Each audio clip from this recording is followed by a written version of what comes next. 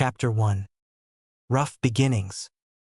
A doorway opened into an alley, spilling light into the darkness and making the shadows seem all the darker. A boy's silhouette could be seen holding a large bag in one hand, his head turned over his shoulder. A muffled voice could be heard from inside the building, to which the boy responded. "Yeah, Mom. I'm taking it out right now." Sheesh, you'd think I've never taken out the trash before. Hefting the bag, he walked over to the nearby trash bin and tossed the bag in before returning to the safety of the building. A short way down the alley, a shadow moved towards the bin and, careful to not make too much noise, sorted through the contents. Shifting aside a few old ragged clothes and scraps of paper, he spotted something that instantly got him excited. It seemed someone was cleaning out old supplies, as there in the bin he found some scrolls and books. Just what he was looking for. After grabbing the items and stuffing them in his satchel, he did one more quick sift through before rushing off down the alley and into the night. A moment later, the same boy peeked out again from the doorway as the muffled voice from before came once again. "No, Mom, there isn't anything out there. It must have been a cat or something." Across town a bit later, a figure could be seen slinking through the streets, sticking to the shadows as much as possible. When it separated from them long enough to distinguish itself as human, it merely seemed to be a standing shadow from all the dark clothes it wore. Rushing into a nearby park, it instantly jumped into some bushes as some civilians walked by, unaware that he was only a few feet away, glaring as they passed by. After they were a comfortable distance away, soft sounds of movement were heard again as the figure moved towards the back of the park. In a section that was covered with various shrubs, it lifted a hidden doorway and slipped beneath the surface of the village. It was dark, but he knew his way by now. He had visited this place since he was very young, when he had found it completely by accident while running from a mob. After that, it became one of his greatest safe havens in the village. It was here that he would escape to when the glares became too harsh, or when certain celebrations were held that would cause him to need to flee from crowded areas when he was able to. This was also the place he kept his most precious possessions. He had found the area many years ago, and foolhardy as he was at the time, he cleaned out many items that would probably been very valuable to him in the coming years, but that was fine. He still ended up with far more than he started with. Rounding another corner, he came to a stop in front of a door. Taking a moment, he pricked his finger before swiping it over a small tile near the door. He heard a click that let him know the door was now unlocked. Upon entering, he was greeted with the all too familiar smell of old paper and the sight of numerous racks of scrolls, books, weapons, and other items he had collected over the years. For now, though, he took a quick look through the items he had just found and took the ones he didn't want to look through at the moment to the shelves, and after cataloging them in a thick ledger, he placed them in their respective spots. Taking a glance at the clock nearby, he realized he had little time left before sunrise. Quickly grabbing a blank scroll, he sealed up his new possessions before opening a nearby closet. In a flash of dull dark and blinding orange, he had transformed into his public mask. The stealthy, cool-headed Night Stalker now became the loud-mouthed, blonde-topped Academy Dobe. Grabbing a quick bite to eat, he locked the door to his secret reprieve from reality and headed back towards the exit. Letting out a sigh, he climbed back up into the twilight of early morning and crept back to his apartment to start the morning ritual that everyone was used to seeing from him. Soon he could drop this mask, though. Soon he would show them all just what their ignorance could have cost them.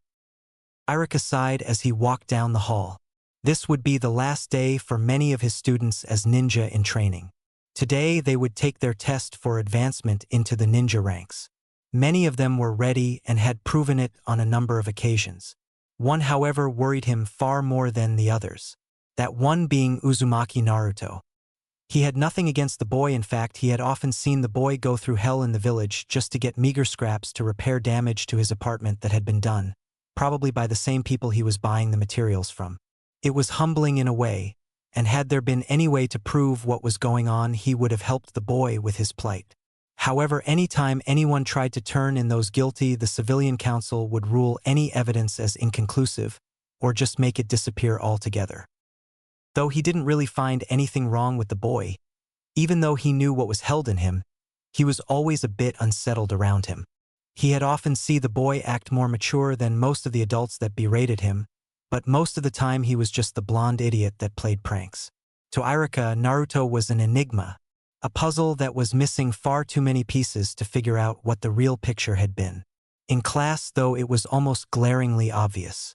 He was the dead last, a student who had failed twice already and was in danger of doing so again. That wasn't to say that Irika would go easy on him in order to let him pass, but he did feel sorry for him. Nearing the door to his classroom, he was about to enter when he felt a presence behind him. Turning around quickly, he saw nothing until he looked down a bit and noticed the blonde mop of just the student he was thinking about a moment ago. Naruto, you know it's the day of the exam. Don't you think you're cutting it a little close? Irika-sensei, I'm fine.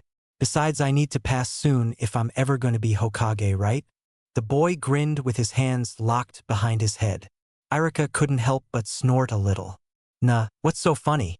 The boy glared at him, apparently a little angry that Irika would laugh at his announcement. Sorry. Just thinking about how often you say that. It brings back a lot of memories. Anyhow, let's get inside. We wouldn't want to make everyone wait too long, right? With a nod, he opened the door and walked into the classroom, each going to their respective desk, though not without Irika noticing the scowl Mizuki threw at Naruto. Quiet down, everyone. Today we are taking the graduation test to see if you are ready to become genin ninja of the village. When your name is called, you will come up to the front of the class and perform what we tell you. After you are deemed worthy of passing, you will be presented with one of these hitai to show you are now a true ninja. One by one, the class was called down to prove their skills. Something seemed off, though, to Irika. Mizuki seemed to go off in a daze a few times, and as such Irika ended up going through a few more students than the other teacher. Looking down his list, he called out the name of his next student to test as he noticed Mizuki just finishing his last student. Uchiha Sasuke, the spike-haired brooder of the class, made his way to the floor as almost all the female eyes were on him. Meanwhile, Mizuki was looking at his sheet as he smirked at the next name before calling it out. Uzumaki Naruto. The boldly dressed class clown made his way confidently to the front of the room before taking his place in front of the teacher. He instantly felt something wrong as he waited for his instruction. He got slightly distracted as he heard numerous squeals from behind him signifying the Uchiha, in all his perfection, did another flawless jutsu. Scowling slightly, he barely registered that Mizuki asked him to do a bunshin. Again he felt the disturbance as he gathered his chakra and made the seal for the simple jutsu. What he planned on doing was form 3 clones of himself. What he ended up was one copy that looked like a deflated blow-up doll in an orange jumpsuit. Instantly he knew what happened.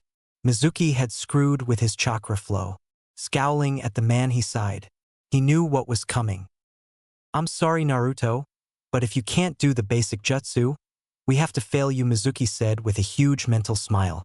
His plans were going just as he planned. No one would believe the demon over him. He glanced at Irika, who was looking between Naruto and his attempted clone, and just shook his head. Laughing inside his head, he watched as Naruto slowly returned to his seat while Irika announced when they would need to gather for team assignments and a brief speech about what it means to be a ninja of Konoha before dismissing the students so they could meet their parents and announce their results to their parents, who were no doubt waiting outside anxiously. As they made their way outside, Mizuki slipped out with them to begin the next stage of his plan. After sneaking through the Hokage Tower and running to the area Mizuki told him to meet up, Naruto knew he was ahead of schedule, so he decided to read up on what he found for a bit. Opening the scroll, he found the Kage Bunshin no Jutsu. This doesn't look too tough. Well, I never learned anything just sitting around. Going over the technique, he was soon absorbed in practicing the new jutsu. He knew that this wasn't really a substitute graduation. No such thing existed in all the rule or law books. He was made to read either by choice or from a punishment. It was such an obvious lie, but that didn't matter to him. He just wanted to get back at the bastard for rigging his test and failing him. What better way then to bet him at his own game? Well, that's one down. There looks to be quite a few jutsu in here. Oh well, I'll copy down as many as I can before the team gets here. No reason not to add a few to my personal library. With that, he whipped out a blank scroll and began the process of transferring the jutsu to the new scroll. Had he not had so much practice in doing so, this may have taken a while, but when you use scrolls out of garbage for an education, you learn to write fast to get the more fragrant of them copied and tossed before they could spread their scent too far. A few hours later, he heard sounds crashing through the forest and quickly wrapped the scrolls up before stowing his copy and swinging the larger, full version onto his back. What approached, though, was not what he was expecting. "Naruto, what do you think you're doing taking that scroll?" An irate Iruka stood at the edge of the clearing, breathing heavy and scowling at Naruto. "Heh, I did it, Iruka-sensei. I learned a technique from the scroll, so I passed right? But where is Mizuki-sensei? He said he was going to meet me here. Did he have something else to do and sent you instead?" It was the easiest way he could warn Iruka without blowing his self-made cover. He just hoped the light bulbs clicked on before the team got there. As if on cue, Mizuki appeared on a branch overhead and started yelling about how Iruka was trying to steal the scroll and run.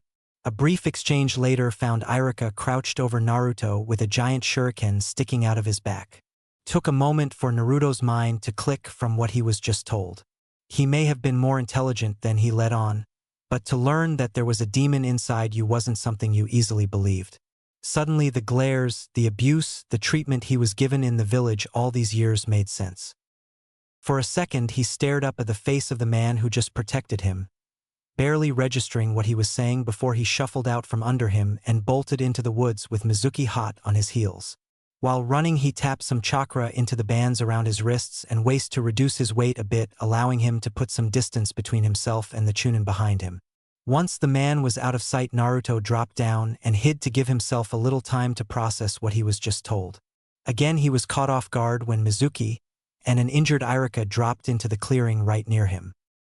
He was able to hear their argument about how Mizuki said he was a demon and Iruka was defending him.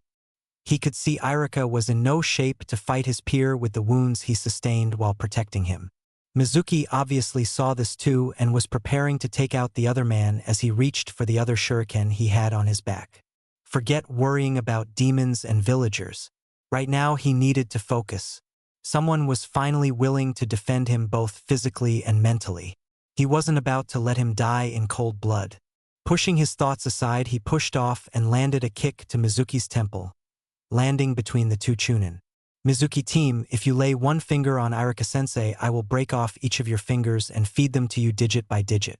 Both men were taken slightly aback by the threat before Mizuki began to laugh. "What do you think you could possibly do to me, demon brat? I am a Chunin while you couldn't even make genin. I will tear you apart, then Iruka. Prepare yourself, boy, because this is the last moment of your life." Mizuki was off like a bolt of lightning, aiming to kill the boy quickly.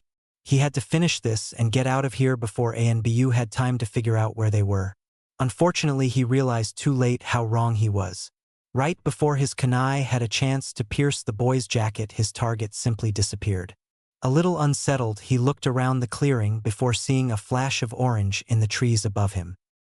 "Mizuki team, for hurting a person who acknowledged me, I will invite upon you the same pain 1,000 times. Mizuki was about to retort when he saw Naruto form an unfamiliar seal.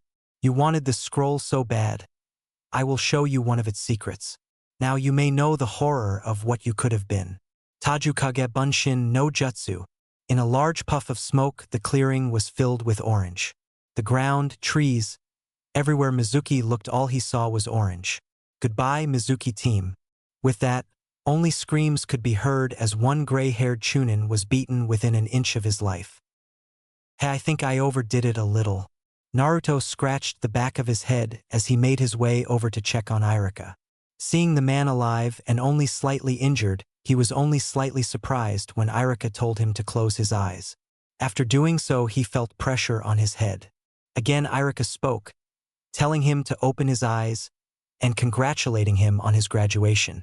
At this point, though, Naruto could care less about graduation and instead hugged Iruka for finally accepting him as a person. The sun was beginning to show itself by the time Iruka and Naruto made it to the Hokage Tower with a couple clones carrying the restrained, bruised and bloody Mizuki. Making their way to the Hokage's office and finding him already present, they entered to give their report. What met them was not just the Hokage, but also his two civilian council advisors Hamura and Koharu. As soon as the two advisors saw the orange-clad boy, they immediately stiffened and glared at him, fighting off the urge to yell at the demon. They knew all too well what would happen if they broke Sarutobi's law while the man was sitting not 5 feet from them. Trained as they were in showing no emotions, Naruto could see the hate in their eyes all too well, but it wasn't them he cared about. No, it was the old man behind the desk that he was more concerned about. After all, it was that man that he had used his perverted jutsu on to get the scroll in the first place. He could only pray the Hokage wouldn't hold that against him. Well, hello, Irika-kun, Naruto-kun. I believe you have something that belongs to me, Naruto? He held out his hand and motioned Naruto forward. The boy had the decency to look at least a little ashamed as he placed the scroll in the Hokage's arm.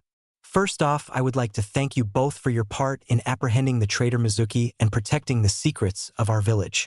Naruto, I especially want to thank you for playing the fool in order to expose this threat. Naruto was taken aback a bit before he saw the man wink at him. Second, I will be granting you both a B-ranked mission success with the pay to go along with it. But Hokage-sama, the boy is not even a ninja of this village. How could he work on, let alone complete a mission, let alone a B-ranked mission? Sarutobi glanced at Hamura before speaking. I see he has a Hittite on his head, thus signifying him as a shinobi of this village. Isn't that correct, Irika? Hi, Hokage-sama. While Naruto did not successfully complete the test in school, it was later found out that he had been sabotaged by Mizuki, who purposely failed him for the reason of offering him this second graduation test. During our encounter with Mizuki in the forest, he showed he was more than capable of succeeding in his previous test in a combat environment by defeating the Chunin-level shinobi Mizuki, and as such is more than ready for his life as a shinobi. Irika stood at attention, and the 3 high-ranking officials could see the pride flowing off the man. Very well, then there are no problems there. Now, Naruto, I will allow you to keep the item you acquired during this event, provided you use it with caution and protect it, as it is a very precious item. It would be very bad if it fell into the hands of anyone else, even someone of this village. He sent a glance to his advisors, letting them know to not press the matter. Now, Naruto, I would ask you to please leave, as I have some discussions to go over with Irika, and don't forget to go to the team assignment later. Have a nice day. Dismissed. Watching Naruto leave, he smiled as the boy nearly hopped out of the room and closed the door before running out of the building. His cheers could be heard through the closed window. Grimacing slightly, Hiruzen turned back to the remaining people in his office. Well, Irika-kun, this presents us with a small problem. I'm sorry, Hokage-sama, I don't quite follow. Adding Naruto to the roster will unbalance the numbers. As you know, we make the teams in 3s, which are balanced. Well, with Naruto now passing, the numbers have been thrown off by 1. Now, normally we would simply put him with a team the next time around. The 2 advisors looked rather excited about making the boy wait longer to join the ninja ranks, as the longer he was not an official ninja, the longer he was technically under their control. However, I don't believe we should have him wait any longer. He's already been kept back twice, and I am certain he is more than ready for missions. What are you suggesting, Hokage-sama? This time it was Koharu who spoke up, now curious as to the Hokage's plan. Though the idea of a 4-man cell had been brought up a few times in the past, most notably by Senju Tsunade, the idea never gained popular favor. I believe for now that with Naruto's unique abilities, his newfound technique, and his performance against the Chunin Mizuki, I am instating Naruto as a 1-man cell. It was so quiet in the room that Sarutobi could have sworn he could hear the beetle that was crawling up the wall outside his window. Then all of a sudden the room was filled with noise once again. Both of the advisors said almost in unison, "What a wonderful idea, Hokage-sama," while thinking, what better way to get rid of the beast than send him out on his own? While Irika was horrified, a lone genin on his own team? You can't really be considering this, Hokage-sama. He may have beaten Mizuki, but being sent on real missions. And who would be his sensei? When I last looked, we were short-handed as is. He was my student, and I cannot consent in this. To answer your question, yes, we are short on Jonin sensei. That is why he will not have one. He will be sent on missions which will be deemed capable of him to handle, or he will be placed with a team whose mission requires backup, but not so much that would merit sending a full team. The advisors were ecstatic at this news. It was like Christmas to them. Leaving the demon brat to fend completely for himself was beyond their wildest dreams. Forget holding him back for the next group of graduates. If things go well, they would be rid of him within a month. Irika, on the other hand, was livid. He trusted the Hokage with his loyalty, but sending a lone genin out into the life of a ninja was unheard of. Even setting that aside, the Hokage, the man hailed as the professor, was allowing a boy to go into the ninja world without even a sensei to guide him. Was he insane? Now I know what you are all thinking, and I assure you that he is more than ready for his trials ahead. Advisors, he will be a bit of a special case and will only be allowed missions that have my approval. Is that clear? After getting a hesitant confirmation that they understood what he meant, he dismissed them, but kept Irika behind. Irika, it may not seem like much at the moment, but I assure you that your former student is more than ready for what he will need to do. He has lived a far more difficult life than any of his classmates and as such was forced to adapt in ways that no one would imagine. You are well aware that I am able to keep my eye on certain areas when I see fit. I will let you know that Naruto is a lot more capable than he lets others believe. He far surpasses any genin, and most likely many chunin in skill and knowledge. How far he's actually come I cannot say for certain, as he occasionally go places I cannot track him or that are out of my range. But believe me when I tell you that all you have seen thus far has been a mask that has been in place for years to hide himself from his peers in order to fit in better, while continuing to advance his skill so he could survive the harsher side of Konoha's streets. Even if you say that, Hokage-sama, Naruto is like a little brother to me. I can't help but worry about him. If nothing else, let me be his sensei. I am sorry, Irika, but only jonin are able to be a team sensei, and you are far too valuable as a classroom sensei to be sent out in the field at the moment. We may still be strong, but we are also still recovering from the last war just like every other nation. You have proven yourself as a capable sensei for upcoming genin, so for now that is where you will have to stay. Though if it will ease your mind, I will allow you to cover mission assignments when you are not busy teaching. That way you will at least be able to know where Naruto is going for missions.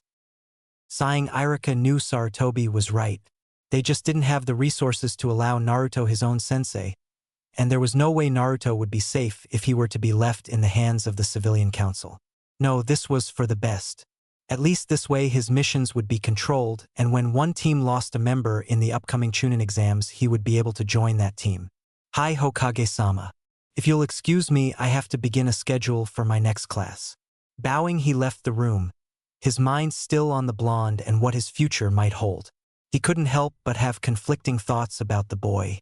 One side of him wanted to believe Sarutobi and believe that Naruto could overcome the seemingly insurmountable odds. The other side, however, kept flashing how many things could go wrong on a simple mission and what that would mean for a lone genin out in the field. Sighing again, he left the tower and headed home. After all, he still had a lesson plan to work on for the new class he would soon be in charge of. Despite his attachments, he couldn't risk a whole generation of students by worrying about one person, no matter how close he felt towards the boy. The Forbidden Scroll's secrets were now spread out in front of him in fresh scrolls. Separated and categorized, he was now considering which to go over. Seeing as he already had Kage Bunshin down, he decided to delve a little deeper with them. How many uses could a more durable clone have after all? He could make them explode, use them for diversions, or setting up traps while he lead his enemies to them. He remembered from copying the jutsu to that he would learn what they learned, so his already good chakra control would jump again by leaps and bounds, not to mention training his various skills. Yes, Kage Bunshin was definitely the right thing to learn first. The only drawback to the jutsu was that people with low chakra would be in danger if they created too many and spread their chakra too thin, but for someone like him with unnaturally high chakra reserves it was perfect. Once again storing the scrolls he wasn't going to need at the moment, he stored what he would need in a scroll and grabbed a stocked supplies pouch and holster from a shelf. Heading to one of his closets, he picked out an outfit for the following day when he would go to the team selection at the academy. It was finally time for him to drop his mask a bit, and what a surprise they all would be in for. Dark green cargo pants with a black skin-tight shirt, fingerless gloves, and black ninja sandals. Then, to finish the look, covered shin and forearm guards and a ninjutsu. Yes, they would definitely be surprised. Making one last check to make sure he wasn't forgetting anything, he threw his chosen gear in a satchel before closing and sealing the door and heading out to his favorite ramen stand to grab some food. After that, he would go to his apartment, in which the ignorant villagers assumed he lived, for a good night's sleep to prepare for the fun that was sure to start tomorrow. Thinking back on all he's shown to everyone of his skill and intelligence so far, he couldn't help but chuckle, causing some passing villagers to glare a little harder at him. He didn't care though. He wasn't here for them. Protecting them didn't matter to him one bit if they weren't willing to believe in him. After finding out just why they hated him, he didn't really blame them too much. The demon he carried did kill their families and destroy their lives, not to mention taking the life of their hero. Even so, couldn't they at least see past that? He wasn't the QB, so why should they hate him? It wasn't like he was the one that went on a murderous rampage, so why did he deserve the abuse? Shaking his head, he concentrated on happier thoughts, once again going to finally casting a portion of his mask aside and showing what he could really do. Arriving at Ichiraka's, he sat down and ordered his usual miso ramen before starting a list of things to take care of tomorrow after the real him came out. Putting the emo Uchiha in his place and dropping his fake affection for the pink-haired banshee were near the top of his list. Not to mention putting the dog breath in his place. The most important though out of everything was going to be returning a certain pale-eyed girl's affections. He had wanted to do it for so long, and she was well worth it from his view, but he never did understand just what she saw in him, the scourge of Konoha. She was after all an heir to a clan. By all rights she should be able to get anyone she wanted. But she chose him. Now it was time for him to show that she chose well. The only problems he knew would arise were from two sources. The first being her clan, especially her father. Again, she was the heir, so would he be seen as unworthy? The second was the aforementioned Mutt, who had an obvious attraction to her. Like most males in his clan, he had already tried numerous times to claim her as his. Unfortunately for him, she was completely disinterested in his advances and always escorted around by branch members to and from the academy. Well, all that could wait until tomorrow. With a slurp, he finished his last bowl of ramen for the night before paying and heading off to his apartment. Sleep would come easy tonight since the action with Mizuki the previous night had kept him from his bed. Not that he really needed to sleep every night. That was another thing that became clearer once he found out from Mizuki about his tenant. He knew he had certain traits that were more advanced than a normal human, and some even more advanced than most ninja, short of having specific bloodlines. His hearing, eyesight, sense of smell, and reaction time were better than an Inuzuka's. His regeneration left the doctors in baffled awe. Then there was his stamina and recuperation, which was borderline freakish even for a ninja. Even his speed and muscle density was different than most. But like every other one of his skills, he didn't showcase anything. As far as his classmates and most of the village knew, he was just a normal human, if not subpar, or, in most of the older generation's eyes, a reincarnation of the QB. Making it to his apartment, he decided to leave the rest of his thoughts until tomorrow and get some decent rest. He wanted to be ready just in case his team got a mission right away. He didn't want a lapse in judgment to cause any mishaps when he was supposed to be proving his true worth. After entering his place, he relocked the door and looked around just to make sure there weren't any surprises from villagers or ignorant ninja laying around anywhere. He learned long ago that he shouldn't move around too much without making sure everything was in order before doing so.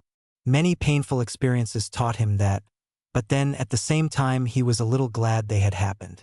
Aside from the whole unbearable pain thing he got from it, he also got quite a few sets of quality kunai, shuriken, explosive tags, and other assorted weapons. Heck, his ninjutsu that he currently had stored with his gear for tomorrow was once set up to behead him when he laid down. That was one that he was happy to find, and glad that whoever set it up didn't pay too much attention to making the trap hidden. All it took was for him to trip the wire and slice. He had a brand new ninjutsu embedded in the rod he tripped the trap with. Double-checking the bed, he got undressed from his Kill Me Orange attire for hopefully the last time and hopped under the covers.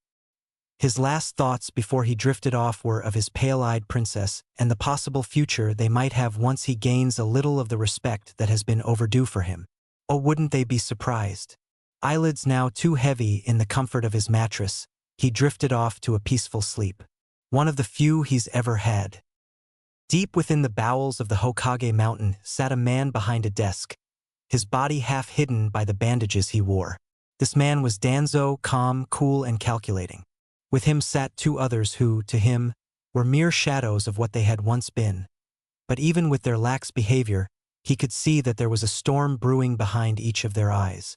So what brings the esteemed advisors to my chambers? Surely there is nothing that one so lowly such as I could have that you need? His voice dripped with sarcasm. After all, these two were a key part in his plan to take over the rule of Konoha, and at some point the whole of Hai no Kuni and beyond. We have come from a meeting with the Hokage and thought it should be brought to your attention that the demon brat graduated yesterday after showing himself capable by defeating the traitor Mizuki and returning the forbidden scroll for the Hokage.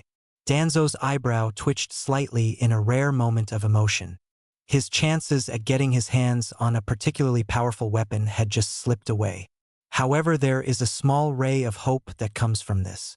The Hokage saw fit to place the boy on his own team, without a sensei. We must not waste this opportunity.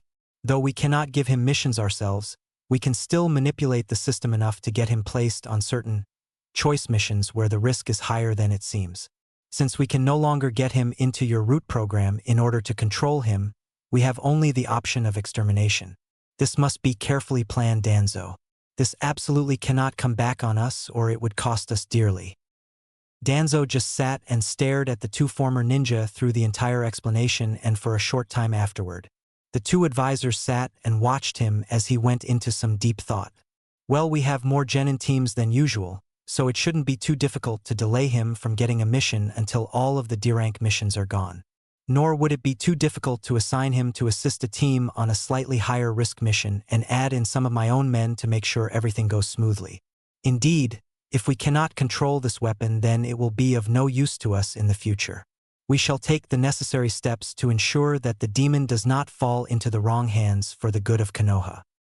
Nodding in agreement, the advisors delved into possible situations that they would be able to enact their plans. All three agreed that the best method would be to get the boy sent on a mission that had a high potential of raising in difficulty. It would only be a matter of time before one such case came to light. When it did, they would be ready, and then they would be free from the beast once and for all. Danzo, of course, was slightly disheartened at the loss of a possible powerful tool, but he would rather the boy die than be a weapon that could be used against him.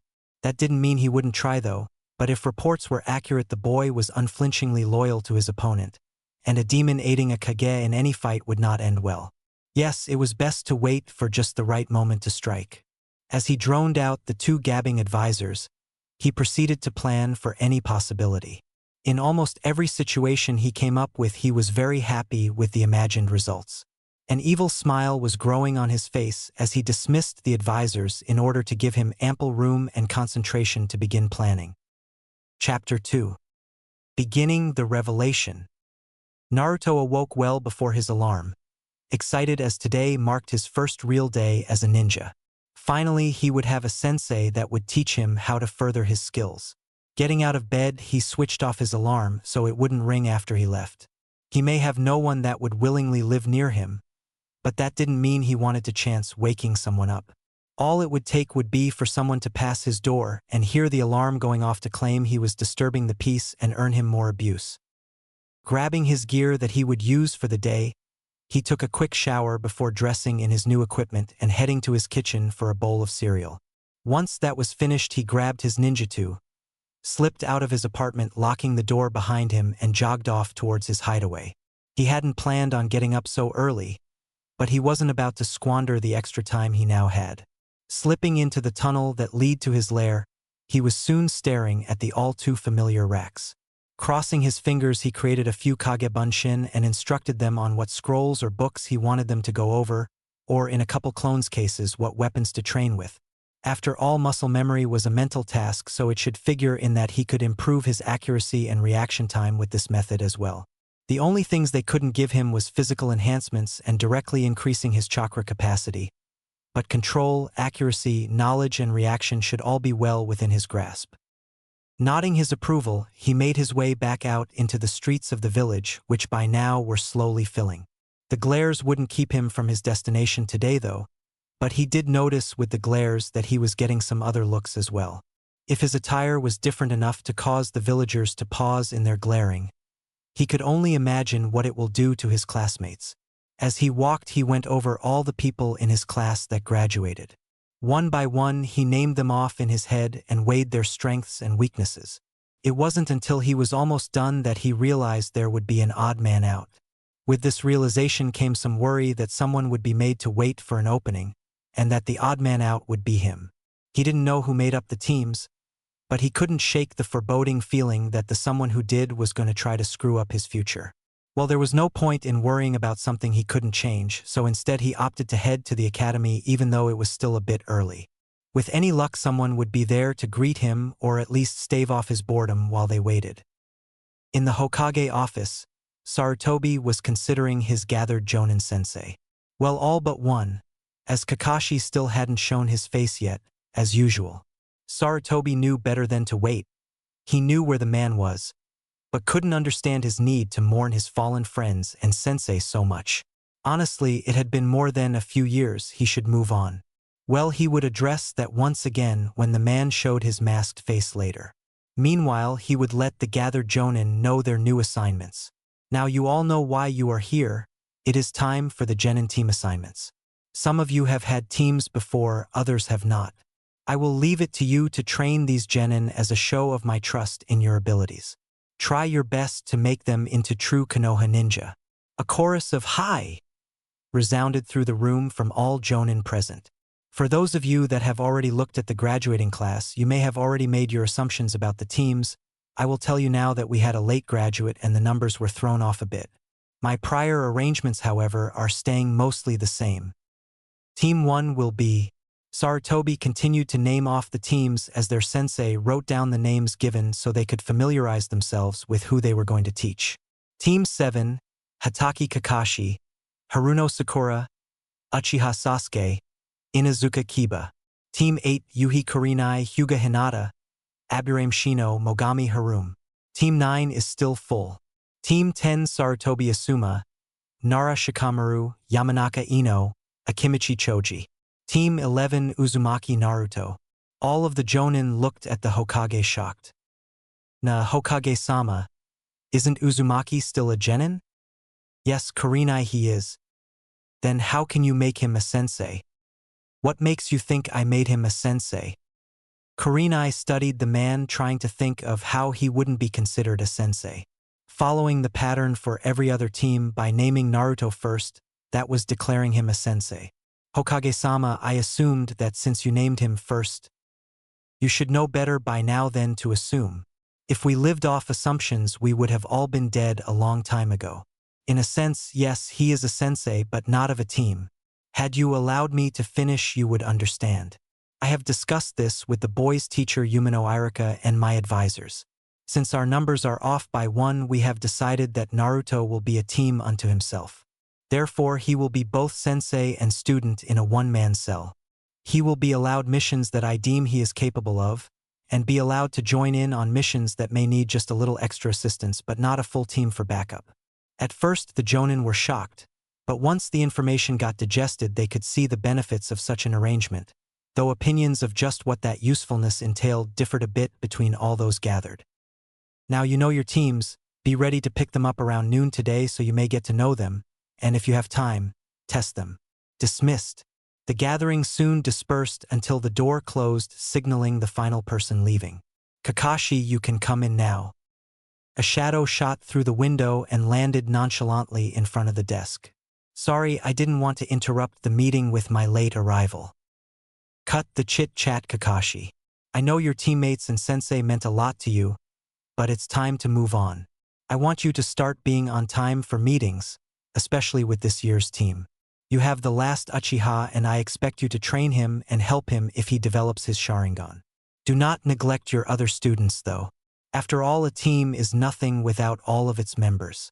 Sarutobi locked his eyes on the gray-haired man in front of him. Hi Hokage-sama, but what about Uzumaki? Your speech doesn't seem to fit all situations. Kakashi grinned at catching the Hokage's slip. At least until the older man laughed.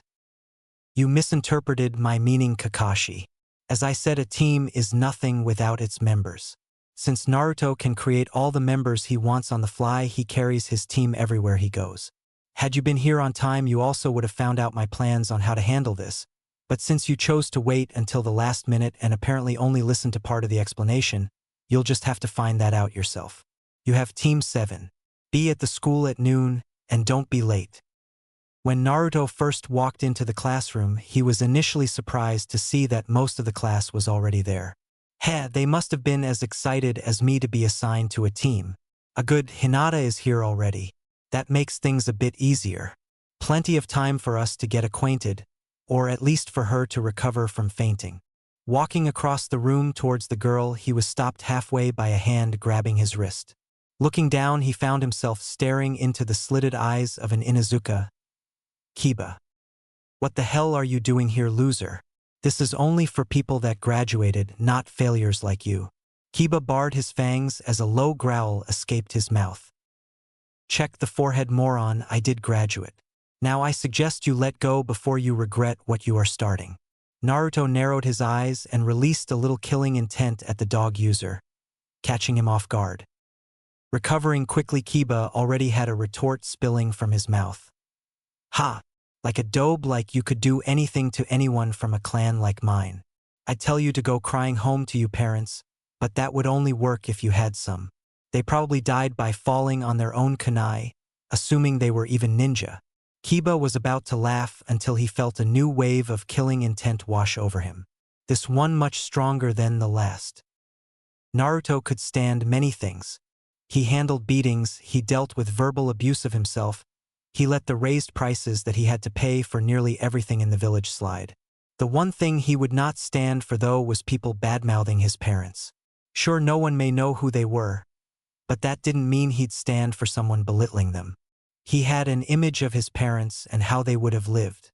For someone to try to stomp that into the ground, that was something he would not let slide. Grabbing the boy's hand, he jerked it free from his wrist before grabbing it and twisting, causing the boy to cry out in pain. Listen well, Mutt. I may not know who my parents were, but neither does anyone else here. Even so, I will not let you sling words about so easily and thrash my image of them into the dirt. If you do so again, you will be off mission duty before you can even start. With another small tug, he caused Kiba to yelp in pain before letting go, ignoring the glare that was boring into his back as he continued walking. He did notice a few of the looks he was getting, and from some of the blushes that a few of the girls were trying to push down, he could tell his choice of attire was having a good effect. On the other side of the room, a lone Uchiha was seething at the look the blonde pulled off so well, and the reactions he was seeing. Attention was being pulled away from him, and that didn't sit well with the Avenger. He was an Uchiha, the elite of the elite. How dare someone try to steal his spotlight? Standing, he made his way over to the blonde moron. Stop, dobe.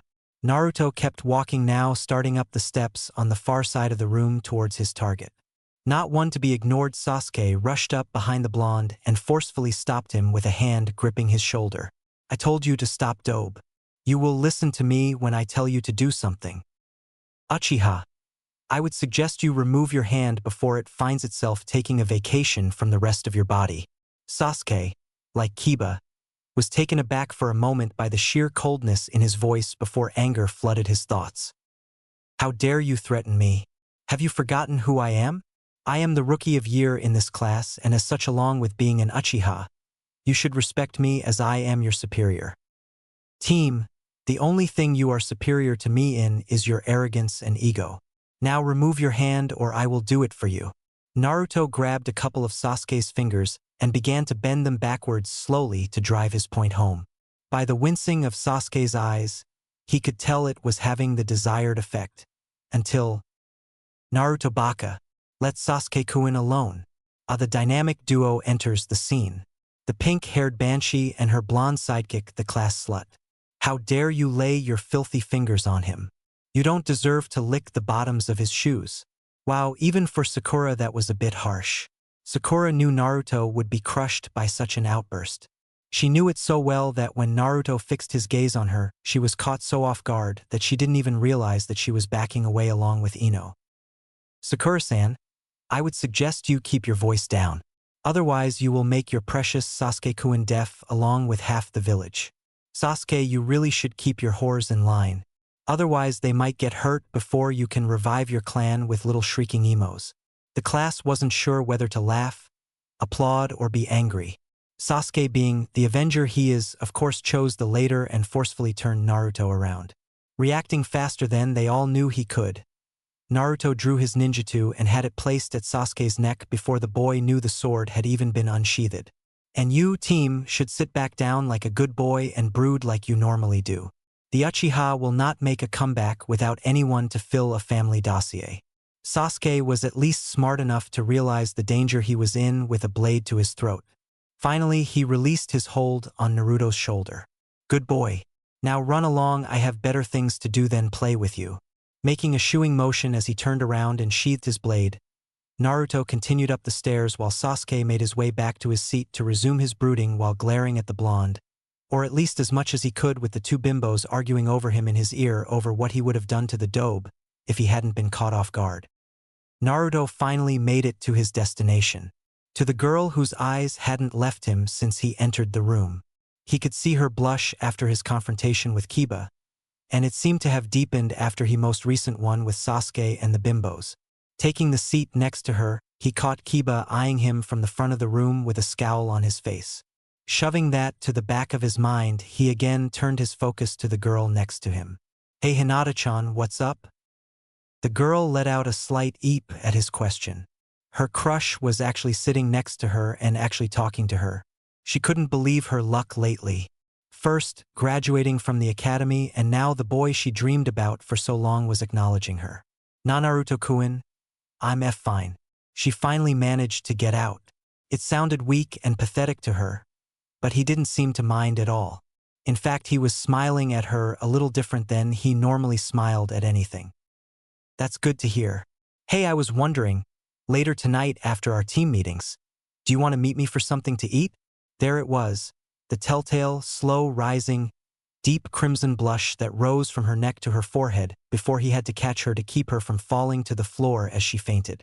He propped her up in her seat just in time to block a fist that was aimed for the side of his head. Without looking, he addressed his assaulter. What do you want now, mutt? You stay away from Hinata. She isn't yours, the irate boy shouted. Really? Tell me, how many times has she asked you out?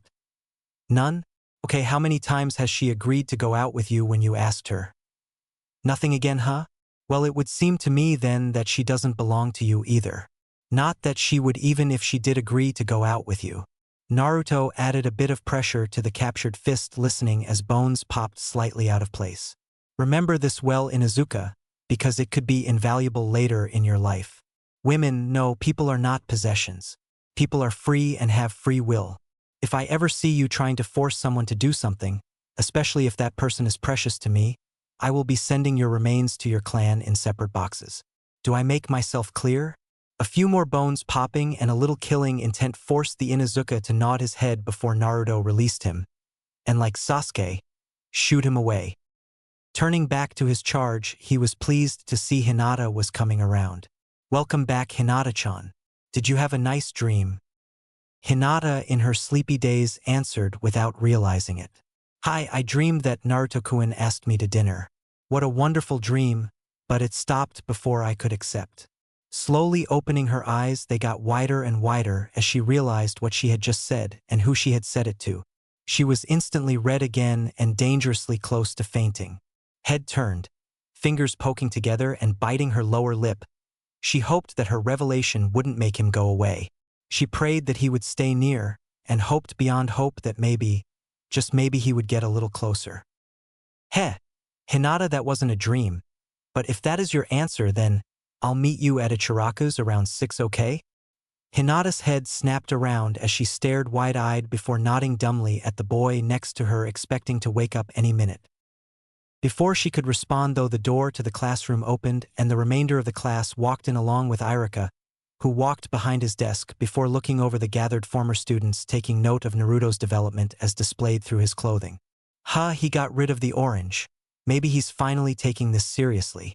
Okay, everyone listen up. I am going to call out your teams and I would like you to sit according to them after I am finished. Team 1. Like the Hokage the day before, Irika went through the list, naming off each group and noting the reactions.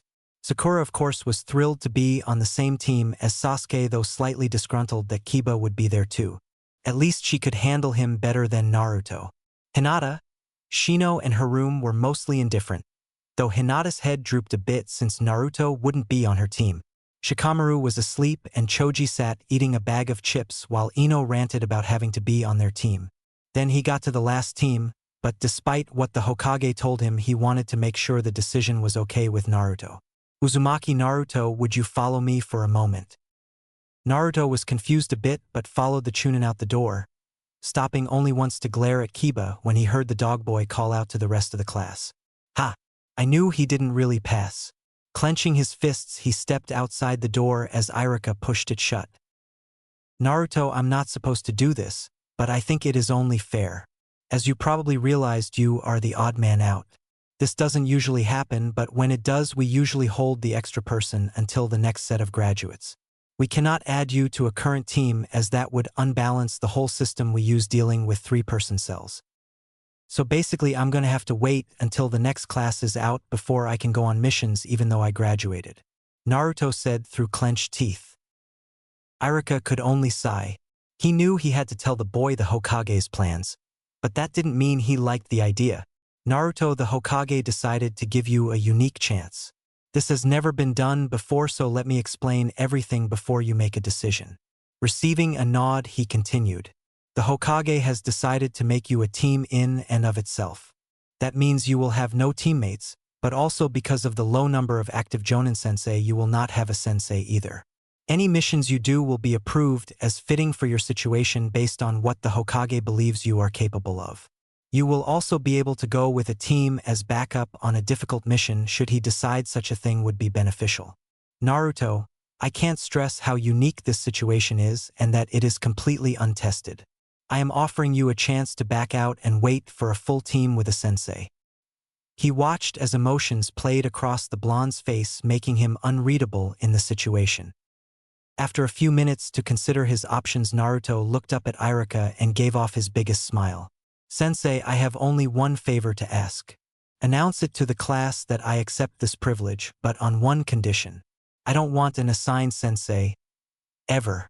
If someone comes along and wants to teach me something, then so be it. But aside from that, I don't want anyone forced into that position. It would only be detrimental to the system. Irika could tell by the mischief in the boy's eyes that he would not be swayed on the matter. So, resigning himself to his fate, he nodded before re-entering the room. The students looked on in confusion as Naruto made his way back up to where Hinata was and leaned on the wall behind her as his previous seat was now occupied by one of her new teammates. Looking through the class, Irika suddenly got rather nervous at what he was about to do. The Hokage was making him place a new marker in history with this simple action. Never before had there been a one-man ninja cell, and especially not one without a sensei. Sighing again, he addressed the class. For those of you that are wondering, Naruto has indeed graduated. But in doing so, he has thrown off the numbers a bit. Normally, we would hold the odd man out back to wait for a full team. But the Hokage has decided to offer Naruto a unique privilege. One that he has already agreed to. Naruto is now formally Team 11 and will have no Jonin sensei. He waited as the information registered through the room. Shock, awe, humor and rage were all present. It was Uchiha Sasuke that was the first to recover though. How come the dobe gets such an offer and not an Uchiha? He'll get himself killed walking out of the mission hall. Naruto just shook his head while Ino supported Sasuke's reasoning. Sakura did not support it though, as she wanted to stay on his team. Kiba followed Sasuke's lead next. He probably got put by himself because Hokage-sama knew that no one would want to group with the loser. Some people openly laughed at that, but Naruto just let the insults roll over him as he leaned against the wall, not really caring what anyone said. That is enough, Irika shouted in response to their remarks.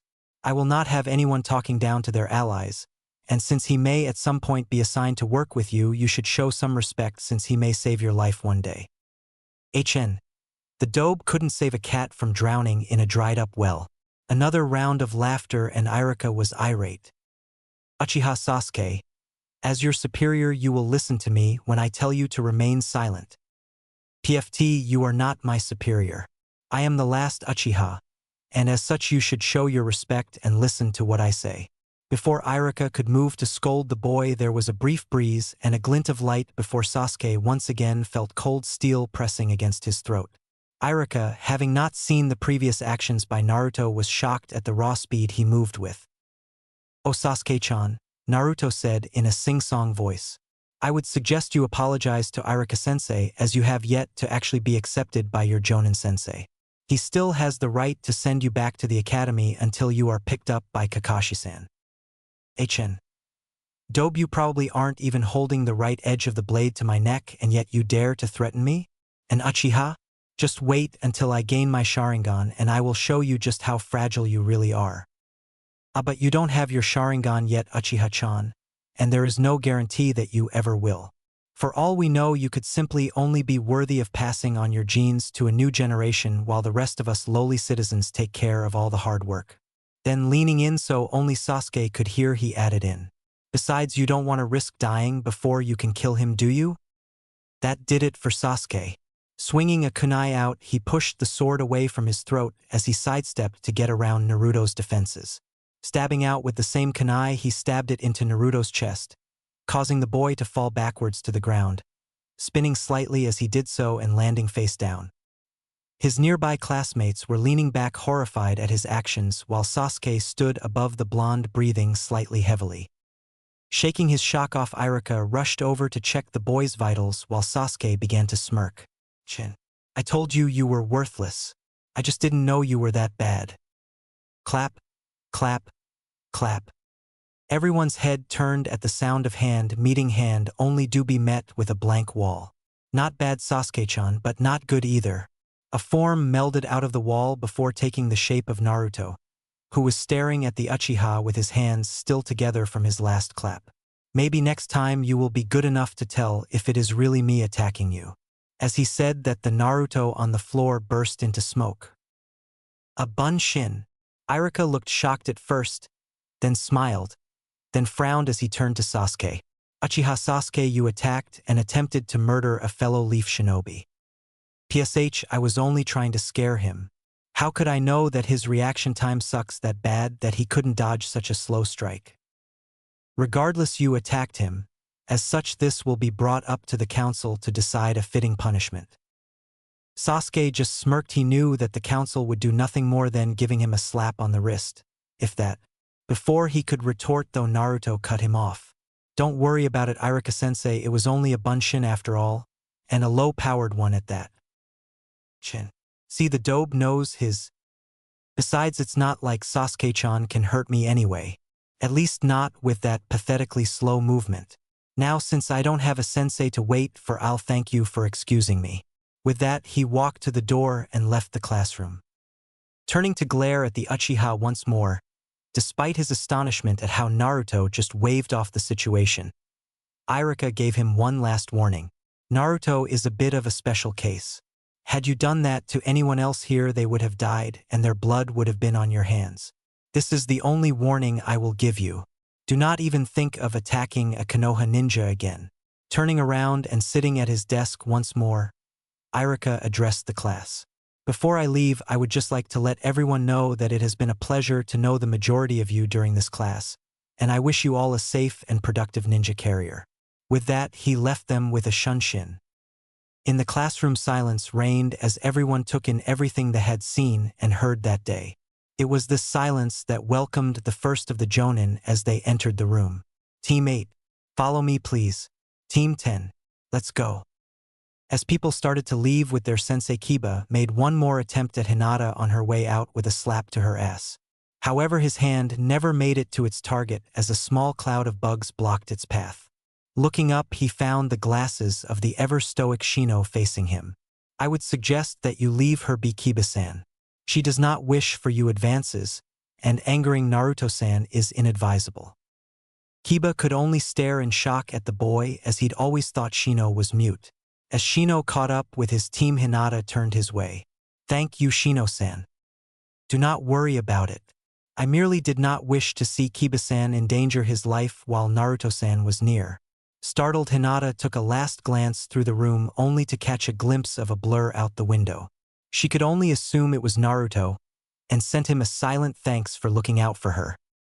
A click of the hand hitting the knob of the door was all the warning the Hokage got as Naruto barreled into the office. "Hey Aji-san, what's the deal with putting me alone, huh? I mean, you didn't even give me a sensei." "Naruto-kun, I'm happy to see you. I knew you would be by soon for this discussion. Well, to answer you I need to ask you a question myself, and I expect a straight answer."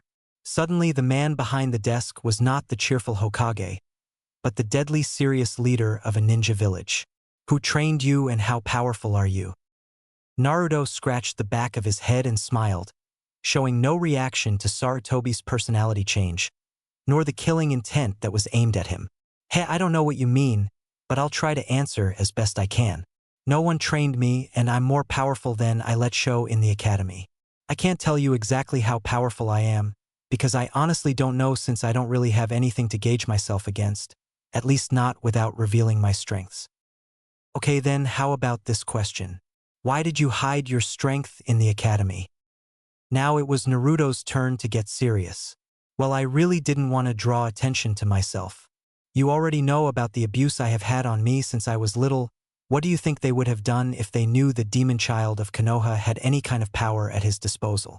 Now that I know what is in me, I am proud of my decision even more. People would probably have thought it was the demon getting stronger and they would have done away with me long ago. Now that I'm a shinobi though, they can't touch me." The old man could see the wisdom in his words and couldn't help but agree with Naruto. He had thought he knew the boy, but with recent events it seemed more questions were opening with every new answer he got. "Well then, where did your knowledge come from? You obviously know a lot more than a normal academy student should. Add to that the fact that you took out a chunin, even if it was with a forbidden technique, and I can't help but think that you are keeping out more than you are telling me. The skills you have shown are not something that one just picks up."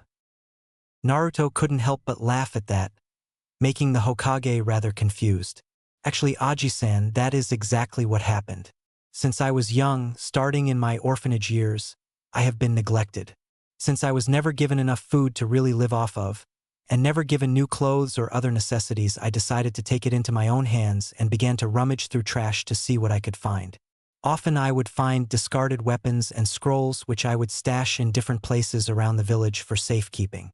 I knew not to keep them in the orphanage since someone would just confiscated them claiming I stole them. Once I was thrown out though, it became even more of a necessity to fend for myself. I was able to sell some of the items I found and buy food, though I knew the prices were shifted. I didn't care though. At least I was alive. While I was running from a group of villagers one night, I stumbled upon a hidden place. It was well hidden and rather spacious considering its location. After cleaning it out of all the stuff that would be worthless to me, I began collecting my stashes and storing them there. It wasn't long after that, only a year or two, when I learned to read and later given my apartment. Once I was able to do that, I began to study everything I had collected. Learning about chakra control was the hardest, but I got it down and kept practicing until I was good at it. It was while I was reading one of the books I collected, an old history of Konoha book, that I learned about the Yodame and what he did. He became my idol and I decided to become a ninja. Once I decided that, I poured myself into my collection and resumed my rummaging to find anything I could. After a while, I started testing myself. I would watch other ninja train to get an idea of what to do when I got stuck. But other than that, it was mostly reading and practicing on my own. I did pranks around the village to see my limitations. When I found out what they were, I would train more to surpass them. The only problem I had at that time was getting the materials for my pranks, but that was solved with some trips to a few select training grounds and some rather ambitious villagers. I would gather forgotten weapons and scrolls from training grounds or study the way the ninja trained, taking notes to review later. I was able to get most of the tools for my pranks from traps though. It seems certain people decided they should conduct a small crusade against me by rigging my apartment with traps. By that point, though, I had been pranking so much that I was able to figure out how the traps worked and dismantle them. I again took notes and worked the traps into my pranks, though on a less lethal scale. The ninjutsu I carry was from one rather elaborate trap, and is one of my more prized possessions. The rest was rather fun getting. Ever notice how there aren't many weapons and supplies left behind in Training Ground 44 after previous Chunin exams? That's right. Nothing got wasted. A huge smile creased his face as he finished. The Hokage was at first shocked, then angry. Are you insane? Do you know how dangerous that forest is? You could have been killed from any number of things. Oh, calm down, Jiji-san. I'm still here. Besides, I like that forest. Since no one ever goes there, it's kind of peaceful. A great place for jutsu scrolls and other supplies too, I might add. As far as danger goes, it's proven less lethal than the village. At least for me. The Sandaime couldn't believe it. Here was a freshly graduated genin telling him that the Forest of Death was peaceful, and that he had people break in and set traps in his apartment to try and at least harm him if not kill him. Yet, he seemed completely unfazed by all of it. Even Itachi, the prodigal Uchiha, didn't like going into that forest alone when he started in ANBU, and yet here is a boy without even a team or sensei telling him that he basically went there to see what he could collect after Chunin hopefuls had been through the area. Speaking of which, Naruto, if you collected items after the Chunin exams, have you seen dead people in there as well? Well, sure I have. It would be kind of hard to get weapons off of live people. Didn't it bother you at all? I mean, I have seen many such exams and some of them can get rather messy. Sure, I was bothered by it at first, but then my survival side kicked in and I figured, hey, they're dead, so it would be a waste to just let stuff rot and rust out there when it was perfectly good to use.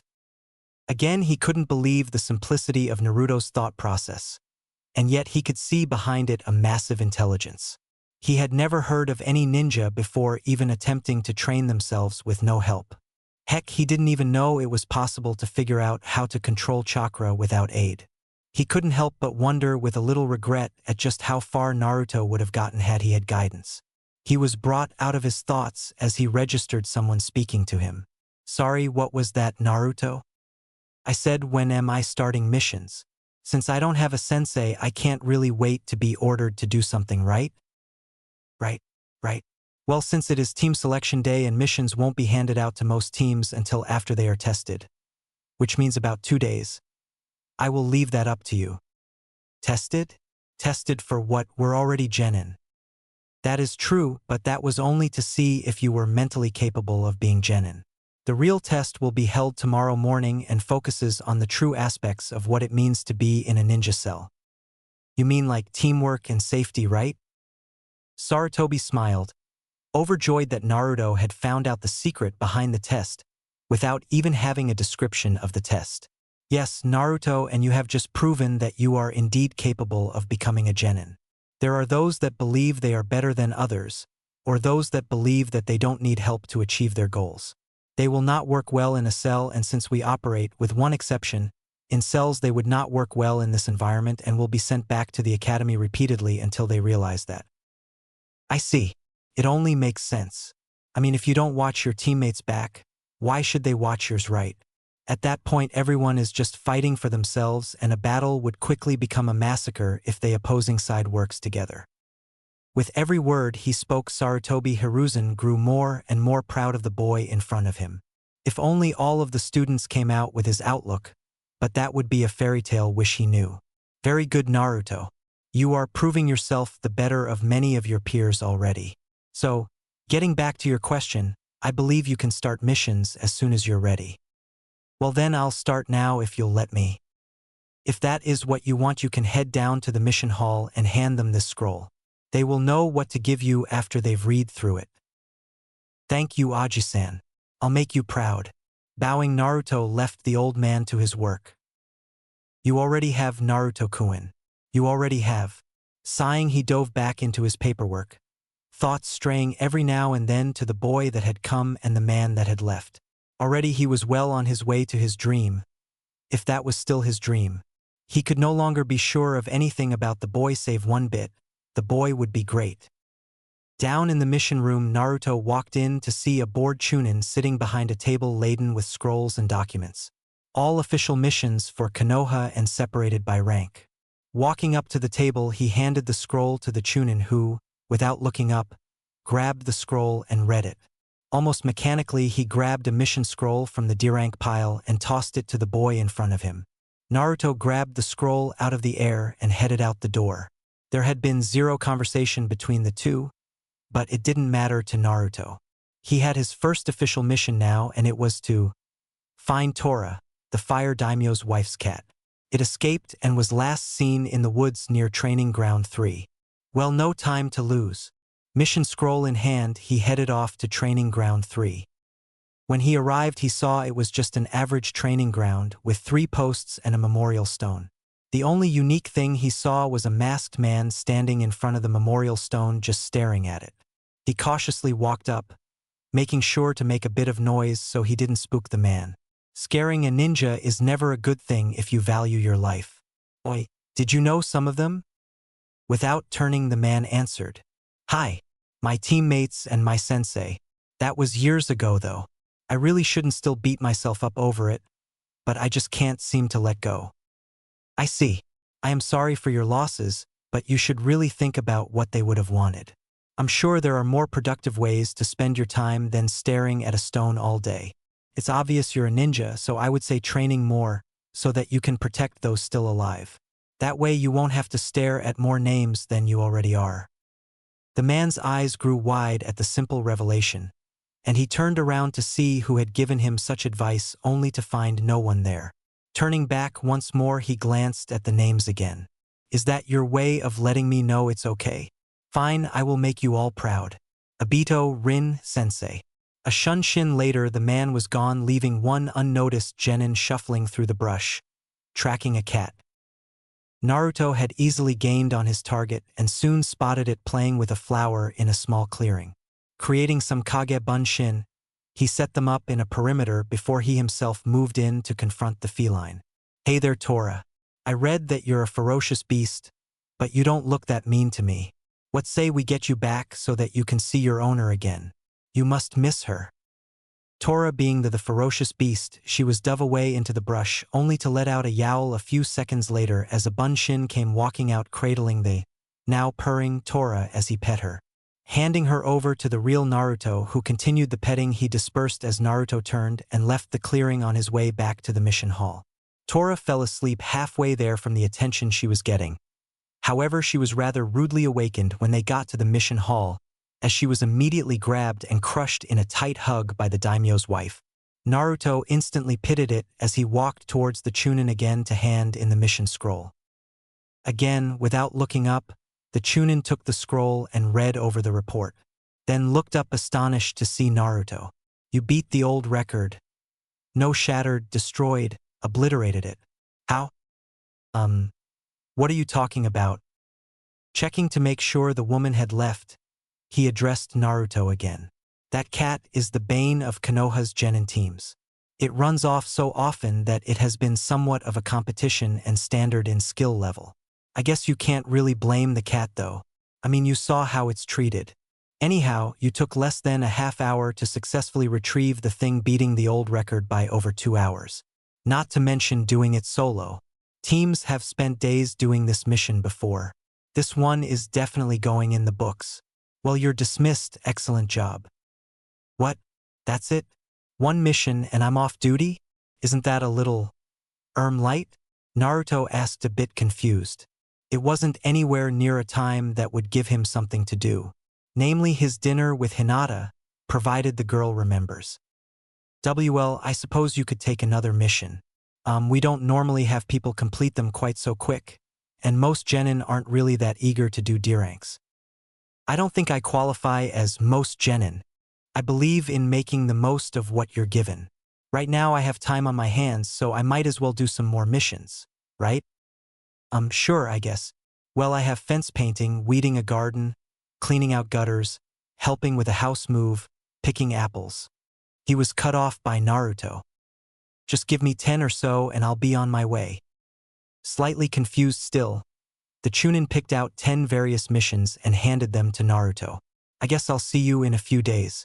Naruto just gave him a smirk before walking out the door, making the Chunin slightly unsettled. When he made it outside the mission building, Naruto formed his familiar cross, and in a cloud of smoke there was now a small battalion of Narutos looking back at him. Alright guys, form up in 10 lines. As he waited for the clones to follow his orders, he looked through the scrolls he was given. They were all menial tasks, but he knew he couldn't expect much as a fresh genin. Stealing his resolve, he handed a scroll to the first clone in each line. Okay guys, you have your missions, now go get 'em done. A resounding yosh was his answer before a blur of blonde, black and green was shooting to their specified destinations around the village. As the clones made their way to their destinations, Naruto took a seat on a nearby bench and pulled out a scroll he had stored earlier. There was no point in wasting time by just sitting there. Over the course of the next few hours, clones reported in and dispersed, allowing him to write mission reports from the memories they gave him. In between reports, he had plenty of time to go through his current scroll on basic kenjutsu forms. He already knew basic kenjutsu, but why not go more in depth? With Kage Bunshin at his disposal, there was no reason to just sit and study as they got the missions done. This way he could earn money to live with and further his skills at the same time. As the last of his clones came in, it was already mid-afternoon and he had picked up a quick lunch between clone reports, so he decided to pack up his belongings and hand in his reports. Entering the mission hall once again, he found the same Chunin sitting there looking just as bored as before, if not more so. Giving a slight cough to alert the man of his presence, he laid the mission scrolls on the table as the other man lifted his head. All finished. You can verify if you like, but if you don't mind, I have things to do this afternoon, so I'll take my leave. Bowing to the man, Naruto walked out of the room to his next destination. Back in the exam room, the Chunin could only stare at the boy's back as he left. Finally realizing what was said, his eyes widened as he picked up the first scroll. Opening it, he checked over the report, scanning the usual lackluster information that could only come from a D-rank report. When he got to the end, he found the required signature proving the mission was completed successfully. Not only that, but he found a note stating how well the genin performed the task. Quickly sifting through the rest of the missions, he saw that each one was similar, with many having notes in admiration of the boy's eagerness to do the best job he could. Honestly, he didn't think someone could give a rave review about painting a fence or walking some dogs. But there it was. What he couldn't figure out was how a lone genin could accomplish so much in a week, let alone half a day. Naruto had completed all the missions given in half the time a lone jonin could. Hell, he had seen genin teams with over-eager jonin sensei take longer. There was something slightly off here, and he couldn't put his finger on it. He would take it up with the Hokage as soon as his replacement came. Speaking of which, the door opened and in walked another Chunin looking a little sheepish. Sorry, I had a little trouble at home, so it took me a little longer than I thought to get here. Don't worry about it. Because you were late, I got to see something extraordinary, so we'll call it even. If you'll excuse me, I need to go see the Hokage about a certain matter from today's missions. With that, he walked out and headed to the Hokage tower. Signing in at the secretary and being given the okay to enter, he found himself in front of the leader of the village. Hokage-sama, I have some information that I believe you would be interested in. It concerns a certain whiskered individual. Waiting for the sign to continue, he took in the man sitting behind the desk. The god of shinobi in his prime, he felt a little ashamed that such a legendary figure was out of his prime and stuck doing paperwork. His thoughts were cut short when Sarutobi turned his head to face the new arrival. Showing his attention was now on the Chunin. Sir, one Uzumaki Naruto came in for missions today. I was unaware that we had a one-man cell, so I was a bit skeptical but gave him a D-rank mission anyhow. He completed catching Tora in about 24 minutes. The old record was 2 hours 47 minutes. He completely obliterated it. Sarutobi was shocked. Normally catching a stray pet wouldn't warrant such a reaction, but this was Tora, the cat that many claimed was possessed by a demon. Furthermore, he asked for more missions. There was nothing to say he couldn't do more than the required amount, but when he asked for multiple at once, I reluctantly gave them to him and sent him on his way. I don't have times on each being as he did them back to back, I'm guessing. Regardless, he once again threw reason out the window as he completed them all just a short while before I came here. Normally, I would be happy that a team would be willing to do multiple missions, but to do 11 in half a day, not to mention solo. Sir, I don't know how to continue with this. We've never had an issue like this come up. Issue? I don't see any issue here. If anything, it's a blessing. D-rank and low C-rank missions have been piling up as of late. It would seem some people are getting a bit too comfortable, but there isn't much we can do about that. To have anyone willing to do multiple missions in that range of difficulty is not something we should turn from. Please relay this to the other mission distributors. Uzumaki is to be given as many D-rank and any low C-ranks that allow him to stay inside the village. If any issues do arise, then you may contact me to sort them out. Otherwise, just keep going as normal. With any luck, he'll do enough to lessen the repeat requests that end up on my desk every day. Dismissed. The Chunin was hesitant, but bowed and left the office, stopping by the mission hall to relay the Sandame's orders to the new man behind the desk, who in turn was equally as dumbstruck. This news would spread to all who worked in the mission hall through word of mouth and later through a posted memo in the hall itself. Though the note didn't show a name, they all would know who it was, as Naruto would be the only one to ask for multiple missions at a time. Heading to his apartment, Naruto went over his day's events in his head. He asked Hinata out to dinner. He had been assigned as a one-man team and would get to do missions alone unless another team needed some help. He had a couple of morons try to persuade him to their views, one even going so far as to think they had killed him. He talked to Hokagejiji and had to describe his actions. Then he took on 11 D-rank missions when all of the other genin wouldn't be doing their first mission for another day at least. Now, after visiting his apartment to shower, change and make a quick stop on the way, he was headed to Ichiraku's to meet Hinata. So far it was a very productive day and very fulfilling. Turning the last corner, he saw a scene that put him instantly on edge. There in front of Ichiraku's was Hinata with her back to one of the lamp posts and her hands on the chest of someone else who was obviously making unwanted advances. Picking up his pace, he was able to get close enough to stop the male when he made a last push on the frightened Hinata, as her strength was obviously failing. Instead of the boy's mouth clamping on hers, he found it connecting with a fist. Usually kissing a fist wouldn't be that bad of an ordeal, but when said fist was traveling at a heightened speed towards your face, it made for a rather painful experience. One that sent the boy flying back a few yards as he held his now bleeding jaw. I would suggest you not try that again, dog breath. I warned you this morning not to force yourself on anyone, yet you still see fit to try. Even going so far as to try kissing my date while she was waiting for me. Now scamper home before I neuter you. This of course would have worked if someone was known to be strong, but Naruto was known for being on the level of a village idiot, recent actions aside. Kiba knew for a fact that he had beaten Naruto in numerous academy spars, so he chalked today up as luck and surprise. Well, now he no longer had the element of surprise. Hey, you may have gotten a lucky shot off there, but if I beat you down now, then Hinata will have to recognize me as the alpha while you scamper home. So why don't you just submit now and let me have Hinata like you should? I can't let you have Hinata-chan. So you're stupid enough to fight me head on out in the open? You're even dumber than I gave you credit for. By now, a small crowd was forming due to Kiba's shouting. They were egging the boy as they told him to teach the demon his place. No, you imbecile. I can't let you have her because she is not mine to give. She is no one's to give. Like I already told you this morning, people are not possessions. That fact obviously didn't get through to you the first time, so I can only hope your limited brain capacity can wrap around it now. Hinata is free to choose who she wants to be with.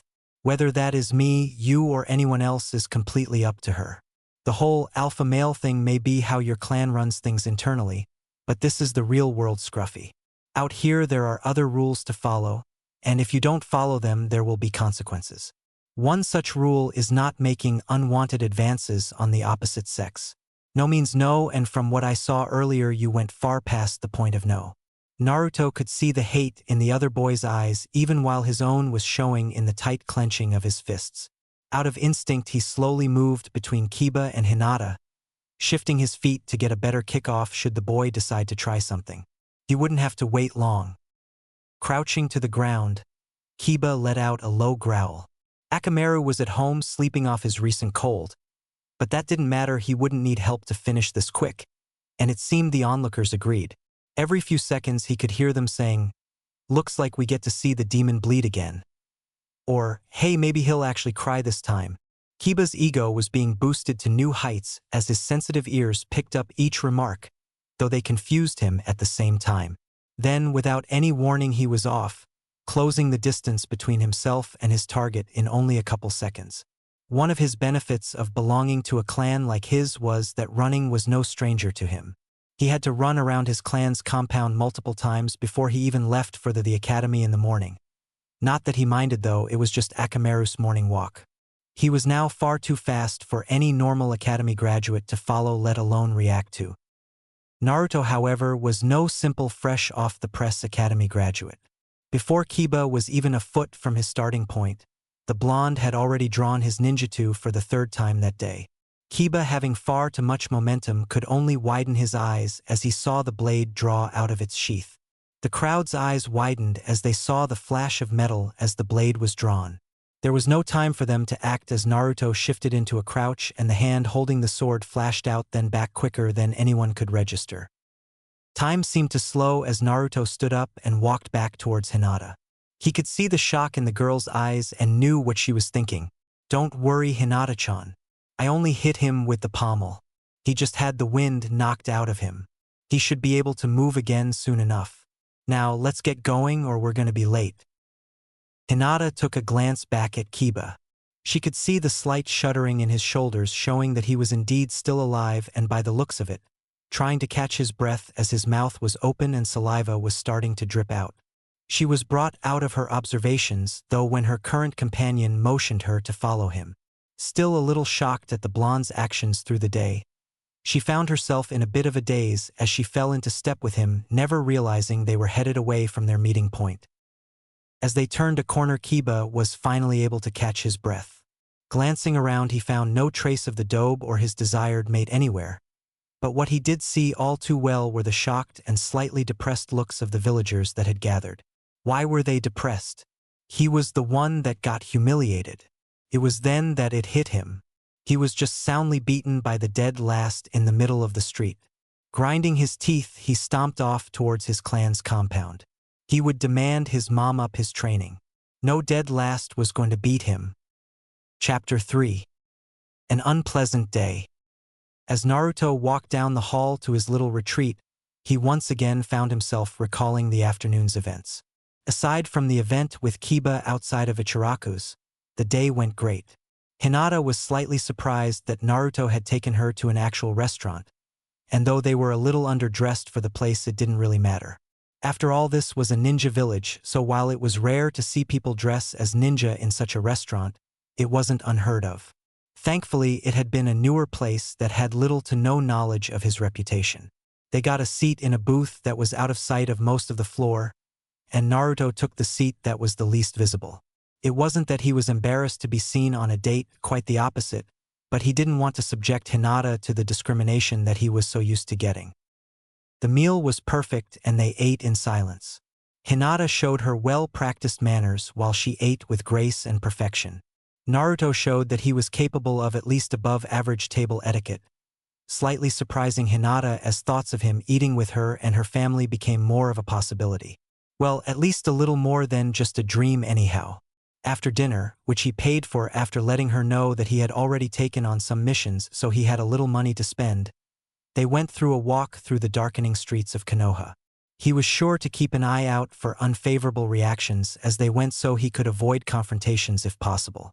His actions proved unnecessary though, as he only saw some glares but no hostile actions. At least for now.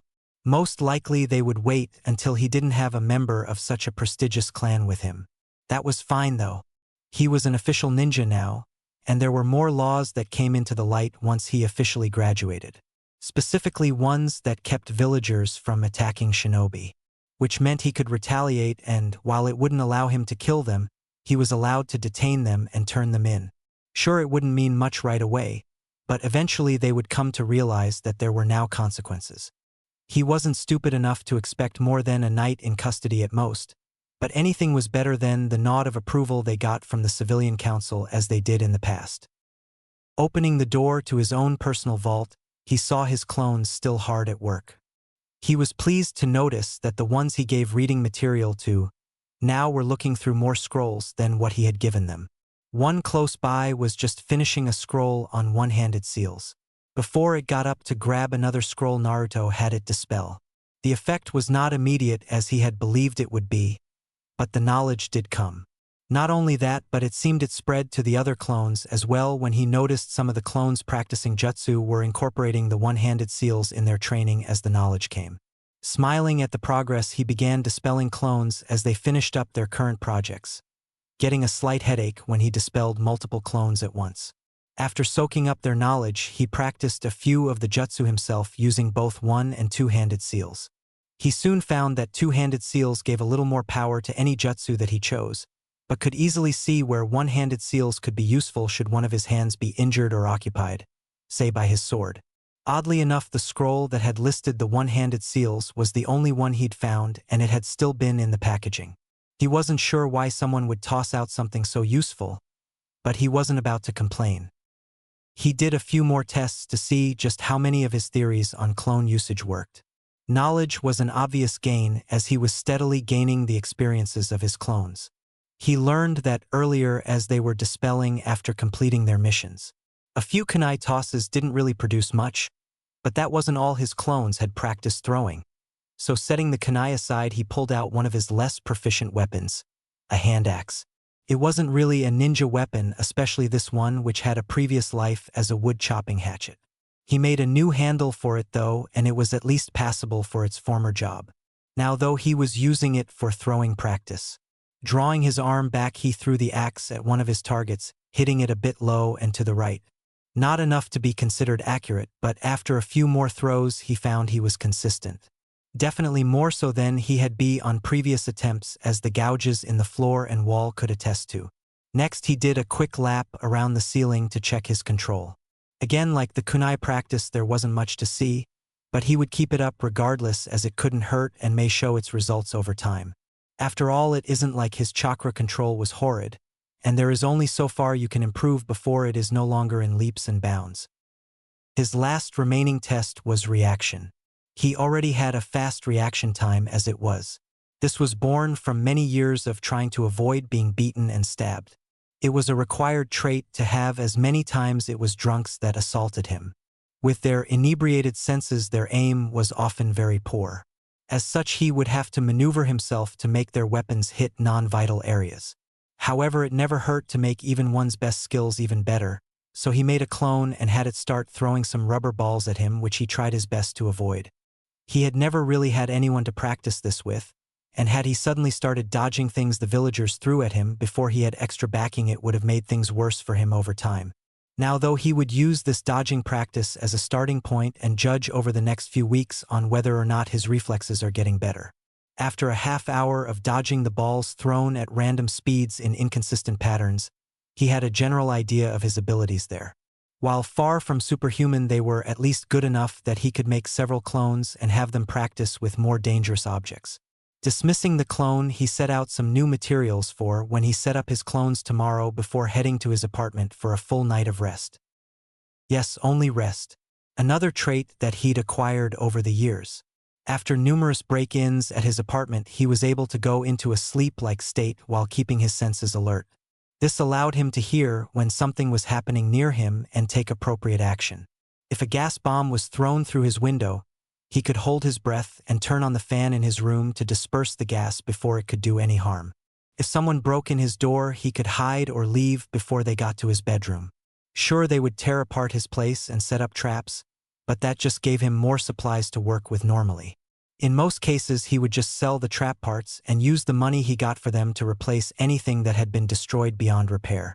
Since he didn't keep much in his apartment, he never really had to replace much, though it would still cost him quite a lot. Taking up a meditative position in the center of his bed, he slowly drifted off into semi-consciousness as he waited for a new day to come. Across the village, in a compound far too large for one person, sat a lone boy in a dead house on a vacant street. Uchiha Sasuke was fuming at what the dead last did to him this morning in the classroom. Not only had he taken his rightful attention away and ignored him, the boy also had the nerve to think he could outwit and defeat an Uchiha. Torture would be too kind for someone with such gall. No, he would be sure that something much worse was brought upon the insignificant worm that humiliated him today. No one humiliates an Uchiha and gets away with it, no one. Finishing his meal, he went out to his training area and threw himself at the posts once again. It was the only thing he had to do anyway around here, but this night he seemed to have a renewed vigor. He wasn't going to chance having a weak moment ever again. No, the dobe would not catch him off guard when next they met. He would make sure of that. The only desire he had was to awaken his Sharingan. Having that would ensure his victory over the blonde. Now all he had to do was pass some stupid test tomorrow. He hoped it would be a skills test so he wouldn't need to worry about his teammates. Hell, why did he even have a team anyway? The dobe didn't have one yet. He, an Uchiha, was given a team and a sensei. At least he could agree with his sensei though. The famed Hatake Kakashi, the copy ninja, a man said to know over 1,000 jutsu. Yes, this man could help him go far. Dreaming of throwing high-rank jutsu at his helpless brother was more than satisfying. Sure, it was all in his head, but it made him feel a little better at the time watching his imaginary battle with his brother while his brother begged for mercy and he gave the man none. It was these dreams that allowed him to fall asleep with an evil smile on his face. In another section of Konoha, another boy was seething. Inuzuka Kiba sat at his family's diner table with bloodlust in his eyes. Not only did the dead last have the nerve to hurt him in front of the whole class, but he also took a girl that should only belong to the alpha male, something he had proven over the years at the academy that Naruto was definitely not. Then, as if that wasn't enough, the blonde attacked him right when he was about to make his claim on Hinata. Right in front of a crowd of villagers, he had been humiliated yet again, yet couldn't do a thing to retaliate as the air left his lungs. His mood was clearly evident in his face, and anyone could have read him like a book as he stabbed his food with malice. What's wrong, mutt? Someone step on your tail or catch you chasing it maybe. Hana couldn't help but poke fun at her little brother. It was one of her favorite pastimes when she had nothing else to do. Maybe we should get you a new chew toy to take your frustrations out on. Sum, for her part, was trying not to laugh as Hana poked the wasp's nest that was her brother. She knew he had a hot head and like Hana couldn't resist the urge to rouse him every now and then. This time, though, it seemed to have been something extraordinarily bad as he actually growled and glared at his sister. Something an underdog shouldn't ever be doing to his superiors. Careful, mutt. Those eyes are gonna get you hurt one day. Hana narrowed her own eyes at him, daring him to backtalk her so she could remind him that he wasn't anywhere near being top dog. Not wanting her dining room to be torn to shreds. Again, Sum stepped in. Both of you settle down. Now, Kiba, what got you so pissed? Your answer better be good because I won't tolerate insolence nor ignorance in this house. He couldn't hold it in anymore and turned his glare to his mother and shouted a bit louder than he should have. It was that damn Uzumaki bastard. He took my mate from me and humiliated me in front of the class, then did it again in a public street. I swear I will make him pay for his actions. I won't allow someone to steal a mate from me and get away with it. Taking in Inuzuka's mate was something serious, but his words didn't sit right with either of them. They both knew Kiba was rash, easily provoked, and usually was the first to throw a punch. Sum was the first to reply. Tell me, Kiba, who was your mate? It was a simple question to answer, but she suddenly saw her son stiffen and knew that he'd acted before he thought today. Hyuga Hinata. She was one of my classmates. I want her and I will have her. He started off a bit reserved but finished with renewed fury when he recalled how close he had been to accomplishing his goal this afternoon. It had been so easy to corner her in front of that ramen stand. It was like she was inviting him to take her. Hyuga Hinata? As in the heiress of the Hyuga clan? Are you insane or just stupid? How could you even consider that she could be your mate? The heir of a clan is going to be wed to someone of their choosing, not some fresh out of the academy mutt. I have seen this Hinata around town and I can tell that she is not one to make the first move. I could smell the fear and anxiety rolling off her whenever she saw someone looking at her. Tell me, little brother, just how many of your advances has she accepted? Willingly? Busted. I was still getting her to warm up to me, but she was so close today I could feel it. I tried to kiss her, but that damn Uzumaki got in the way and even had the nerve to call her his date. Did she allow you to try to kiss her, or did she try to push you away? Sum narrowed her eyes again at her son. She was allowing me to, after a few minutes.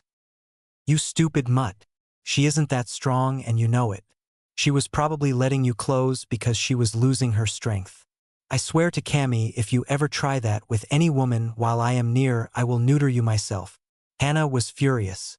Her brother, her own flesh and blood, tried to force himself on someone. She felt ashamed to know him. Sum, though, was far too angry with her son. She spoke in a voice that was dangerously even and thick with malice as she closed her eyes, refusing to even look at her son. Kiba, you have shamed our clan by your actions this day. First, you tell us that someone stole your mate when she had no desire to be with you in the first place. Then you tell us that you tried to force yourself on her. Not only that, but you apparently got into a fight with the Uzumaki boy not once but twice, and lost both times.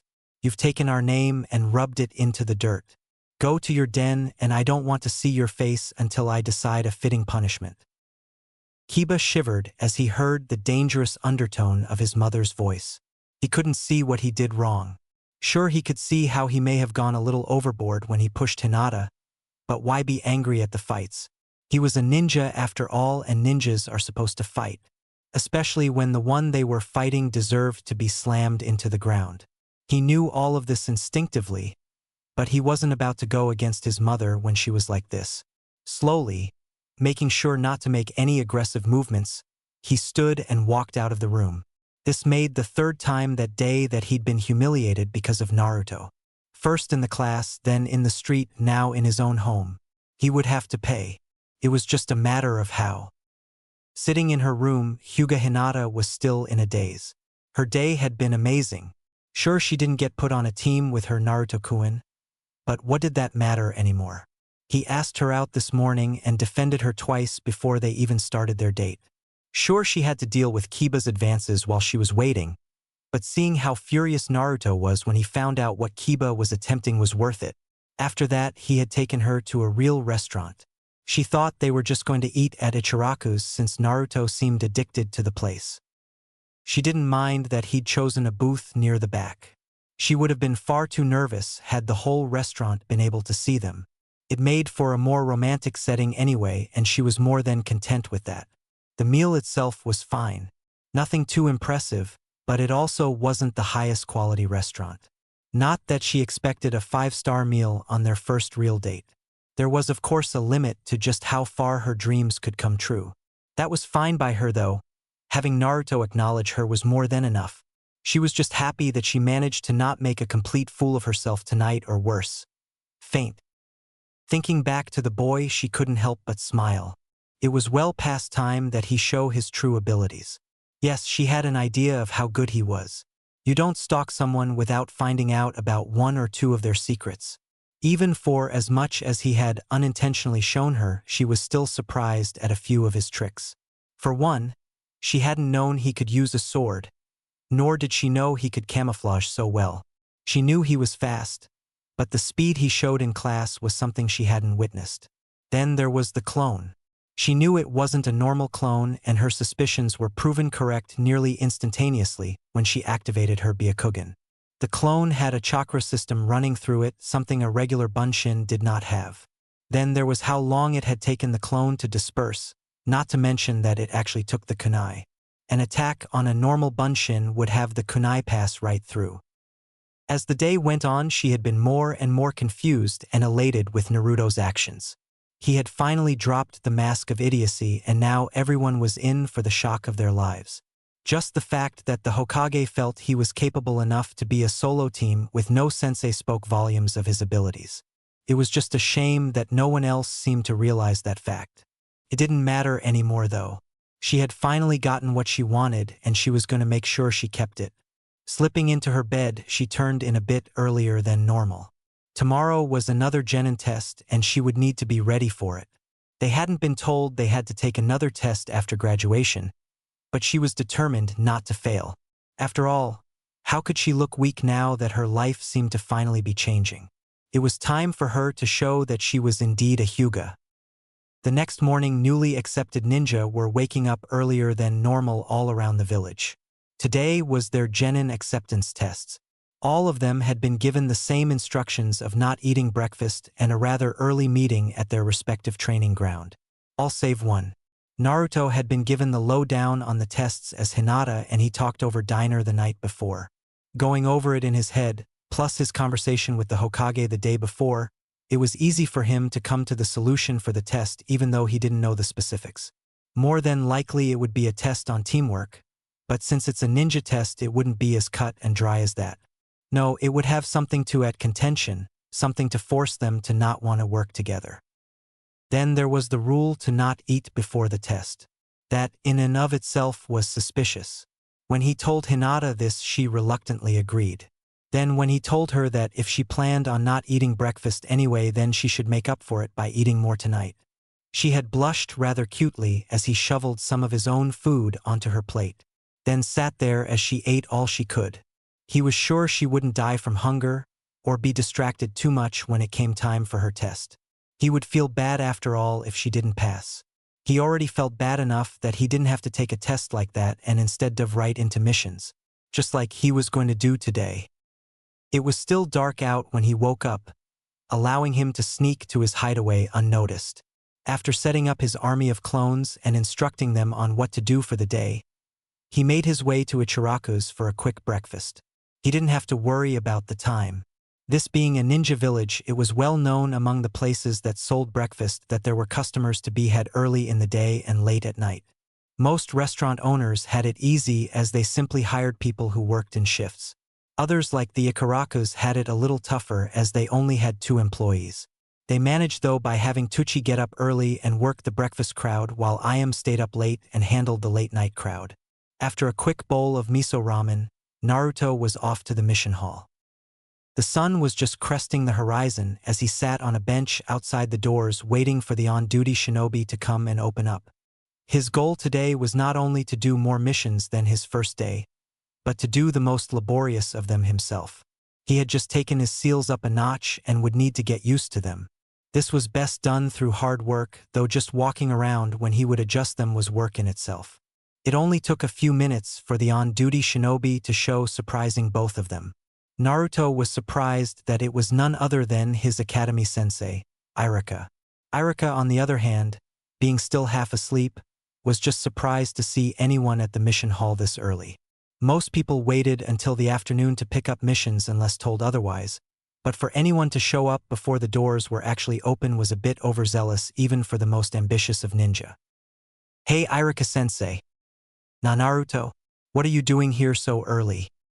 "Huh? Doesn't the mission hall open this early?" "Well, yeah, but why not wait until later like everyone else? If I wait till everyone else gets their missions, there might not be any left for me. Besides, people who procrastinate tend to make it a habit, and bad habits like that are not a good thing to have for a shinobi." Irika was torn. Here his own student was worried about a lack of D-rank missions, which there was a never-ending pile of. There was a whole closet in the mission room just for them and another for C-ranks. Then looking down on bad habits, well, he couldn't berate the boy on his orange jumpsuit anymore, but he could think of a few ninja that should take up his perspective. Particularly a certain masked jonin. Blinking at the boy, he just nodded his head and unlocked the door, letting them both in. "So what kind of mission do you want to do today? Since you are the first here, you pretty much get the pick of the bunch. You could just take a really quick one and then have the rest of the day to yourself. I'm sure there are plenty of them." Naruto looked at his former sensei in confusion. "Na-sensei, I'm doing missions today. I need tough ones too. Definitely something physically demanding. Anything else is fine too, but I need at least one that will give me a good physical workout." "At least one?" "Yeah, as in I am going to be doing more than one mission today." Here was the usually lazy boy, and former dead last of the academy, being an overachiever. Sure, the Sandaime had told Irika that the Naruto he knew was nothing more than an act, but to see it personally was still a bit of a shock. His eagerness to work almost overshadowed his performance in the classroom yesterday. Well, if that's what you want. How many are you planning on doing today exactly? He wasn't too sure about giving one person multiple missions, but it wasn't unheard of, so he'd just go with it. D-ranks were easy enough to do 2 or 3 if given a full day. Well, I guess I'll take a dozen or so for this morning. I'll come back to turn them in and get more after lunch then, unless I finish them sooner. It only took me a few hours to do 11 yesterday, so a dozen in 5 hours should be more than enough time.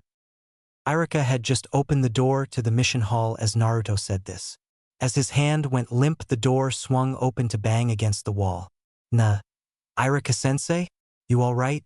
In a daze, the Chunin made his way through the hall, collecting scrolls and setting them up before sitting down behind the table and staring at the boy. Irika-sensei?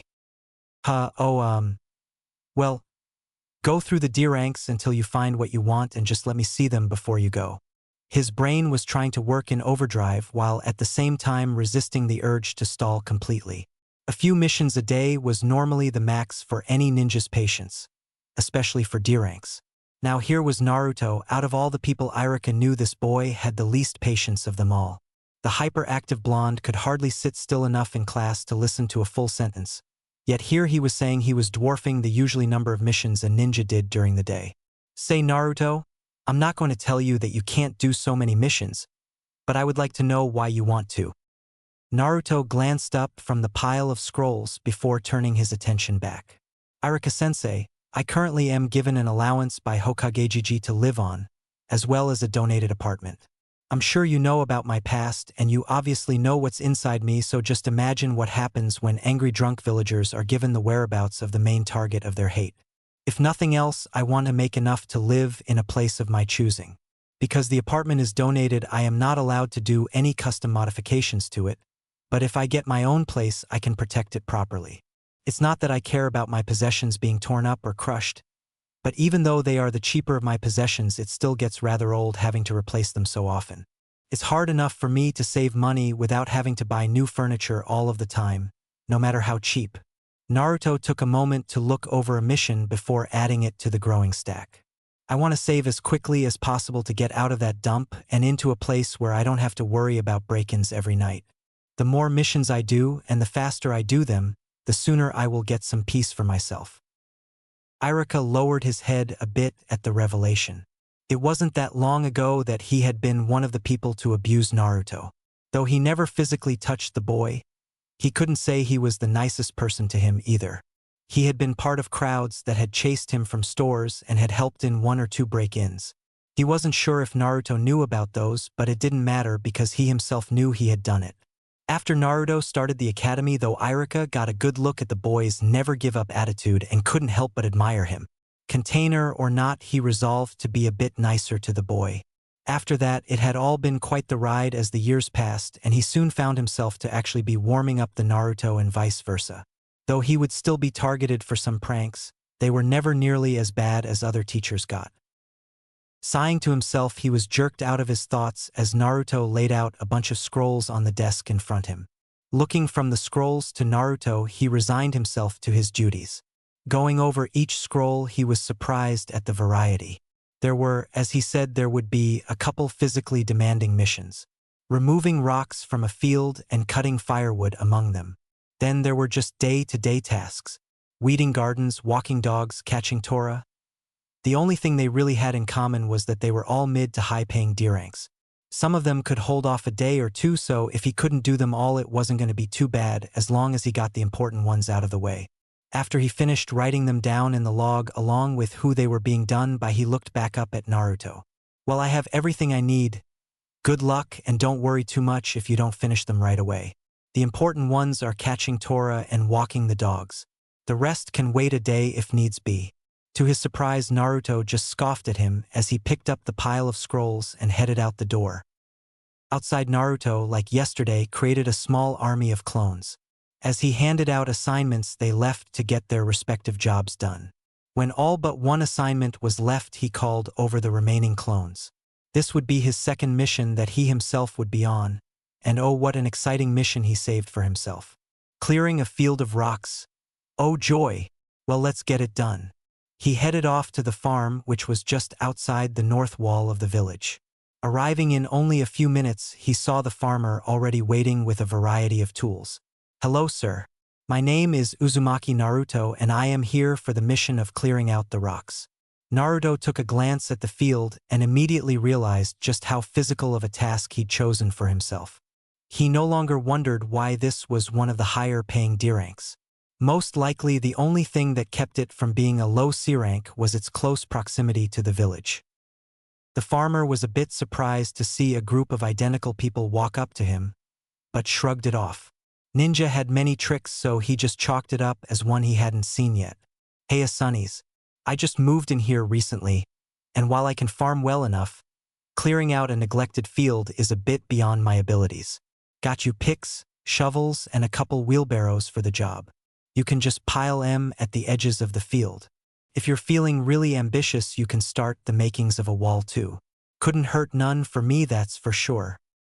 "Sounds like just what I was after. Don't worry, old man. By lunch you won't recognize the place." Crossing his fingers, he created more clones, much to the old farmer's surprise, and took to the fields with tools in hand. He wasn't so cocky to think that he'd be able to finish in his time frame without the extra hands.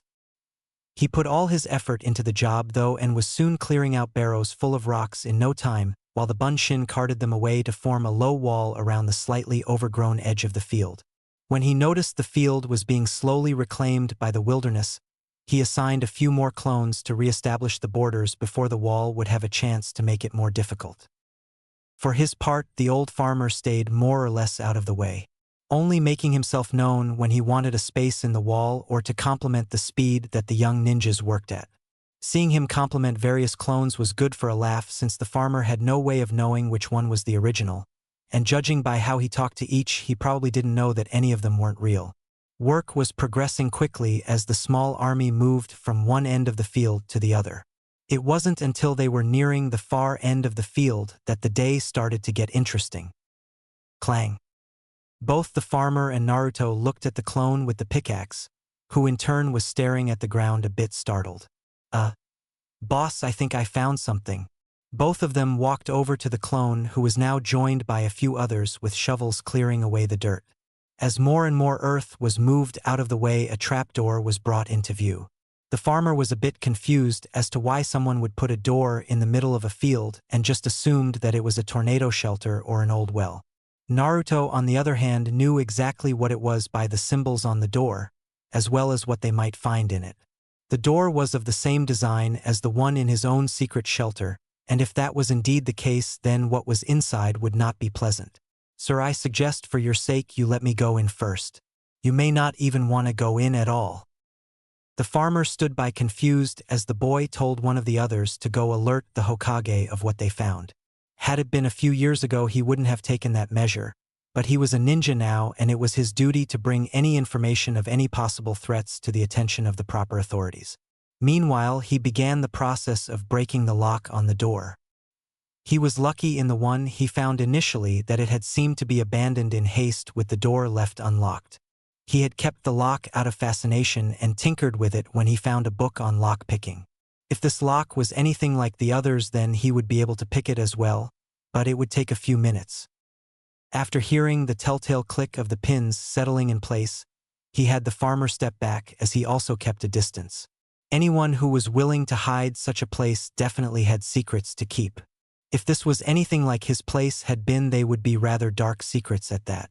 Signaling the clone near the door, who in turn flung the door open and was promptly dispelled as a jet of flame enveloped it. The farmer fell on his ass, completely caught off guard by the trap, while Naruto stood by, gazing at the now open door. Signaling a few more clones to enter the hole, he waited.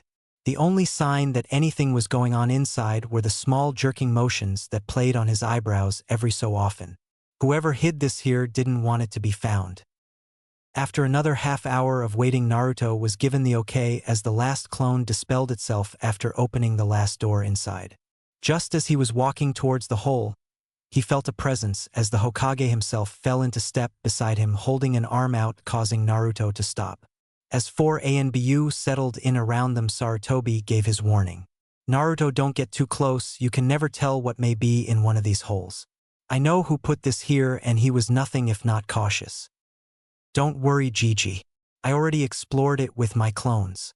They disarmed or triggered the traps already. There wasn't any poison gas, so while you may have to be careful to not step on some senbon stuck in the path, it is pretty much clear. Sarutobi nodded at the boy while lowering his arm to allow him to continue on. Before he did though, Naruto turned back towards the farmer. Old man, you should stay here. I'll leave a few more clones to finish the field, but under here is ninja business. I wouldn't want you to get hurt by accident. Don't worry about me, boy. You had me convinced after opening the door. You just make sure that I'm not going to suddenly be ready for a cannibal's feast when I go to plow my fields. Giving a nod at the farmer and making a few more clones to replace those that were lost, he took point as the Hokage followed him into the darkness while the ANBU, at a signal from their leader, took up positions around the entrance to keep guard. Much like his place in town, it started as a long tunnel. Unlike his though, this one had offshoots and more than a single door. It would seem that whoever made his had a lot more time to form one outside the village without anyone knowing than hiding one under the village itself. Going door to door gave them both a better understanding at what this place was for, and it wasn't the most pleasant of discoveries. As they delved deeper, the contents got more and more disturbing. Glass jars with body parts floating in liquid were lined up on shelves. Metal caskets held preserved bodies. Areas that looked like operating rooms were covered in blood, as were rooms with chains and racks, some with decaying bodies still on them. To the Hokage, this was one of the more disturbing of his old students' laboratories. They had discovered many over the years since he left Konoha, but none nearly as large as this one. And the experiments they saw, things like this should only be seen in wartime if they should be seen at all. It was then that he remembered the boy that was leading him around. Naruto, if you don't feel comfortable with this, I understand, and you may go back outside. This isn't something you would normally have to deal with at your age. Gigi-san, you already know about my trips into Training Ground 44. What I haven't told you is that I stumbled upon a lair like this in the village when I was younger as well. It isn't as large as this one, but it still held some of the items we have seen here. Bodies, jars, blood. I won't lie, it is disturbing, but it's nothing I haven't seen before. At the time, I didn't know that I should have reported what I found, so I just cleaned it out and set up my own storage in there. It is well hidden, and at the moment only I can enter it. I took everything I found that I didn't see a use for and took it far into the woods outside the village and buried it. I know what you're going to ask. No, I didn't keep any of the experimental items, just weapons and scrolls. I locked away any scrolls dealing with the experiments that I found, and you can have it when we get back from here. You can also enter my place, but I ask that you not take it away from me. It is the only place that me and my possessions are truly safe around the village. Sarutobi was only slightly shocked. He knew Naruto had a hidden place for himself, but to learn that it was one of his students' lairs, and that he had cleaned it out and sealed it up himself was a bit of a shock. Now the boy walked next to him, not showing a hint of emotion at what they had seen so far save for his face losing some color. It pained him to know that the boy he'd sworn to protect was subjected to such discrimination for something he couldn't control. His biggest regret was that due to his duties as Hokage, he didn't have time to enforce his own laws regarding the boy. So while he got reports on how the boy was treated, and tried time and time again to get people who made the reports to give names of offenders, those were easily worked around by people then sending the reports anonymously. Then there wasn't a single thing he could do. Again he was brought out of his musings as Naruto addressed him. Gigi-san, if you need to attend to your duties, I will stay and catalog what's here and report back to you when I'm done. Normally he would classify this as an A or S rank mission and put trusted shinobi on it, but Naruto had already seen enough of it, not to mention finding it, opening it, and combing it for traps, which saved them a lot of time. Weighing his resources and the boy's skills, or rather what he knew of the boy's skills, he found himself at a crossroads. On one hand, he could allow Naruto to oversee the investigation of the lair. On the other, he didn't want to subject the boy to more than he needed to experience. Yet he had already experienced his own hideaway and most of this one, and showed more resolve than most of his best ninja would have after seeing such things. He sighed while turning to Naruto. If you believe you can handle this investigation, I will let you do so. Just be sure to catalog everything you find, no matter how insignificant it may seem. I will keep 2 of the ANBU posted outside while you work, and I will see if Anko or Ibiki are available to go over the bodies. If they are too busy, I will send over a few of the medical staff. Leading the way back out, he gave Naruto an apologetic pat on the shoulder while signaling for 2 ANBU to stay. With a last look at the boy and a nod of his head, Sarutobi left him to his orders. Naruto looked at the farmer who had walked back over after seeing the 2 emerge and the Hokage leave. So what's the damage, boy? My new property isn't gonna blow up or sink into the ground anytime soon, is it? No, sir, but we will need some time here before we can allow you to enter the area, if you even want to use it after seeing what we will be taking out of it. Letting the statement hang, he created another small army of clones and sent them off to get the supplies he needed. When he told one group to get body bags from the morgue, the farmer paled and decided he would make himself scarce for the remainder of the operation. Naruto gave a small, dark chuckle at that, which confused the 2 ANBU guards. What's up, boy? For the job you have ahead of you, I would start questioning my sanity if I started laughing before I did it. I'm just trying to figure out which is more amusing. The fact that I've done this before and didn't consider it important, or that most of the village would have liked to see me pried out of one of those coffins inside. With that grim announcement, he descended back into the dark tunnel, not bothering to look at the horrified reactions of the 2 guards. It took the better part of 2 hours, but he had finished cataloging the contents of the lair. There were the rooms that he and Sarutobi had seen already, but that was only the tip of the treasures inside. Deeper in, he found living quarters that were pretty bare, a small kitchen, and a library. The biggest stockpile, though, was the large room of weapons at the far end of the complex. It was easily twice as large as any other room in the tunnel system and held racks of all the weapons he could identify as well as many he couldn't. Everything along with their counts were carefully catalogued on scrolls labeled with numbers. Those numbers in represented areas on another scroll, which included a map of the lair, with corresponding numbers showing which scroll matched to which room. As he put the finishing touches on the map scroll and sealed the numbered catalogs in it, 2 thuds were heard at the entrance of the lair. He made his way back to see Konoha's 2 top interrogators looking around at the various doors they could see, looking as though they were trying to decide where to start. As the sound of his feet hitting the floor reached their ears, 2 heads snapped to his direction. Stop! Who are you and what business do you have down here? Was Anko's reply as she took a battle stance when she noticed he didn't stop. Oh, for crying out loud. Didn't anyone tell you I'd be down here already? He watched their eyes grow wide as he stepped into the light that spilled through the doorway. What business does a genin have down here? This area is off limits to anyone other than the interrogation squad, medical teams, ANBU, and the Hokage himself. Leave now or we will be forced to take you into custody. Ibiki was an imposing figure to most people in the village alone, but with Anko beside him, the intimidation factor rose exponentially. Apparently the most that they intimidated did not include the boy before them as he stood there waiting for his turn to talk. If you are done screwing around, we have work to do. This is my mission just as much as it is yours. And if I might add, it took you long enough to get here. I mean, come on, 2 hours?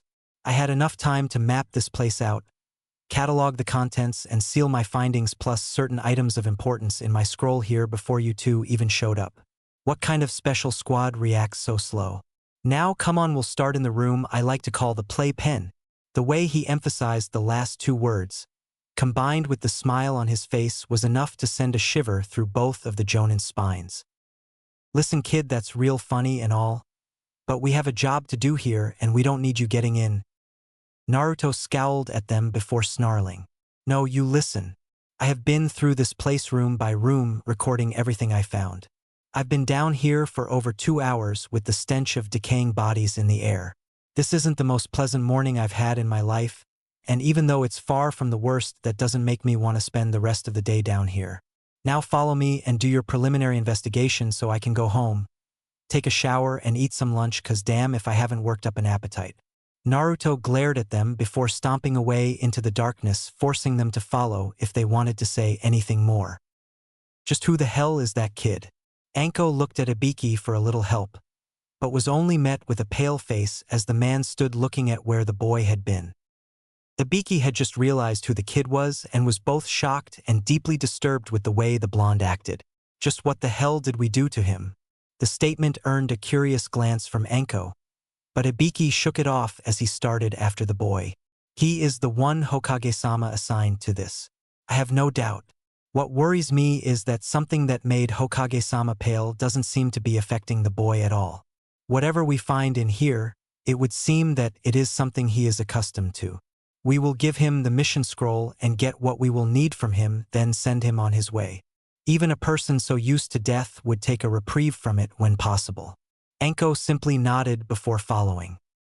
They caught up to Naruto as they found him leaning nonchalantly in an open doorway as he welcomed them with a dead voice. Welcome to the playpen. This is where the fun begins, it would seem.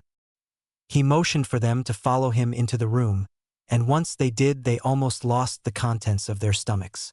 Seeing them grow pale quickly, Naruto couldn't help a little jab. What? You think this is bad? Wait till you see the storage room or the lab. He chuckled a little as he led the way to the middle of the room as he droned on.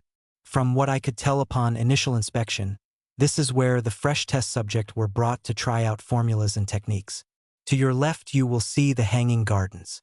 A beautiful arrangement of mold-covered bodies that are slowly decomposing.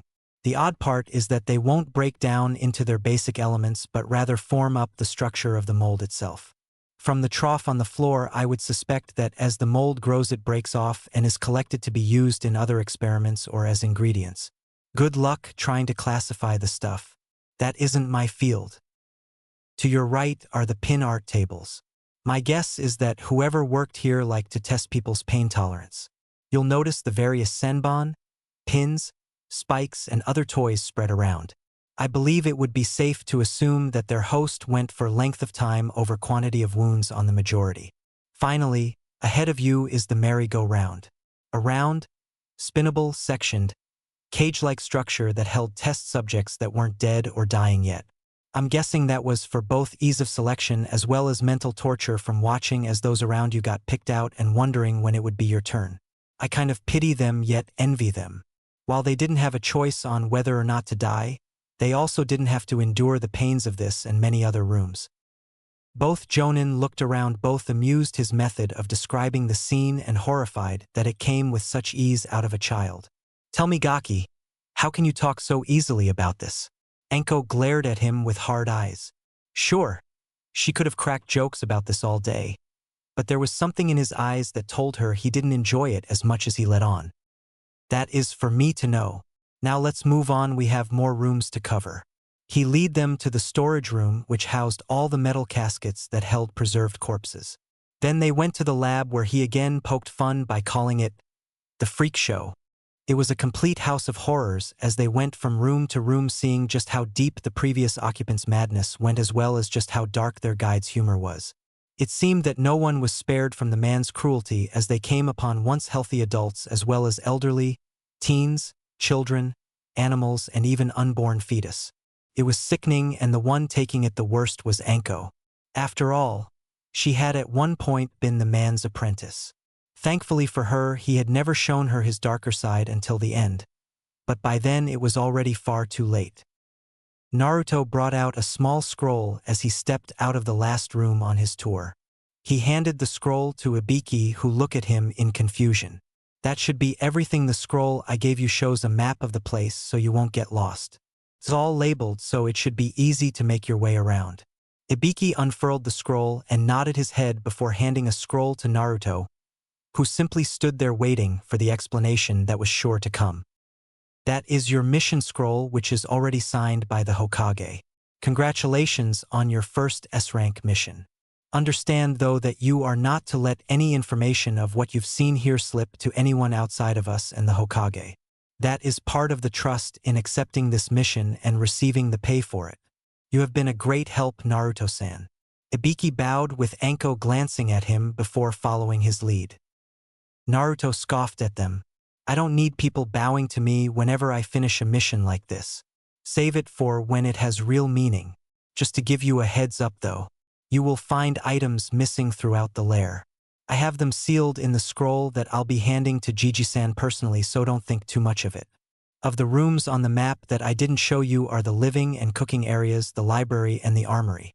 The later two have all of their contents sealed up and with me in the same scroll, as I'm sure Gigi-san will want them examined and possibly put into our own stores.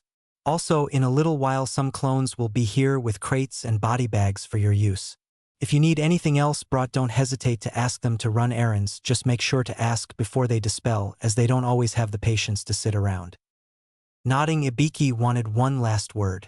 One more question before you leave, Naruto-san. How are you not affected by what you've seen here? Naruto's eyes clouded slightly before refocusing on the two in front of him.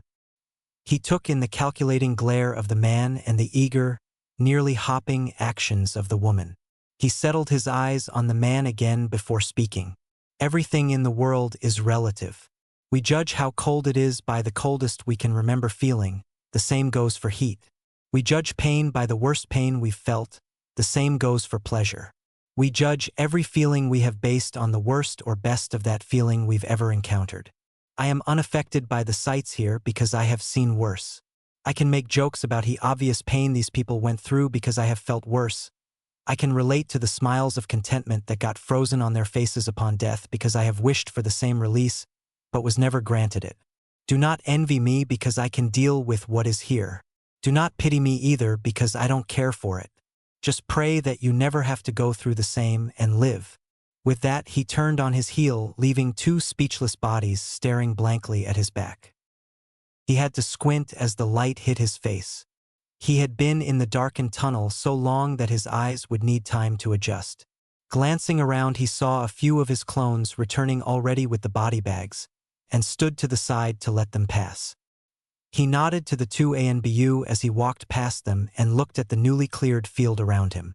All of his clones had dispersed long ago, letting him know of their success. Since he had no more work to do here, he headed towards the farmer's house to get his mission scroll signed and be on his way. Walking up to the front door, he knocked and waited as footsteps from inside came closer. As soon as the farmer opened the door, Naruto saw him gag. He would definitely need a shower before he went anywhere. Dang boy, I don't even want to know what you got into down there. Just let me know what you need and I'll send you on your way. No offense meant, but you smell more ripe than a month-old pile of manure on a hot summer day. Naruto couldn't stop the grin that spread across his face as he scratched the back of his neck in embarrassment. Sorry sir, but sometimes we get a little dirty. If I can just get you to sign this scroll, I'll be on my way. He pulled out the mission scroll and handed it to the farmer, who in turn signed it quickly and handed it back as he gave a quick farewell and closed the door. Now to get home for a shower. Then off to Hokage to hand in this mission before I give Irika-sensei a nice surprise. Naruto took off for the village gate, pointing a passing medical team on their way to the farm towards their destination, confusing them greatly that a genin would know where they were headed. Chapter 4. Revelations, Meetings, and a New Mission. Naruto both felt and smelled a lot better after a nice hot shower. Now dressed in a new set of clothes, he grabbed the stack of scrolls his clones had left on his kitchen table, as well as the scroll containing his findings from his surprise mission, before heading out the door. He sped off towards the Hokage Tower, not noticing another group, containing his more tumultuous classmates, heading the same way via the streets as he jumped from rooftop to rooftop overhead. He arrived at the tower in no time and walked in, completely ignoring the secretary as she called after him, telling him to wait. Pushing open the door, he strode in with a huge smile plastered on his face.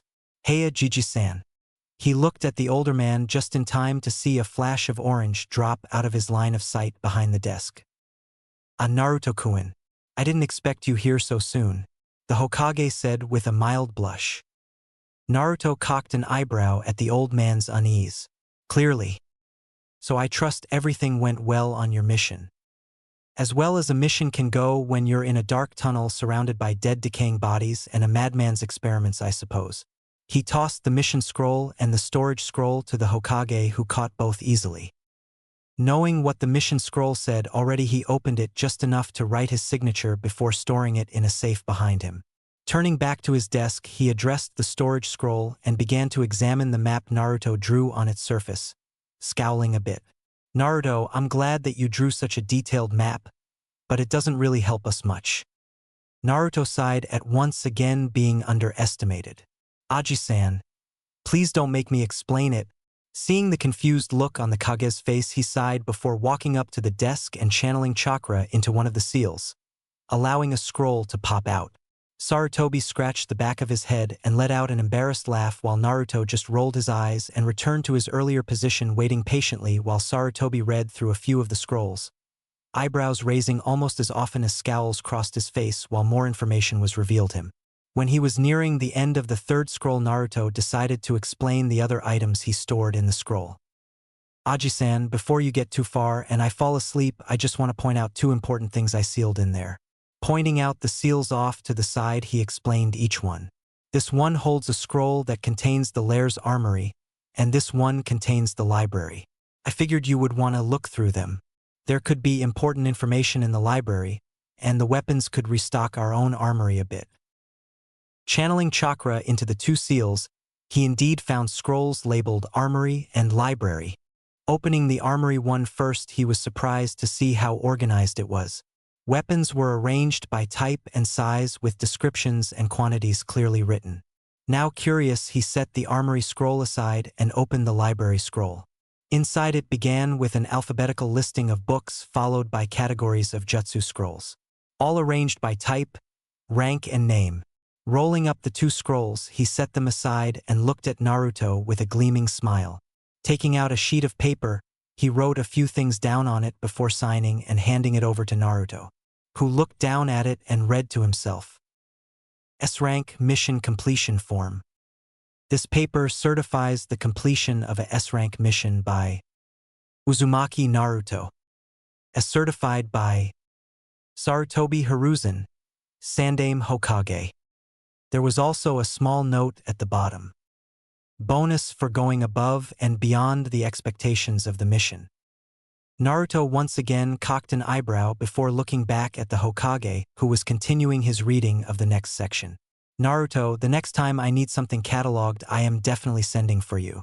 Organization, detail, and accuracy. You did it all perfectly. Not to mention taking the time to seal up the most valuable items and making sure they go where they need to be to allow the best use for the sake of the village. For that I thank you and offer you anything you want from this mission, so long as it is nothing too dangerous. Thanks, Gigi-san, but there is nothing there that I can see myself needing at the moment. I have plenty of weapons and am still going through all the jutsu scrolls I've acquired over the years. I'll stick with what I have for now. Being able to complete such a high-ranking mission while only being a genin is more than enough of a reward for me. Now, if I could be excused, I still have to hand in my other missions that I've completed today. Receiving a nod, Naruto bowed and left the room. Naruto, you are going to go far. I just pray that you keep your loyal attitude and don't let success go to your head. Shaking his head a little to lose such thoughts, he took the two sealing scrolls and stashed them in his safe. He would deal with them later. For now, he turned back to examining the scrolls hidden amongst the map. Perhaps the information here, along with whatever Anko and Ibiki could find out, would shed some light on his former student's goals. It would seem his alternate reading material would have to be set aside for a while. Down in the mission hall, Irika was bored out of his mind. The new teams were all taking their tests today, and all the old teams were out on longer missions. This would be a slow day for sure, but he managed to let his mind wander every once in a while to his former student that was apparently already achieving more than his peers. Hell, he was successfully completing more missions in a day than most shinobi completed in a week. Granted, they were all D ranks so far, but even so it was still an impressive number. Not to mention crushing the old record for catching Tora. No, crushing would be putting it nicely. Naruto completely obliterated the old record and wouldn't likely be matched for some time. He was brought out of his thoughts when the door opened and the object of those thoughts walked in. Naruto, so you've completed a mission today then? Which one is it? Irika was already flipping through his clipboard as he looked for the listing of missions the boy had taken that morning. Finding them, he looked up just as Naruto dumped all 12 scrolls in front of him. Okay. Which is it? He scowled a little when the boy started laughing. As he waited for the boy to settle down a bit, the Chunin glared at him. Ha ha ha. Sorry, Irika-sensei. They are all done. I told you this morning they would be, didn't I? He choked down more laughter as he watched his former sensei. If the man was surprised at that, he couldn't wait to see his reaction when he handed him his other successful mission. He waited until Irika finished filling in the necessary information and brought his attention back to the waiting preteen. I have one more mission that I acquired while I was doing those, so you'll need to add this one into your list. With that and a small flourish, he set the paper from the sandaime in front of the skeptical former teacher. As soon as the man looked at it, Naruto could swear he saw his optical nerves for how wide his eyes went. Irika looked from the paper to Naruto, back and forth a few times trying to gain his voice. How? When? Where? Easily a couple hours ago, and that's confidential. Is this real? Was all Irika could think. But he knew the Hokage's signature by heart, and his seal was also there. There was no denying the page in front of him. In a daze, he wrote in the information. No doubt whoever totaled up today's missions to hand out the pay would need to confirm this one with the Hokage, even if they already had a signed paper. A genin doing a S-rank mission solo was unheard of. If you're finished, I have 2 questions for you. Getting a reluctant nod, Naruto continued. First, where can I get a bingo book? You would have to get one from the ANBU headquarters. They handle all of that information and the bounties. Fair enough. Next, what are my missions for this afternoon? It took all of Irika's willpower to not scream at the boy for making them all look bad with his overachieving, but at the same time he couldn't help but be proud at how quickly his student was turning out missions, and seemingly undeterred by their monotony. Resigning himself to fate, he waved casually to the restocked pile of D-rank missions and watched as Naruto picked through them. Irika-sensei, genin are allowed to do low C-rank missions, right? Irika knew he wasn't going to like where this was going already, but he was obliged to answer. Hi, genin teams are allowed to go on low-risk C-rank missions after a specified number of D-ranked missions are completed. They normally only involve bandits or escorts, though sometimes there can be an outside influence or misinformation that raises the rank during the mission. Most of those low-end missions are done with countries that are bordering fire country to keep the risk of encountering too many unfamiliar ninja at a minimum.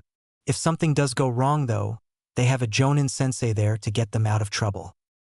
Thanks, Irika-sensei. I'll keep that in mind for later. For now, I'll take these scrolls. A small mountain of scrolls rolled out in front of the Chunin, who hesitantly began to mark them down. He was beyond worrying about numbers now. Naruto had already proven himself capable of doing multiple missions quickly.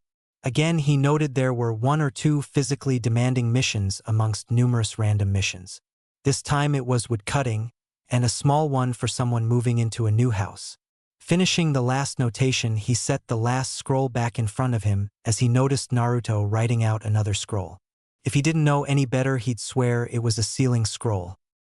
His suspicions were proven correct as Naruto stacked the mission scrolls on the newly made sealing scroll and sealed them inside before rolling up the scroll and shoving it back in his pocket before thanking the man and leaving again. Irika could only shake his head as he learned more and more about his former student, and with each new piece of information he got, he was starting to think he had taught the boy far less than the boy actually learned. Outside the mission hall, Naruto once again formed his army, which quickly ran off after obtaining their new missions. Leading the remnants away, he made a quick stop at the ANBU headquarters while his clones waited patiently outside. Walking up to the counter and ringing the bell brought forward an old woman who seemed to have sucked on about 10 too many lemons and wore glasses that could probably double as paper weights. Hello, I would like to know how I can acquire a bingo book. You a ninja? Hi. You any good? I like to think so, yes. Charm. Well, bingo books cost 500 ryu.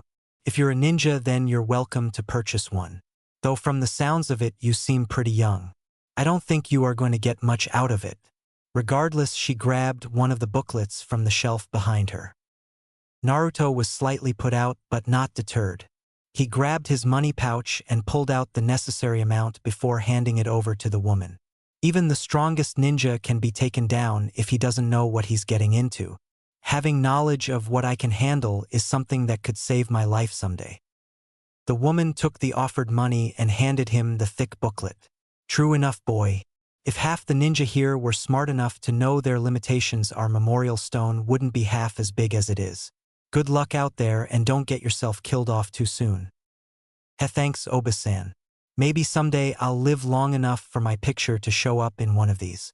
Waving, he made his way out of the building as the old woman smiled approvingly at his back. Yes, if half our shinobi were that smart going into this mess, we wouldn't have much to worry about. Isn't that right, Nico-chan?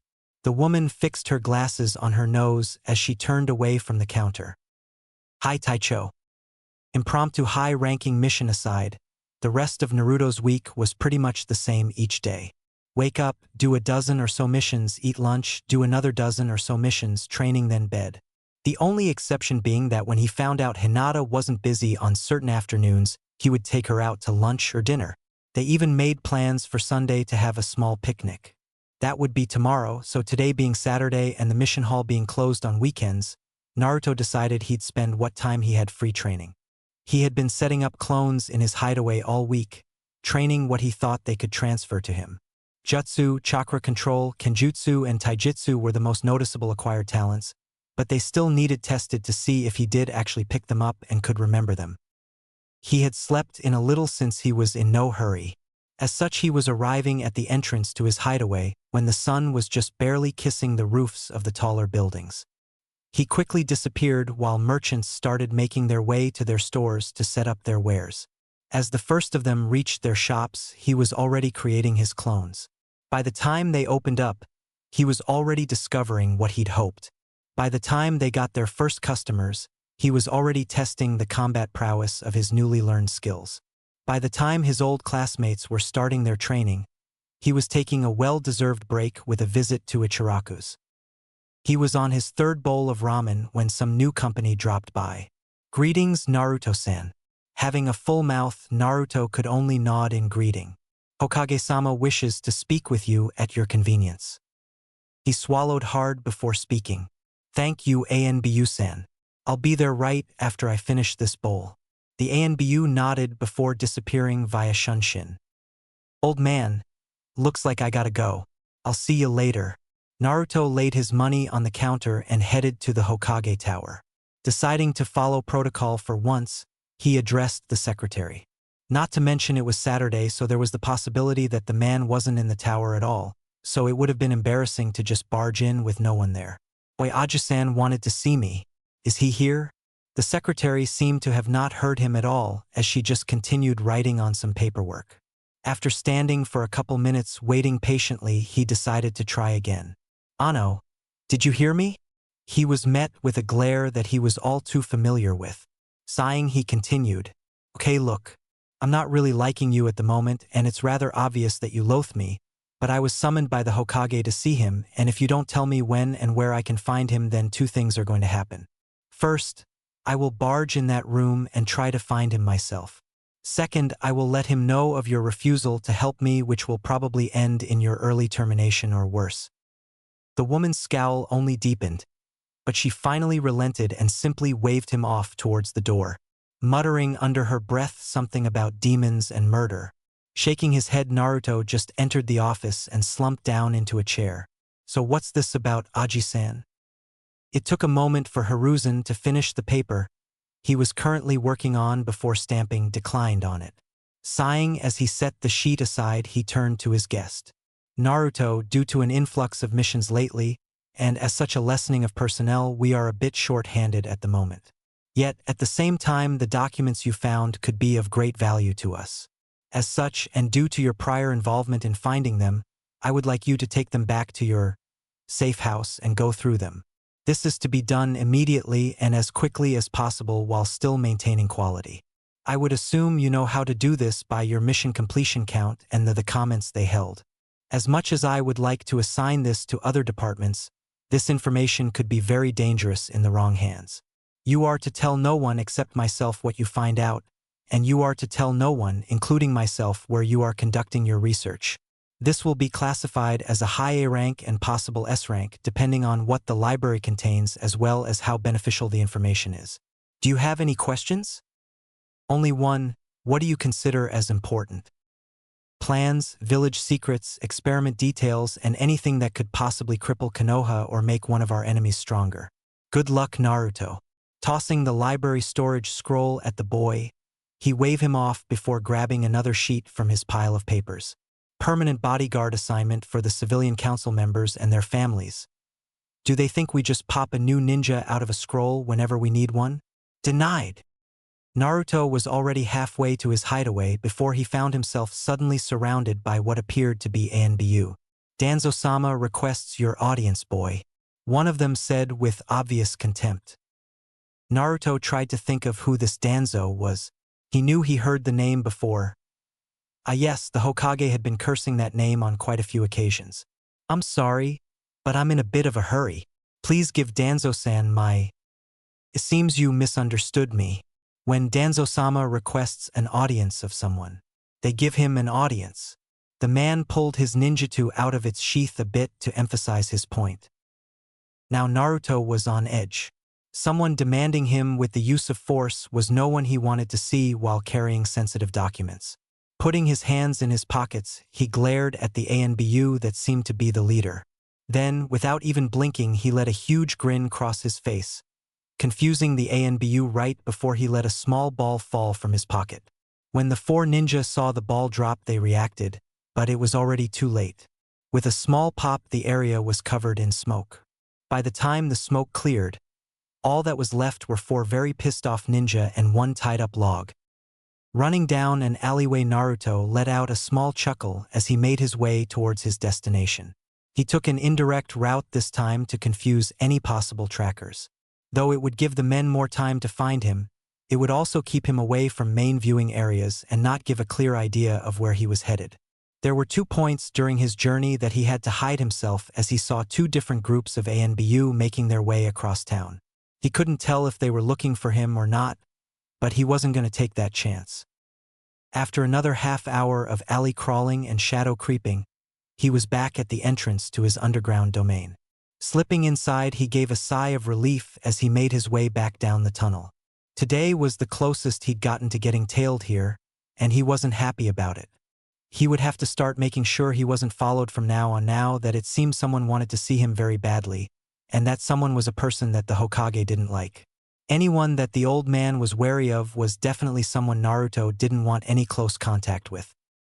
Back in the safety of his second home, he dispelled his current clones before making a new set. If this information was as important as Ajisen thought, then he wouldn't want to risk getting it crossed with his training. Channeling chakra through the scroll, he began handing out various scrolls and books to the clones around him. Since they would be stationary through most of this, he had created more than normal. As they got a scroll and took a blank scroll with writing materials from a nearby rack, they found a place to sit on the floor, walls, or ceiling and got to work. It didn't take long for Naruto to find out just how serious this information was. Since he had already taken the time to categorize the books and scrolls, it wasn't difficult to bypass the jutsu scrolls and go right for the meat of the beast. Journals, notes, and various informative literature was laid out around the room, each having a clone going through it. When they got all the information they could out of one text, they brought it back to Naruto, giving a short summary before taking another item to study. Meanwhile, Naruto was labeling sheets of paper and tacking them to one of the walls. Whenever 2 sources seemed to be related, he tied a string to a senbon after sticking them into the wall near the related pieces. Halfway through the scroll, he was quickly becoming frustrated.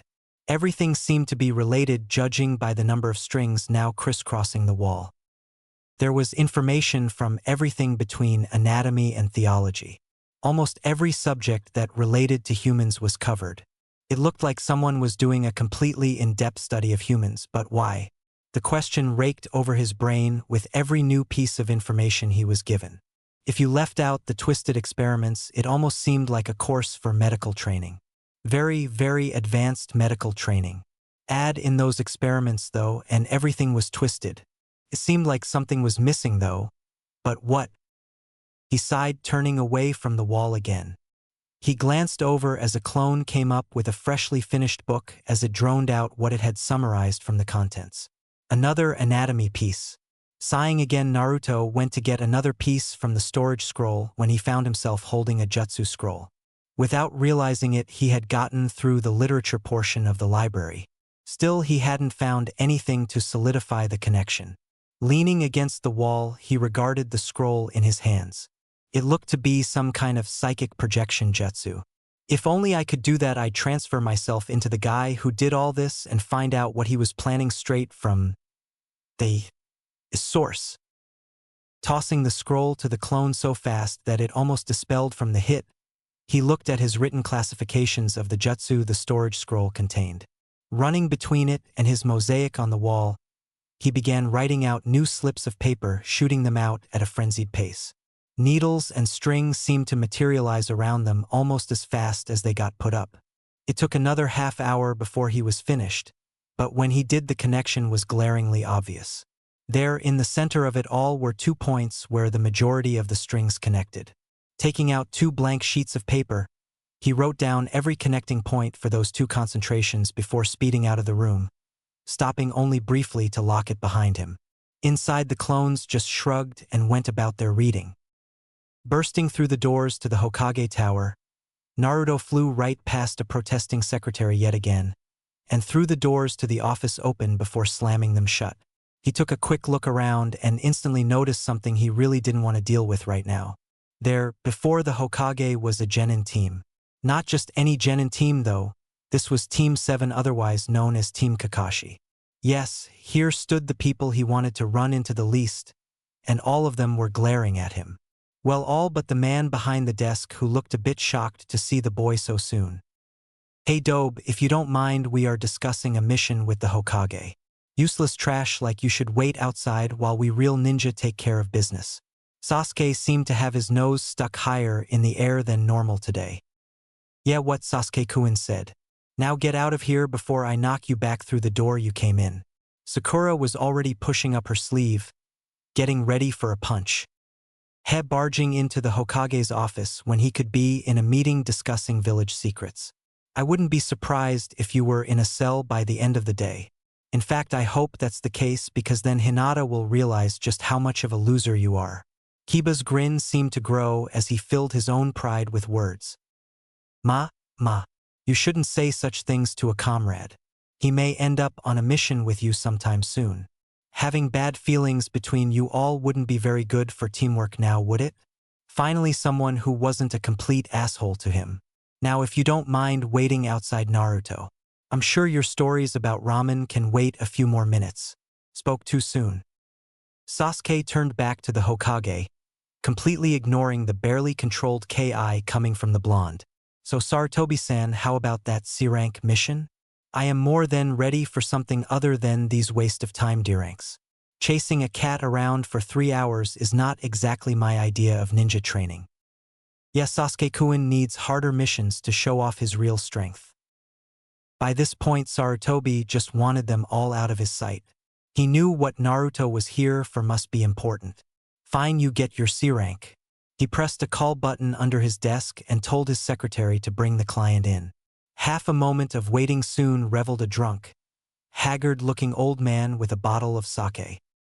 "This is Tazuna, a bridge builder from the land of waves. Your mission is to escort him home and guard him until he finishes his latest project." "So these are the ones that'll be taking me, huh? I ask for a C-rank mission and all I get is a bunch of brats." The man slurred out. "I assure you, Tazuna-san, my team is more than capable of protecting you." Kakashi tried to reassure the man, but Naruto still saw doubt in his eyes. Voice dripping with sarcasm, he let out his retort. "Yes, Tazuna-san, you have the famed Hatake Kakashi escorting you, but if he fails, never fear, the mighty Uchiha will save the day. Most likely by literally throwing the bubblegum princess at whoever tries to overshadow his glory. Even if you do somehow get killed, I'm sure Fleabag over there will claw you out a nice grave before he tucks tail and runs." He got glares from Kiba and Sakura, an amused smile from Sarutobi, Tazuna, and Kakashi, and oddly enough the mighty Uchiha seemed to not even realize the jest and looked more arrogant than ever, like he actually believed that is exactly what would happen. "Well, at least with the blonde one along I won't get bored," Tazuna stated with a half-drunk smile. "Sorry, but I won't be joining you on your little excursion." I'm just here to report to Aji-san what my meager self has discovered in regards to certain recent findings and what they mean for our village's future. Tazuna looked visibly saddened by the news, but reluctantly left the room with the three stooges when Kakashi told them to meet at the gate in an hour. After the door was shut, Kakashi turned and put on a serious face. Put on serious eyes. Showing he was ready to discuss serious matters. Hataki-san, I suggest you go prepare for your mission as well. Escorting a bridge builder shouldn't be taken lightly. Kakashi turned to the boy before speaking. If it involves defending the village, then I believe that I should stay in case my input is needed. As one of the senior shinobi and an ex-ANBU, I have expertise in many matters. Having me here would probably be best depending on what the information is, Naruto-chan. He gave Naruto an eye smile, happy that he got a chance to return the earlier jab the boy made. I am sorry, Kakashi-kun, but Naruto is correct in what he is implying. This is a mission that I gave to Naruto, requiring the utmost secrecy. The people who are allowed to know what is involved are very few, and I don't intend to make the group any larger just yet. Should we find something that we need your assistance in, you will be notified. Now if you please, Naruto-kun and myself have business to discuss. Hiruzen spoke with all of his authority to make sure Kakashi got the point that the information to be exchanged was not for his ears.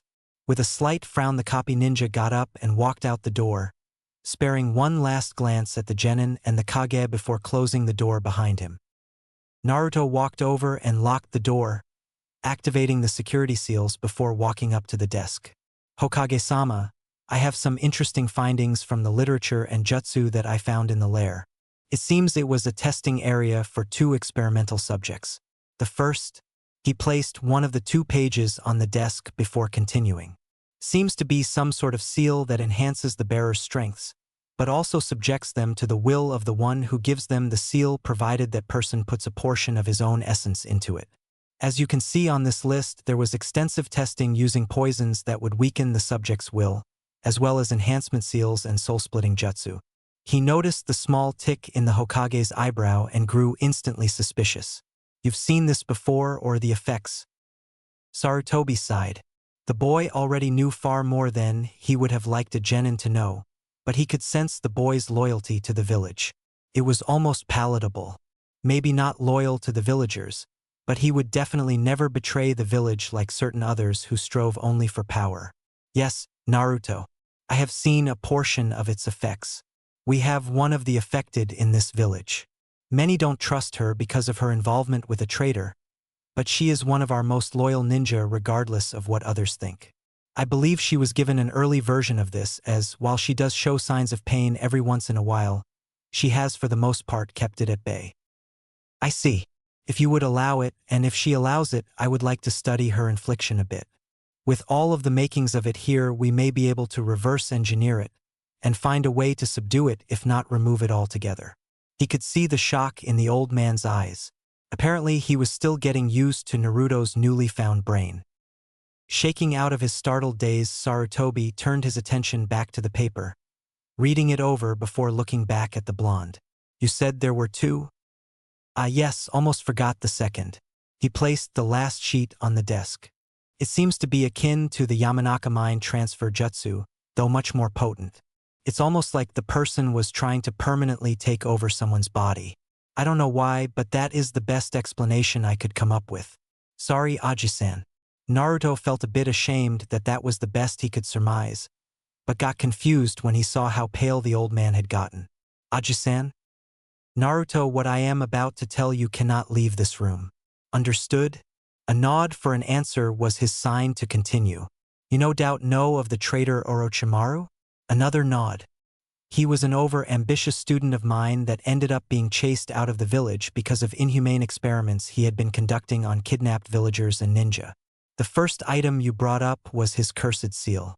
I know that this must have been an earlier version, and I will admit I have no idea of most of its capabilities, but what we have found is that the later versions make a person an unwilling slave once completely activated. What it takes to activate, though, we never found out.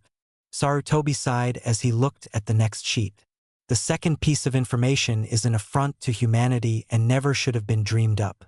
You are correct in your analysis of its main goal, that being to take over a body completely by devouring the previous soul, thus allowing one to jump from one body to the next as often as one wants, but in doing so destroying the souls of those whose bodies you've abducted. A cold shiver went down Naruto's spine at the thought of someone using such a technique. Sure, it had the benefit of becoming basically whoever you want to be, and never having to worry about old age, but at what cost?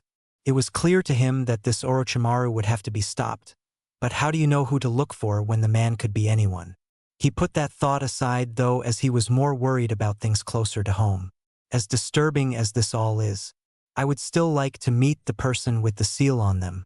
While you work on getting that set up, I'm gonna see if I can make heads or tails of what I found based on what you've told me. I'll leave a clone here. If you need me, just let it know and it will make sure I get the message. Now, if I may be excused? Before he could leave, he watched the Hokage begin to fill out another sheet similar to the one filled out after the completion of his first S-rank mission. Holding it out for Naruto to take, he answered the unspoken question. Your tasks for this mission are far from over, as this will be an ongoing investigation until you've found out everything you can from what you've looked through, or a more qualified person shows up to relieve you of your task. You will be paid for the mission as an ongoing investigation. Meaning when you find more information, and if it is deemed worthy of a reward, I will fill out another sheet and the notes will be added to this mission's file.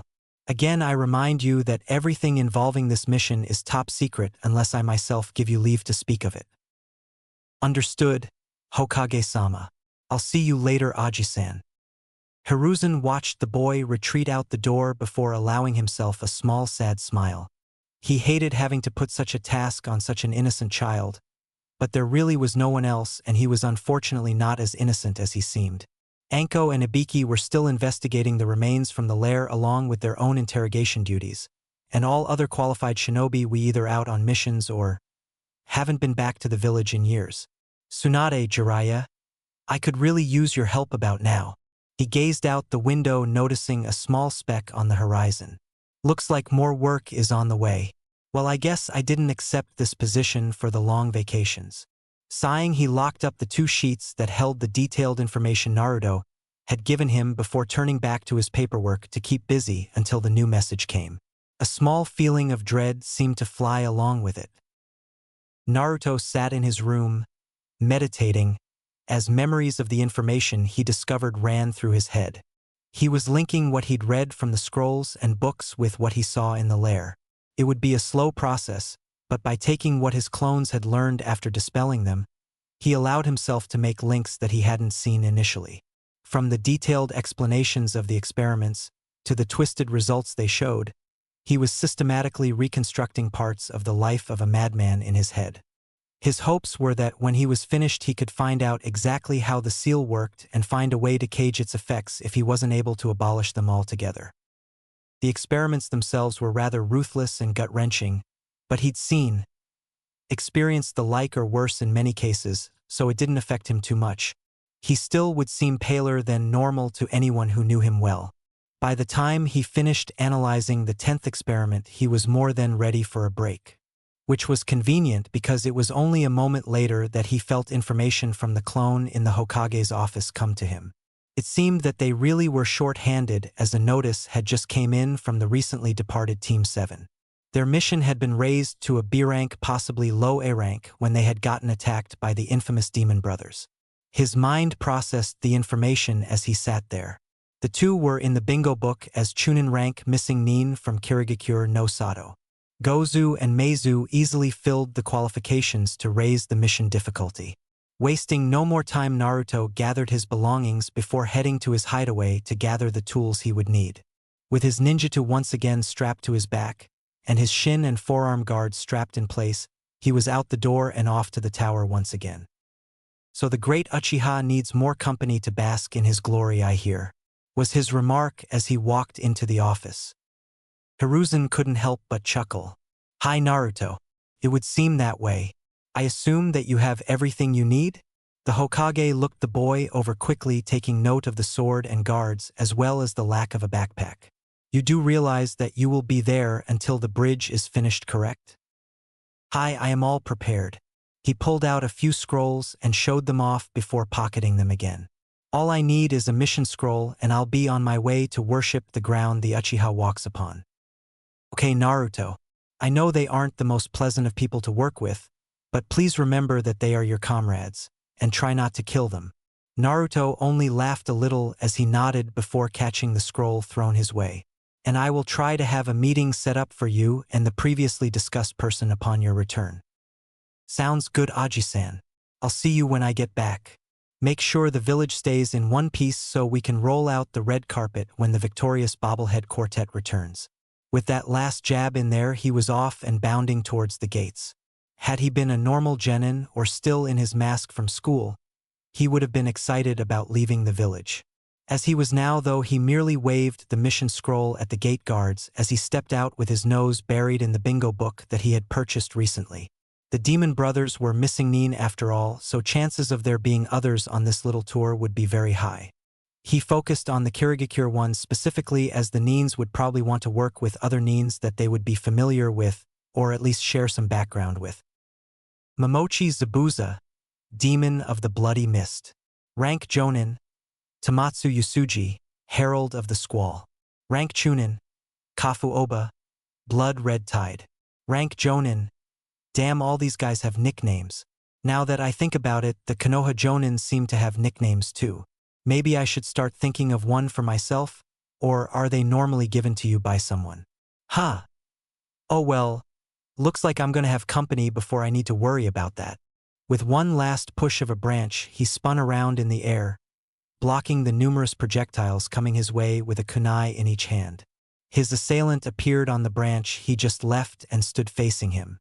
Ah, Kafu-san. I was just reading about you. Naruto addressed the man while waving his bingo book in the air. You're pretty famous. I'll admit I'm slightly impressed, Gaki, but you are far from being a hunter Nin. I'll let you go with a free pass this time and a warning. This route is off limits as of now. Turn back home and I'll let you off the hook just this once. But I really wanted to see my friends. Maybe you saw them. One was probably scratching away fleas and carries a little dog with him.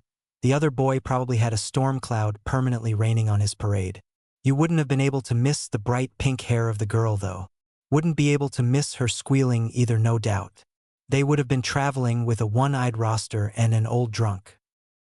You sure have a funny way of talking about your friends there, kid. But it is rather amusing. They did pass by here not too long ago. I was told by my employer to let them through since he wanted to know that they died with a little hope of reaching their destination. For some reason, he seems to have a fetish for crushing people's hope. Kafu chuckled out. Well, if you're not going to let me pass, and I won't go back to the village without completing my mission, I guess there is only one thing left to do. Naruto held his hand out, 2 fingers extended toward Kafu. Said man got ready for anything. The kid hadn't done any seals, so it could be a bloodline. His senses turned full tilt onto the boy before him, getting ready to tell him to move away from danger at a moment's notice. Do you really think you can take on the blood-red tide of Kiri, little Genin? Not can, did. Kafu's eyes narrowed at the implied promise of defeat, but before he could call the bluff, he heard another word. Bang. His eyes widened as his world became pain. An explosion had rocked from right under him without any warning. He couldn't understand if it was a trap, jutsu, or something else, nor did he really care at the moment. All he cared about right then was getting the pain to stop. As he hit the forest floor with a sickening thump and adjoining snaps of bone, the pain renewed as he looked and saw his left arm and leg no longer attached. Clamping his right hand over the stump that was left of his other arm, he tried to staunch the bleeding in a vain attempt to live. He looked up when he heard footsteps coming closer and tried to push himself farther away with his one good leg. You see, Kafu, the one mistake you made was underestimating me.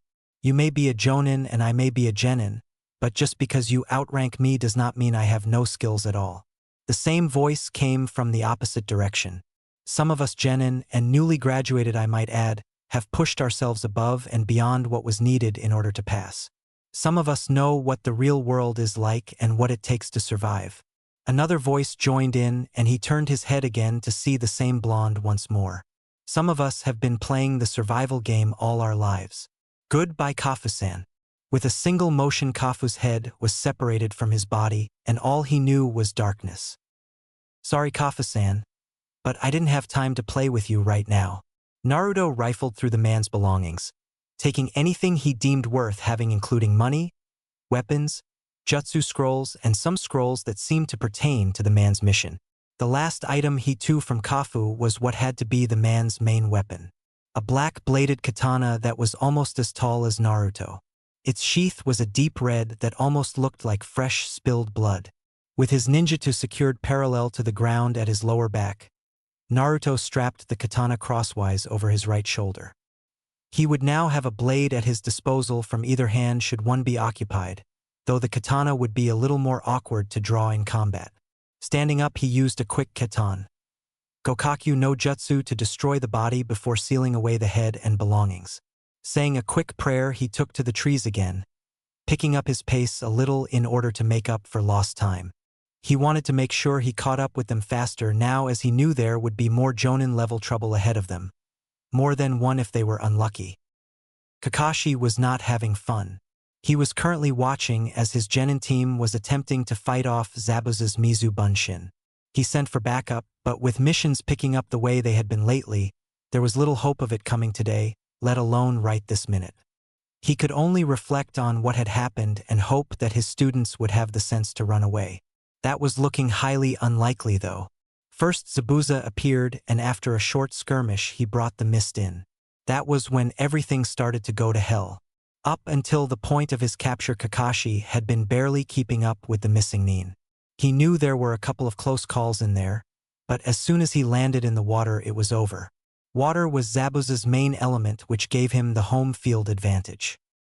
As soon as Kakashi's head poked out of the water, it was already too late. The water prison was forming, and before he could come up with a counter he was trapped. It was then that he had told his team to make a run for it. Sakura and Kiba were clearly shaking.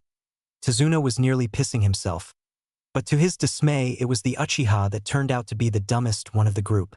He arrogantly strode to the front of the line and demanded Zabuza let his sensei go. Kakashi wasn't stupid. He knew that the only reason the boy wanted him free was because he saw his Sharingan. No doubt he was going to whine about it the entire trip. That is, if the trip didn't include 4 spirits going to the afterlife together.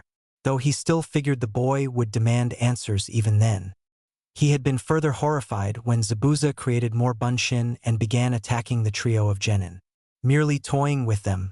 Even though they were only Bunshin, they were still a lot stronger than any mere genin. All they ended up accomplishing was earning a new set of scars and sealing their fates as Sasuke taunted the amused demon more. It seemed that this would be the end. He could hear the pipes of the afterlife playing a sad tune for them already. No, he really could hear someone playing pipes.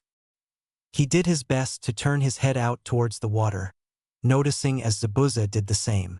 The Bunshin, being distracted in the same manner, were taken out, but the 3 genin with little trouble because of that. Though when Sasuke tried to charge out to take on the main body of the Kirinin, he found that the water there wasn't nearly as shallow as he had thought based on how the enemy ninja was simply standing on it. Fuming and now soaked, he waded back to the shore as he tried to think of a way to get out there and beat the man to a pulp. Both of the elder ninja ignored the fuming ninja, though as a shadow started to form out of the dispersing mist. As the figure got closer, Kakashi was able to make out small details.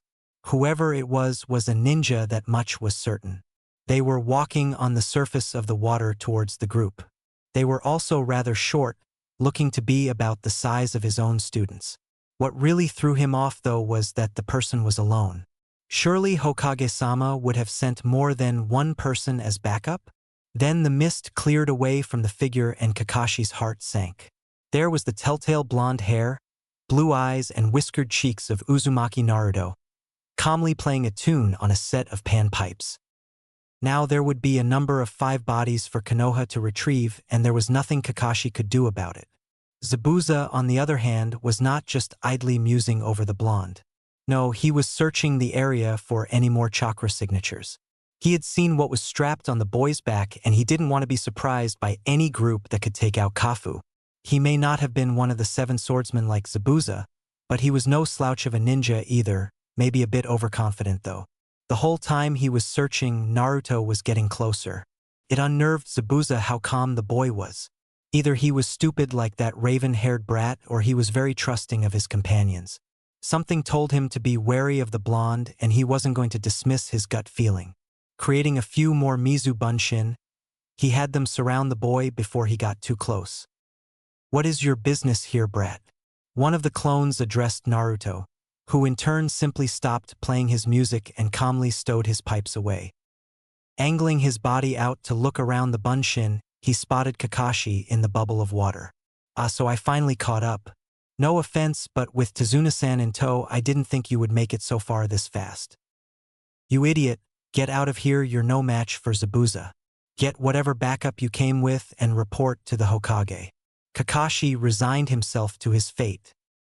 Mao, but Kakashi-san, I wanted to play a little. Let me have some fun before you shoo me off.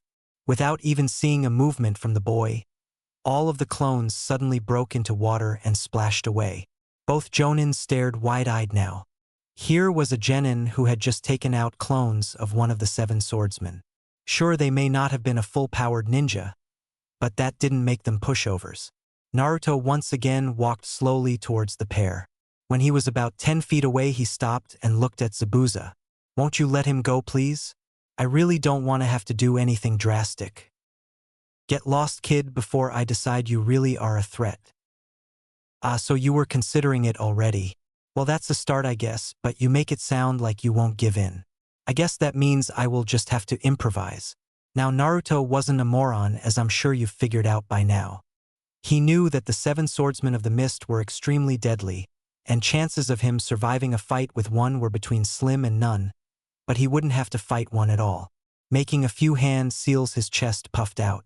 Futon. Rankuden, a concentrated blast of air headed straight for Zabuza's arm that was keeping the water prison active.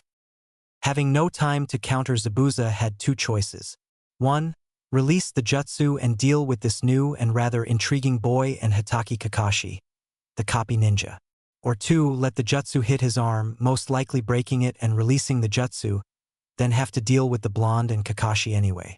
Well, that was a rather obvious decision for him as he jumped back away from the blast, allowing the compressed air to sail harmlessly by him. But before he could get his bearings back, though, he was hit with another blast of air from the direction of his former prisoner. Futon.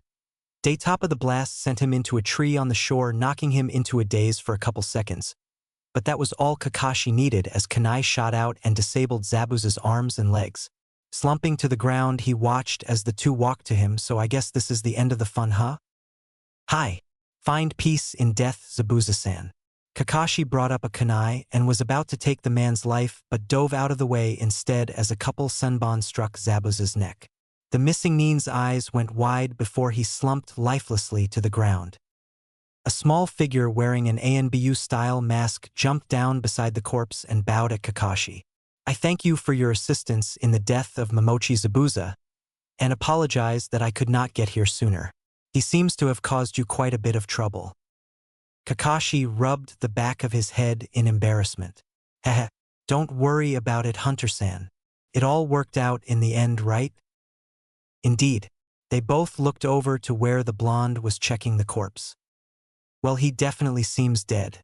I congratulate you on your skills, Hunter-san."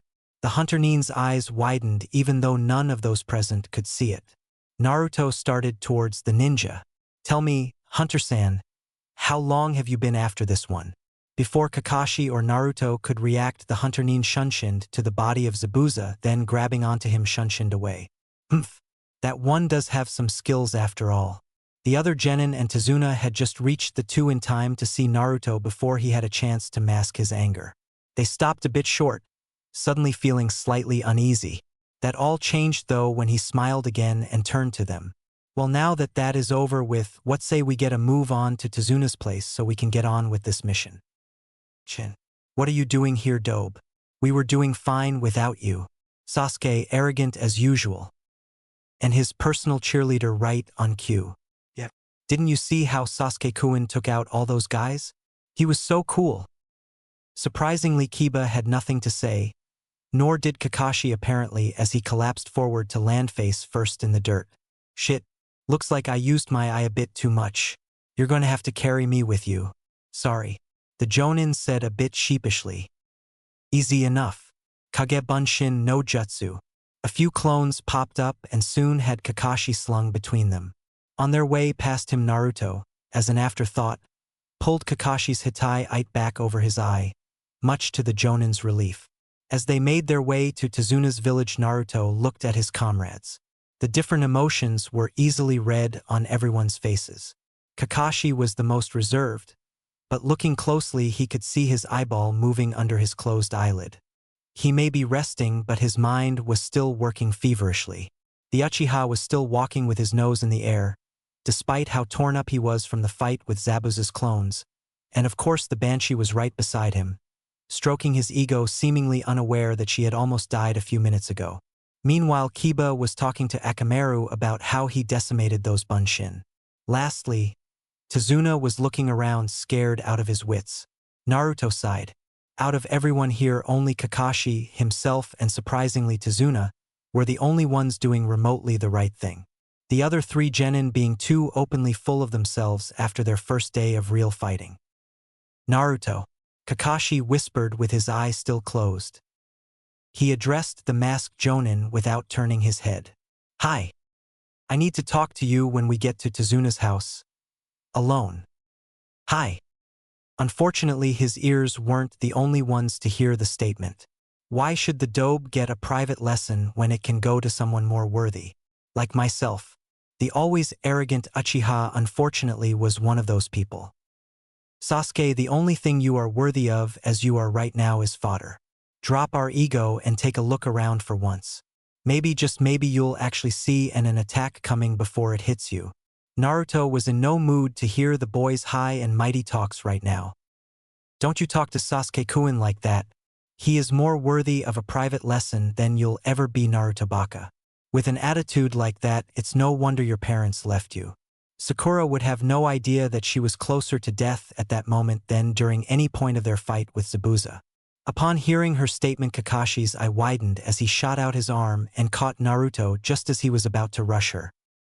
Naruto was gritting his teeth in anger at the pink-haired bitch, but luckily Kakashi had caught him before he made a rash move. Taking some calming breaths before he could make a mistake, he leveled his glare on Sakura, who had enough sense to back away a little. Sakura, do not presume that you know even a second of my life or that of my parents. I may not know who they are, but you certainly don't either. So until anyone has a definite answer of who they are and what they are like, don't you dare belittle them. With a little ki added in, Sakura was soon hiding behind Tezuna. Naruto just scoffed at her actions as he motioned for Tezuna to continue. After another hour of walking, they finally arrived at Tezuna's house on the edge of a dilapidated village. They were welcomed by Tezuna's daughter Tsunami, who wore an obviously fake smile. Though she was genuinely happy that her father arrived safely, you could see the stress behind her features. She led them to their rooms, allowing Kakashi and Sakura their own, while Kiba, Sasuke, and Naruto would be bunked together in one of the larger rooms. The two Team 7 boys looked less than pleased at the news, whereas Naruto seemed to care less where he slept. While Team 7 was getting situated, Naruto decided to meet with Kakashi as promised. Upon entering the Jonin's room, he found the man to be resting in the same position he was in when they laid him out. While his face was calm and his body was unmoving, Naruto could almost see the gears in his head spinning. He closed the door and slipped a seal over the joint to make sure they wouldn't be interrupted.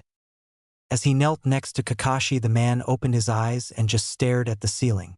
Naruto. Where did you get that katana? From a ninja I killed on the way to you, the boy stated easily. Do you really expect me to believe that you took on a Jonin-level missing nin in the time it took you to catch up to us? And that you were able to walk away without a scratch? No, I don't expect you to believe either. He was simply unprepared and underestimated who he was fighting. Plant a seed in the side of a mountain and the mountain will stay standing. Give that seed what it needs to grow and soon you will see its roots dig into the rock face and, over time, the mountain will begin to crack. So you're saying you only beat him because he gave you a chance to? That still doesn't sound very believable. The Jonin scoffed. Kakashi, when you look at me, what do you see? I see a genin with decent skills and timing. Since our fight with Zabuza was only a few seconds long, at least the portion of it where you showed off any skills, I really don't have much to go on. So then what level of threat do you see me as to you? Kakashi started to chuckle a bit. At the moment you might as well be a Kage for the amount of movement I can make. A quick glare from the genin told him this was no time to joke around. Sighing, he took a moment to think over what he knew from the boys' academy results and what little he's seen of him. When at full potential, I would see you as an above-average genin with a decent head on his shoulders. Then you would also fall to me. Kakashi was surprised at the boy's seriousness when he said that, then scowled at him, thinking the genin had the nerve to underestimate him. Then just how strong do you think you are? He spat out with a bit more venom than he meant to. Naruto just got up and walked towards the door. He turned back when he got within touching distance. Stronger than you think I am, he said nonchalantly before removing his seal and leaving the room. Kakashi was still a bit angry at the bite to his pride, but something disturbed him about the boy. Not once did he portray any emotion. He never let his voice raise in anger or show any sign of fear. As he went over their conversation, along with recent events and revelations, the only thing he could think of was that Naruto was right. Had he fought against the blonde, he would have conserved his energy by lowering his level a bit. That could have easily been his downfall. It was the same way many ninja had died in years past, and was certain to be their fatal mistake in future years as well. It dawned on him then exactly what Naruto had done all these years. It was the ninja's greatest tool after all. Deception. By dinner that night, Kakashi was capable enough to use his own hands to eat, though he had to be carried to the table. The meal was meager, but from what they saw of the village, it was probably the normal for this area. The only disturbance that came from the meal was from a small boy that had arrived not long before they sat down. Inari was Tsunami's son and seemed to be rather quiet, along with almost matching Mr. Moody with his brooding. It wasn't until halfway through dinner that the boy slammed his hands on the table and glared at the ninja. Then, without a word, he stood up and disappeared from the room. "Is he mute?" Kiba asked in general. A simple statement was enough to make Tsunami sob a little and cause Tazuna to glare at the table in front of him. "Kiba, clearly finesse isn't your game, so you may want to tone it down while you are here. Tazuna-san, Tsunami-san, if you don't mind, would you explain the situation? Talking about it may help more than bottling it up." The adults searched the boy, wondering just where he was coming from, while Kiba was gritting his teeth. It was Tazuna who broke the silence first, telling them about the boy's past and how Gato had his father figure killed right in front of the whole village. He talked about how Gato was driving their economy into the ground while the man himself got fat off of the money they managed to scrounge together along with his own illegal dealings. Then he came to how the bridge he was building was possibly their last hope of ever getting out from under a tyrant's thumb. Throughout the entire explanation, Naruto was gripping the edge of the table tighter and tighter until his knuckles were white from the strain. When Tazuna's story ended, Tsunami was crying a bit into her hands, while Tazuna himself had balled his hands into tight fists. If there were a way to get rid of Gato, our lives wouldn't have to be this way. I am starting to believe that if we do ever finish this bridge, he will just find another way to take money from us. All we can do is hope for the best and push forward. HN, you should just realize when you have your betters around you and do as they demand. Smack. Sasuke didn't get to finish as an irate Naruto punched him into a wall. Team, if I ever hear you say something like that again, I swear you won't live to see another sunrise. Sasuke was doing his best to glare at Naruto, but the effect was lessened drastically as he held his swelling jaw in pain. Kakashi-sensei, did you hear that? Naruto just made a threat on Sasuke-kun's life. That is against the laws of Konoha. Like a loyal dog, Sakura was at her master's defense immediately. Hi, it is Sakura. I will be sure to take it up with his Jonin-sensei when we get back, so don't worry. Naruto will get the proper punishment he deserves. Kakashi, I smiled at the girl as she turned to Naruto and gave him a smirk. To her surprise, Naruto smirked right back. Go ahead, Kakashi. I deserve it. I'll take any punishment my Jonin-sensei deems appropriate. Giving a small chuckle, he walked out of the house. It wasn't until a few minutes after the door was shut when Sakura realized what was said. But Kakashi-sensei, Naruto Baka doesn't have a Jonin-sensei. You say something, Sakura? Sakura's jaw hit the floor. Her own sensei wasn't going to defend her true love.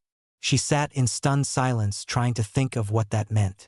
Technically, Kakashi had agreed to follow the right steps for discipline according to Konoha's laws, but said laws were never adjusted to allow for the possibility of a genin with no sensei in the ninja ranks, which meant the man that was trusted with their care had knowingly followed a loophole, essentially allowing Naruto to get away with hitting his own student without punishment. Looking over at Sasuke, she could see the registration with that same fact dawn in his eyes as he now glared at Kakashi. Well, I think we should turn in for the night. We'll be getting up early tomorrow and you will all need all the rest you can get now. In the morning, I will tell you all a little secret I know and we'll begin some training exercises. With the help of Tazuna, Kakashi made his way to his room as his stunned and angry team split up into theirs, completely forgetting that they were down by one member at the moment. Chapter 5. More issues arise in Wave. It wasn't the first time Naruto had ever gotten angry, but something about the way the bitch had defiled his parents' names had rubbed him wrong. Then the emo team had to open his oh-so-holy mouth to add fuel to the fire. The fact that their sensei at least didn't seem to care that the arrogant prick got knocked on his ass, which was a plus to the short but still their reason not to hate list for the man, was pleasing, but he was still a little angry. When he left the house, he really had no destination in mind and soon found himself in a clearing quite a distance from the village. Not really having anything else to keep himself occupied with, he decided to test his new sword. He planned out a few exercises in batches of 1,000. The first exercise was drawing the blade. In the middle of a fight, this simple action could save someone's life. If you were not used to how quickly you could draw your own blade, then you would have no idea how far you would need to plan ahead to block anything with said sword. Creating about 20 clones, each began the first exercise as a group.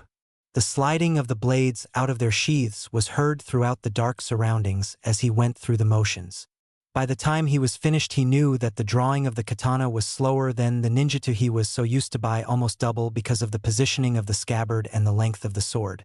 Given that his drawing speed was still extremely fast with his ninjutsu, his speed with the katana was still rather fast. Next on his list was swings. He went through each main direction. Both shoulders to the opposite waist, both waists to the opposite shoulder, head to stomach, stomach to head, and a straight thrust from both sides. By the time he was finished, he had worked up quite a bit of a sweat. He assumed a meditative position before dispelling his clones. He felt the drawl of his consciousness as their experiences entered him. As he sat lotus-style on the ground, he found out over the course of his training with them that the information was absorbed faster with the less information he took in. By meditating, he was able to tone down his sight, hearing, smell, taste, and touch senses at will. Tonight he shut down all but his hearing, as he wanted to be able to tell if someone was trying to sneak up on him. He was pleased that none of his so-called comrades decided to show up. He wasn't sure what he would have done if they'd have pissed him off again. As the information came to an end, he dropped out of his trance-like state and made his way back to the house. He was only a little tired, but he'd done enough today. Upon entering the house, he borrowed the dining room table for a moment to seal away his gear before slipping it into his pants pocket. He wanted to keep all of his gear on him at all times on this mission, since he didn't trust any of his companions with his possessions, especially the Uchiha, his bitch and the mutt. Walking quietly into the room he was assigned to, he found his previously arranged sleeping bag and futon were now shoved off to a corner and looked as though it had gone through a blender. Sighing, he turned around and left. It seemed that his supposed comrades didn't know when to quit. It was nothing he hadn't dealt with before though, so he simply made his way outside and found a nice thick tree branch to relax in. At least it wasn't raining tonight and the breeze felt nice. All in all, it was a better environment to sleep in anyway, rather than next to two potentially hostile people. He found a nice crook in an old tree and leaned back in it, falling asleep with a great view of the moon through the branches. The next morning, the residents of the house were surprised when no one knew where Naruto was. Only 3 seemed to be remotely worried about him though. Kakashi, because the boy was technically under his charge since he was the highest-ranking ninja on the mission. Then there were Tazuna and Tsunami, simply because the boy seemed to be able to relate to their plight somewhat. It wasn't until halfway through breakfast that the door opened, revealing a slightly disheveled Naruto, causing Sasuke and Kiba to smirk. "Naruto, where were you?" Kakashi stated, a bit angry that the boy had left the house and not said anything. "Training," was his only reply before joining them at the table and grabbing some breakfast. "Have a nice sleep, Dobe?" Sasuke couldn't help but chuckle at the thought of the boy being forced to sleep anywhere but in a comfortable futon or sleeping bag like the rest of them. "Yes, team, it was very relaxing." The sincerity in his voice was enough to wipe the smirk of the Uchiha's face. Sleeping anywhere but in a nice futon like the rest of us must have been uncomfortable at least. "And what makes you think I slept anywhere but in the bed I prepared when we got here?" His own smirk made Kakashi suspicious, and he turned to the other two boys, waiting for their answer. Kiba was about to answer but got stopped due to a courteous elbow from Sasuke. "I think I would like to know why as well."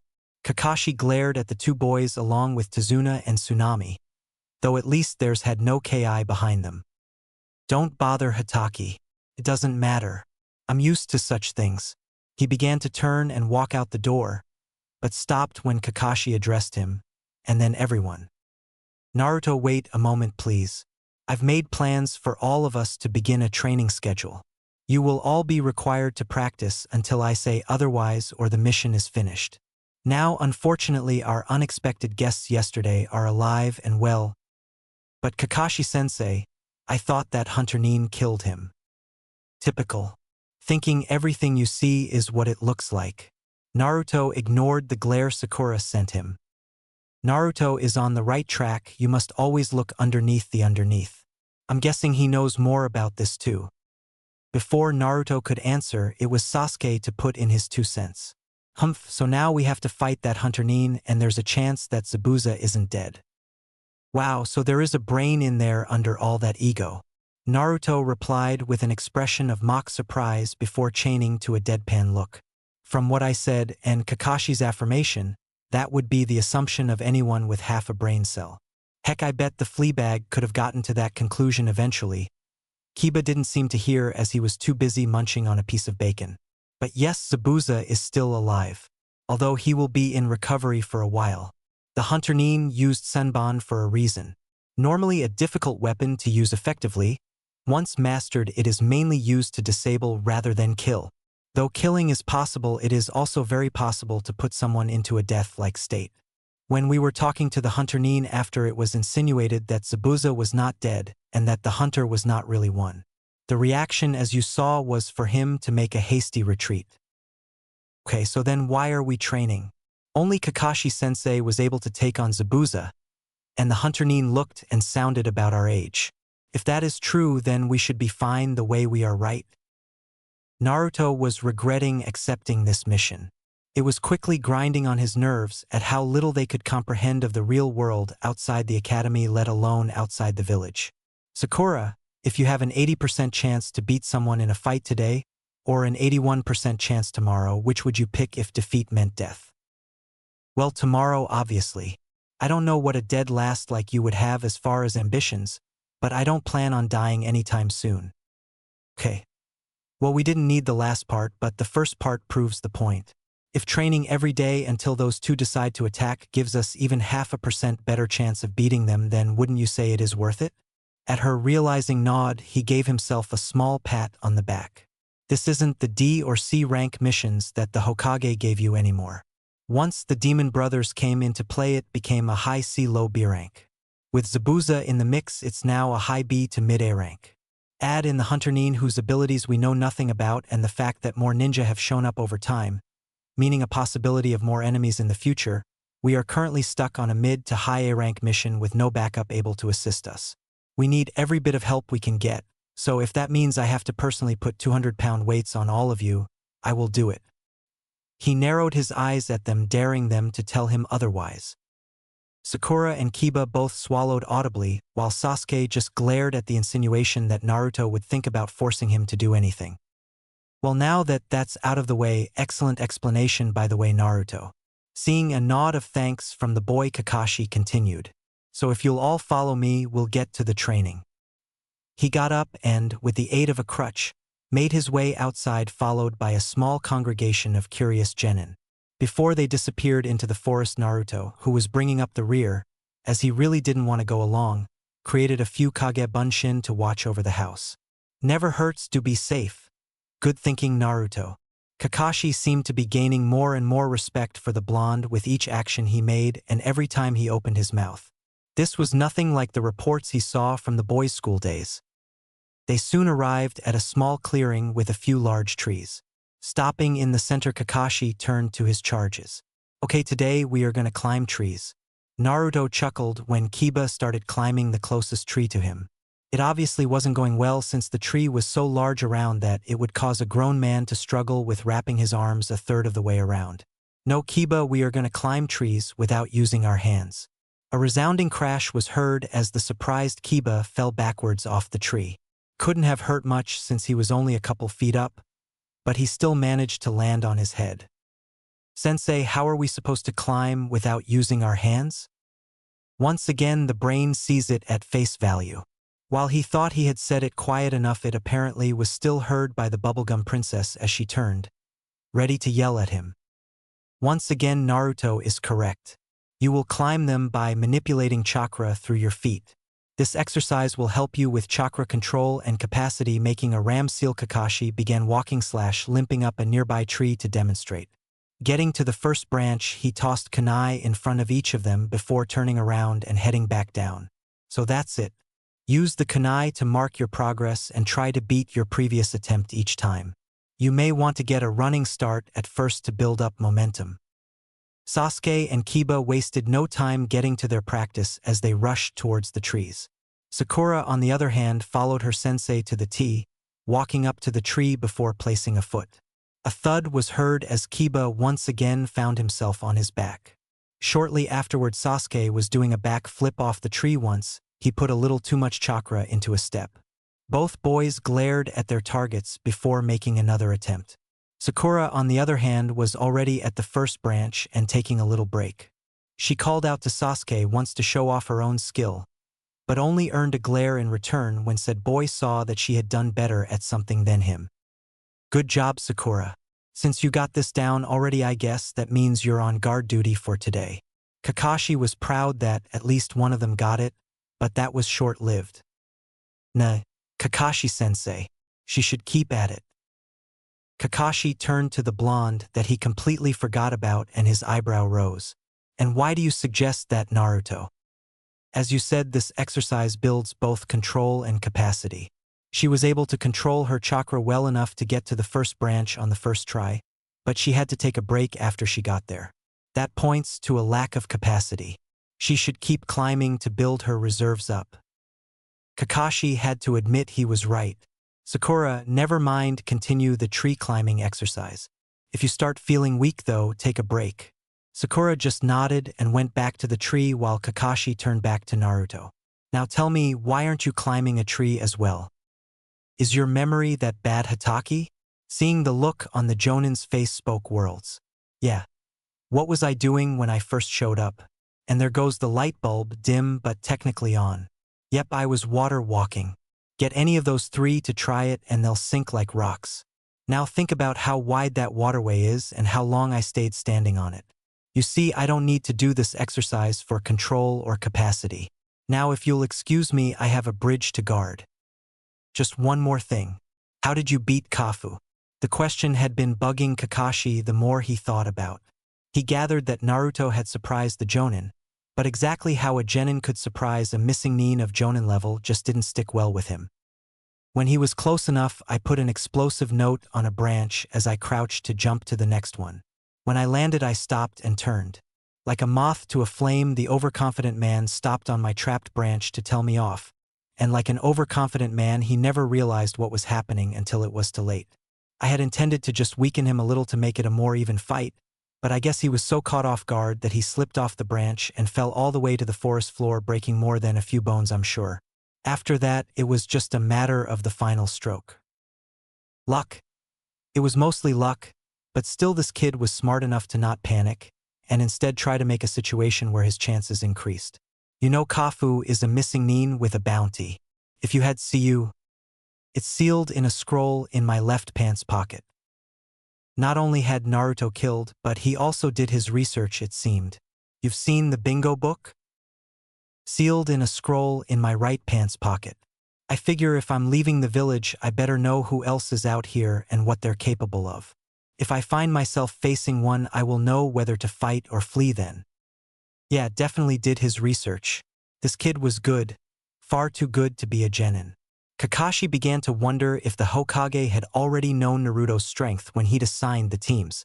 This kid was easily better than his entire genin squad. Sure, he had Sakura for the brains, Sasuke for muscle, and Kiba for tracking, but Naruto seemed like the full package. Kakashi knew Chunin that couldn't or wouldn't risk what he did. He began to wonder if they were going to have another Uchiha Itachi on their hands. Unfortunately, he wouldn't get his answer today. As much as I would like to sit and chat, I think we have a client that wants to get to work. I'll speak to you later if we have time. Naruto jumped off towards the house before Kakashi could say anything more. Hell, looks like the training is too tough for the dobe. I knew he couldn't cut it as a ninja. Kakashi just sighed and shook his head as the comments about Naruto started to fly. He would do nothing to stop them, of course. Not out of hatred for Naruto. No, after learning some of what the boy could do, he was beginning to regret taking on the Uchiha. Obito be damned. His 3 students were more of a headache than he could deal with. Now if he had 3 genin of Naruto's quality, they would be doing nothing but C ranks and low B ranks, which would at least let him do more than babysit. So much for the once mighty ANBU captain.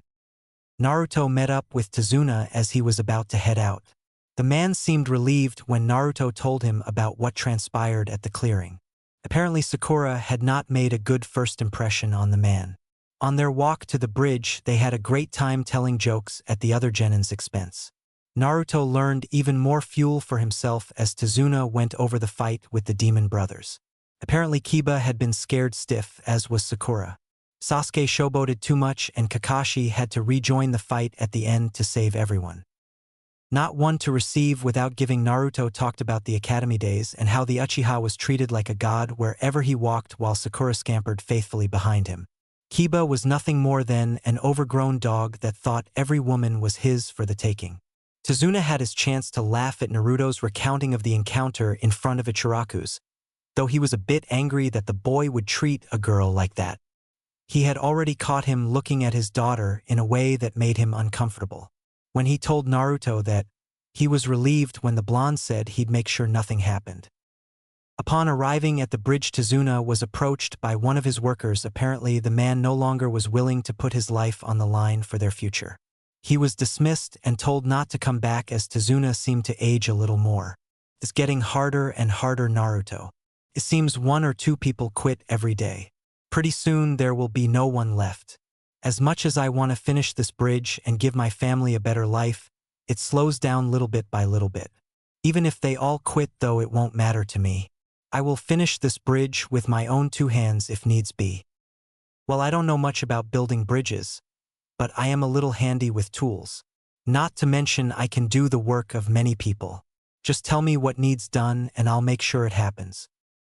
Tazuna looked at the boy for a minute, seemingly measuring him up. Well, I don't know how you're going to cover for multiple workers, but if you're willing, who am I to turn you away? Tell you what, you show me how you're going to do this and I'll give the work out till you can't handle anymore. The words had barely slipped out of his mouth before the whole end of the bridge was covered with Naruto's, who all at once said, "Where do you want us?" Shaking out of his staring, Tazuna reminded himself that these were ninja, and for as much as he knew about ninja, anything was possible. Okay then, we'll start here. It took Tazuna over half an hour to find jobs for all the clones, but he stuck to his word, and by the time he got to the last one there, the bridge was covered in copies of the same ninja, with more copies running errands in town. He had gotten a bit inventive when he learned that Naruto could climb on the sides of things, and even upside down. He had the boy checking for faults in places normal men couldn't even consider looking. Each went wandering happily off with some spackle in a bucket to patch up any flaws they might find on the sides and even the underside of the bridge. Turning to the last one, he was trying to think of something else he might be able to have done when the boy turned to him. Don't worry about finding me something, I already have a job.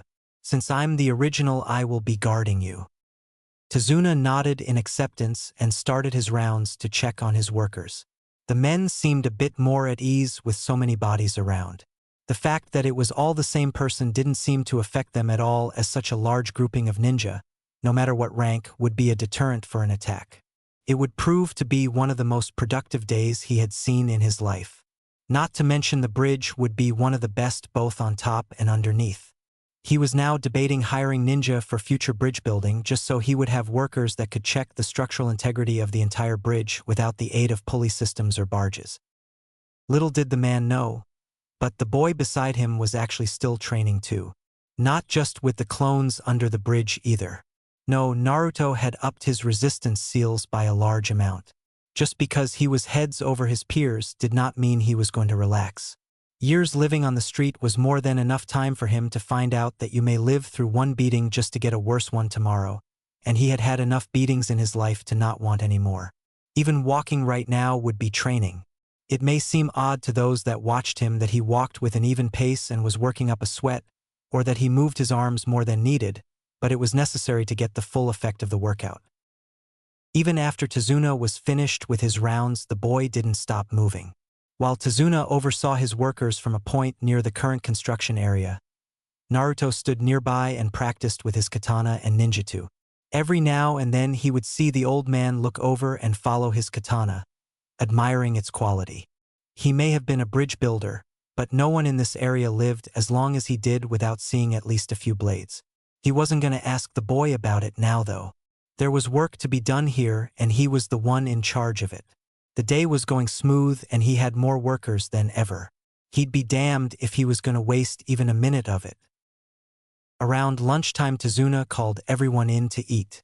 Naruto told him that the clones that would continue through since they didn't need food. Naruto himself brought out a fishing line and caught his own meal, much to the interest of the workers. They had lived here all their lives and had never seen anyone catch fish with such ease. It wouldn't be but a couple minutes before Naruto would hook a fish before dropping the line again.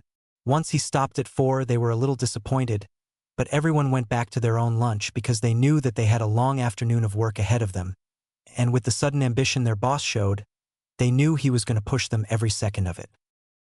The afternoon went much like the morning, save for Naruto having to dispel some of his clones, due to jobs being finished and thus not needing their help anymore. The newest part of the bridge would need to be finished before any more spot checks could be made underneath, and there were no more errands for the day. Naruto was still training with his blades when Tazuna called it a day. The workers all went home while Tazuna, with a huge smile on his face, waited with Naruto until the last of his clones had found a place to stop what it was doing. They soon found themselves back at the house looking at an exhausted Sakura with her head down on the table, and Kakashi reading his little orange book while Tsunami was working in the kitchen. "Where is the king and the court jester?" Sakura would have screeched at him if she had the energy to, but she settled for glaring at him, which looked more like she was falling asleep than anything to be worried about to the two new arrivals. They decided to keep at it. They were both about 20 feet off the ground by the time we left. Sakura pushed herself a little too hard and got a slight case of chakra exhaustion. "I see. Well, if you don't mind, I'm going to borrow your bath, Tazuna. I think I smell pretty ripe about now from all the training I did." Tazuna just nodded while Kakashi raised an eyebrow as Naruto disappeared into the bathroom. "What training did he do?" Kakashi asked Tazuna as the man sat down heavily at the table. "What didn't he do? Those clones of his are amazing. Versatile too. He covered every job I'd lost a worker for, and I actually had to create some others just so all the clones he made wouldn't go to waste." Clones don't affect the main body physically though. What did the real Naruto do?" "He walked around with me, and when I wasn't walking he was practicing with those two blades of his. Which I must say, that katana looks to be one very nice piece of work. I wonder where he got it." "He got it off a ninja he defeated." Kakashi threw a side glance at Sakura to let Tazuna know that he didn't want to say much more about it in front of the girl. Receiving a nod of understanding from the man, he continued, "All I know is that the sword is very powerful in its own right if handled properly. If he's already training with it, then he has a high probability of being able to use at least some of its potential. Sakura, finally gaining some strength back, turned towards her sensei. He should give it to Sasuke-kun then. If it's so powerful, then only Sasuke-kun is worthy of having it if it's going to be used by anyone. Kakashi couldn't help but feel ashamed at his student, but didn't have time to reprimand her as the door swung open and the two other teammates stumbled in, looking like they had just been through a war. Training went well then, I assume? Chin. The two boys slumped on the table and took up the same position as Sakura, hoping to see food in front of them before too long. At about the same time, Tsunami, Naruto, and Inari all entered the room. The later two took their seats while Tsunami set out the food. Dad, we're going to need more groceries for tomorrow night. Could you stop in town and pick some up? Tazuna sighed before nodding. Hi. We'll send Sakura with you just in case. Kakashi really just wanted to be away from the girl for a while, after she had collapsed during tree climbing from exhaustion, which he had warned her not to push herself into. He had to carry her back to the house and listen to her grumbling and whining about not being able to see her Sasuke-kun. It was grating on his nerves how much she worshipped the boy. For now, though, they would eat. They only made it a few minutes into dinner before Inari decided that people weren't pitying him enough and started his little outburst. Why do you try so hard? You'll just die like all the rest. Gato is too strong. Shin, don't lump me in with your loser villagers. I am an Uchiha. I don't die. I will take down anyone who stands against me. Yeah. Sasuke-kun can take on anyone. This Gato guy doesn't stand a chance with him around. Me and Akamaru will plow down anyone to complete our mission. Isn't that right, boy? Arf. Kakashi and Naruto just sat there and continued to eat. At least they did until they were dragged into the conversation. See, even your sensei and teammate know better than to come up with hopeless ideas. They're the only smart ones here. Naruto just shook his head. The kid just didn't know when to shut his mouth. While I'll agree with you that I am smart, I have to say you don't know anything about us. Sasuke, while he is an arrogant prick, does have a few decent moves. Kiba with his clan jutsu would be more than enough to take on a few thugs. Sakura, well, she has good chakra control. Not sure what she can do in a fight, but maybe she just hasn't found her niche yet. Sure, they have Zabuza and that masked Nin, but we have Kakashi here who is world-renowned for his abilities as a ninja. He'll be taking on Zabuza while the rest of us take on the masked Nin. 4-on-1 seems like good odds to me. After that, all we need to do is find Gato and clean up the mess. You are just too soft. You praise your comrade's abilities and walk around all smiles, but you've probably never had a hard day in your life. Kakashi visibly cringed at Inari's words, as Naruto glared at the boy. If you want pity from someone for your so-called hard life, don't even think of coming to me. You don't know the meaning of the words that come out of your mouth. The boy had enough sense to back away from the glare, but Naruto's words just made him angrier. I don't know a hard life? I don't know a hard life. I've watched as our villagers have been beaten or killed. I've seen the way people are forced to steal just to survive. I've gone hungry many nights because the grocers in town don't have enough food to supply everyone. I think I know a hard life. Inari screamed as the tears started to come forth. No, kid. You've had some hard days, but you are far from a hard life. You have family, people who are there for you. You have a roof over your head and a bed to sleep in. You have seen people beaten or killed. Sure, but you don't look like you've taken a beating in your life, and I doubt you've ever come close to dying. Have you ever wandered the streets, picking through trash to find your next meal? Have you ever slept in an alleyway in the rain because there was nowhere else? The villagers that you see owe so much of, do they glare at you like you are the bane of their existence? No, huh? I thought not. No, you don't know the meaning of a hard life. The group watched as Inari teared up and ran out of the room. Naruto just grunted and turned back to his meal. Naruto, was that really necessary? He's just a little kid, you didn't need to say such things. Besides, what kind of person would even stand to live like that? Stop making up stories to scare children. Sakura, now the target of Naruto's glare, shrunk back from him. Haruno, don't even think for 1 second that you know me or my life.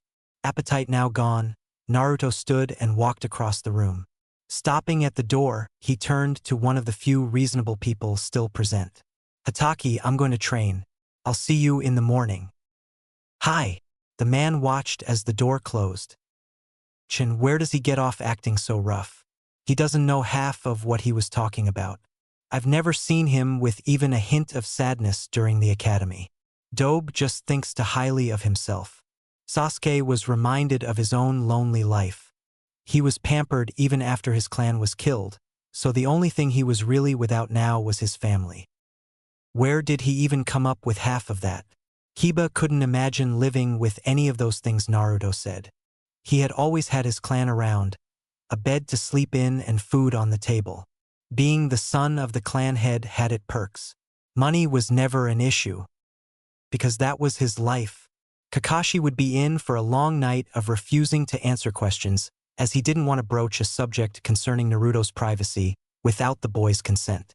After a few hours of getting denied information, Team 7 finally went to bed. Though with the lack of information that they craved, the implications of the pariah's life were quickly forgotten. In a clearing north of Tezuna's house, Naruto was busy reshaping the landscape. Stupid little brats. I would like to see any of them live through one day of my life without curling up into a ball and crying. Trees fell and were quickly shredded as his wrath tore the forest apart. Splintered logs lay in his wake as a gleaming black blade sliced through more wood. He wasn't one for needless destruction, but tonight he used it for anger management. If he'd have stayed in that house tonight, there would have been 3 very bruised genin before he tired out. He stopped after the 50th tree fell to his blade. Looking around and breathing slightly heavy, he sighed. That should be enough for now. No. He took a deep breath and swung his sword again. The next day found Team 7 all talking around the dining room table, acting like last night never happened. Kakashi had talked to Inari about Naruto's past, trusting the boy with a little more information than he gave to his own students. It was rather sad that he could trust someone he just met more than those from his own village, but they probably would have just used the information to further verbally abuse Naruto, and he wouldn't allow that to happen if he could prevent it. He was a little worried that Naruto hadn't come back last night, but out of all the genin there he was the most capable, so he put it to the back of his head. So, since today is an off day for building, Sakura will be assisting Tezuna in getting groceries while Kiba and Sasuke continue training. The 3 nodded as they finished breakfast and set about their tasks. Tezuna and Sakura headed to town while Kiba and Sasuke headed east towards their clearing. Kakashi stayed in the house, opting to do some indoor training in his room. Being still a bit weak from his overuse of the Sharingan, he was sticking to normal exercises like sit-ups and push-ups. In the fresh-cut clearing Naruto had made last night, a young female was picking around the area looking for plants. She hadn't noticed the boy laying in the middle of the clearing, nor the pile of freshly cut wood stacked nearby until she was almost upon them. She was soon brought back to awareness as the body moved, cracking some twigs under his weight. Nearly dropping her basket of herbs, she cautiously walked over to him and leaned down to get a look at his face. She gasped at recognizing him. Now an internal debate raged in her head. She could leave now and not worry about anything, or she could kill him and save her group some trouble later on. Cursing herself for not bringing any weapons with her, then cursing the boy for sleeping on top of his, she slowly reached out a hand ready to choke him to death before she stopped. This wasn't a good situation and she could tell it. Her without a weapon and him loaded to the teeth, yet all out of her reach. If she tried for one, he would probably wake up, and if she tried to choke him, he'd definitely wake and she would be at a loss. She was brought out of her debate as someone spoke. I would go for stomping on the throat. Even if it doesn't break their neck, they would be in so much pain that they would leave themselves wide open for more attacks. She jumped back from the boy as he slowly opened his eyes before turning them to her, all without moving his body. It was almost as if he didn't consider her a threat. The defensive posture she took proved that she was trained, but he still didn't know who she was. At least she hoped not. She watched in fascination as he slowly rose to his feet, brushing himself off as he stood. So, can I ask what you are doing here? Picking herbs? For a friend. He's very ill, you see. She bent down to make it look like she was picking up another plant from the ground. With any luck, he would dismiss her stance as just getting ready to bend down for the plant. Well, I would advise against giving him that one. It's poisonous. She looked down at what she was about to pick and realized that she was indeed about to pick up one of the more toxic of this area's plant life. Despite herself, she blushed in embarrassment. You seem to have some knowledge of plants. Are you a woodcutter? She looked at the pile of wood behind him and raised an eyebrow at the amount piled up. No, I'm no woodcutter by trade. I have split a few logs recently though, as you can see. Oh, then what do you do? I'm a ninja, and this is where I was training. A ninja? Isn't that dangerous? Aren't you afraid you'll get killed? It comes with the territory. If I die, that just means I was meant to, so I won't run away from it. If I was meant to die so soon, I would have been killed many times already. I see, and why is it that you are here, Ninja-san? I am here to stop a tyrant from oppressing this village. Why are you here, Nurse-san? To protect my precious person. Do you have a precious person, Ninja-san? Hi, I have a few people precious to me. That is why I won't die here, Hunter-san. The girl froze. He knows, oh Kami, he knows, and I don't have any weapons. I'm dead. She turned to run but was stopped as she found herself encircled by his arms, then felt his hot breath by her ear. Now, Hunter-san. It would be rude to leave without at least introducing yourself. I am Uzumaki Naruto, and you are? Haku. Momochi Haku. What was he thinking? Was he going to rape her? If that was his goal, she didn't have any way to stop him. Haku. That's a nice name. Now Haku, I noticed something when we got close like this, and I want you to tell me about it. Why do you have a seal on you? What is he talking about? Zabuza-sama never said anything about a seal on me, and I haven't put any on. She was lost in confusion as Naruto found the time to examine the seal on the back of her neck. Let me go. I need to get back to Zabuza-sama. She wriggled hard, fighting his grasp until he let her go. She ran to the edge of the clearing before his words made her stop. By the time this is over, you will remember what you lost, Haku-chan. She saw him smile, but was far too distraught to think about it, so she ran. She ran away from his confusing aura and back to her home, to the man who had picked her up from the brink of death and gave her a life.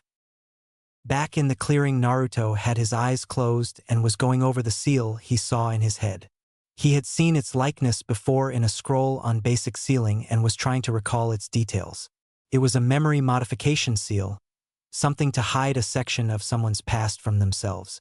It was clear to him that there was someone out there that didn't want the girl to remember a key part of her life, and he was going to find out why. Gathering the rest of his belongings that he had stashed nearby, he made his way back into town. He had plans too, after all, and now they just became a little more difficult. Sakura had never seen a village in such a dire situation. Of course, that wasn't saying much, since the only village she had seen was Konoha, which was one of the largest ninja villages. She knew they were wealthy in comparison to most, but to see a village that was so torn by someone's greed was an eye-opener for one as sheltered as her. Tazuna had led her down the dusty streets as she peered into alleyways which were crowded with those that could no longer afford to pay the living taxes put on them by Gato's regime. It was clear that the man would have to be stopped, but just how to do that was the difficult part.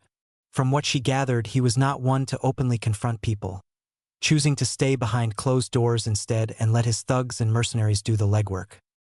By the time they reached the grocer, Sakura already had a knot in her stomach, while Tazuna chose to keep his eyes on the ground. Upon entering the building, she soon realized just why everyone here was so thin. The shelves barely had anything on them, and those food items that were there looked like they had to fight for survival just as hard as the villagers. Shriveled up vegetables, half-dried-out fish, and crumpled boxes. The only good thing she saw was that there were no mice scampering around, but that was probably due to the lack of food as well. The rodents would rather choose to live in the wild and scavenge than stay in a poorly stocked building. They quickly got what they could from their list, checking off only 5 of the items as available. Paying the outrageous prices without one word from Tazuna, they headed back to the house. Sakura couldn't stand seeing people live this way, so she followed Tazuna's lead and kept her eyes on the ground, barely hearing the familiar voice as she passed someone, but not placing it as she tried to block out what she saw. A feels almost like home. When she turned her head to see who had spoken, she was met with the closing door of a building. At this point, she no longer cared what anyone said. The atmosphere here was too depressing, so putting it to the back of her head, she fell back into step behind Tazuna. The old man beside her, however, used to the ways of the village, was not so blind. He knew that an unguarded purse here meant no food, and no food meant no life. People here learned the hard way that even when you look like you're not looking at anything, you still need to be aware of everything. Thus it came as a surprise when the boy that was passing them had spoken. Sure, they had found out that he'd had it rough, but to hear someone make such a comment as if they would have rather lived here was a bit more than he'd expected. He would leave the boy to his peace though. He knew the building that Naruto had entered and knew he was up to something, but at the moment just didn't want to think about it. He had far too much on his mind already. Behind them in a small store stood Naruto, looking around at the available supplies. Oddly, this store was well stocked, unlike everywhere else in the village. Seed packets and tools lined the shelves while an old man stared at him, perplexed, from behind the counter. Naruto went around picking through the items on the shelves as the man got up and walked over to him very cautiously. Sir, if you are here for money, I am sorry, but I don't have enough for the payment this week. Please let me off this one time. My business isn't doing well with all of Gato's restrictions and WL. Naruto was for the most part ignoring the man until he heard Gato's name. So Gato is restricting farming here too. No wonder this place is so stocked. When he talked, the man realized that Naruto was not with Gato and quickly got excited. So you are here to buy something then? His hopes had risen exponentially with his revelation. Well, first I'd like you to tell me a bit about this restriction that this Gato guy put on you, and why you can't sell anything. Naruto narrowed his eyes at the man, letting him know to leave nothing out. Of course, Gato doesn't allow anyone to have their own farms or gardens anymore. If we try to start one up, he just sends in his thugs to destroy anything in the area and punish us. Continue. Naruto urged, keeping his eyes trained on the man's actions and body language. It was obvious the man was hesitant in divulging the information, as it could cost him a potential sale and some much-needed money. Well, with no one able to garden or farm, my stock just sits here and my family goes hungry. I tried once to start a small garden in secret, but they found out and took away my wife. Now I have only my daughter and one son. I'm sure by now they've killed her or slaved her away, but I hope to see her at least once more, if only to bury her properly. The old man lowered his head in sadness and shame. I see. Well, I'm going to need supplies.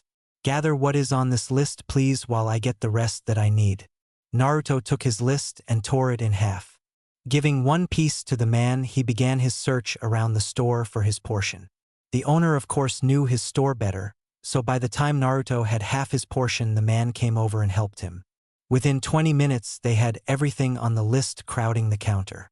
Ringing up the total, there were tears in the man's eyes as Naruto handed over the money for the items. It was overpriced, but he didn't blame the man. He had a family to provide for after all. Naruto took out one of his blank scrolls, quickly sealing everything away, just as someone else came through the door. Two someones, in fact. Both wore ragged clothes, but had the look of hardened fighters about them. Hey old man, we're here for your payment. What's this? A customer? Hey small fry, there are consequences for what you are planning, you know. Really, gentlemen? Well, I'll have to deal with those when they come. Naruto took his scroll and shoved past the men. Hey punk, just who do you think you are? One of the men tried to take a swing at the boy, but his target seemed to disappear. The pair looked around, then spotted the boy walking down the street away from them. Come on Bunjiro, let's get that brat. If he can afford to shop in a place like this, then he must be an outsider, and that means he has money. The one who spoke darted out the door as the now named Bunjiro looked back at the owner. Don't worry, old man. Once we're done with the brat, we'll be back for your payment. The owner could just cower away and pray that the boy kept himself safe. No one who valued their life treated Gato-s men like that and got away with it.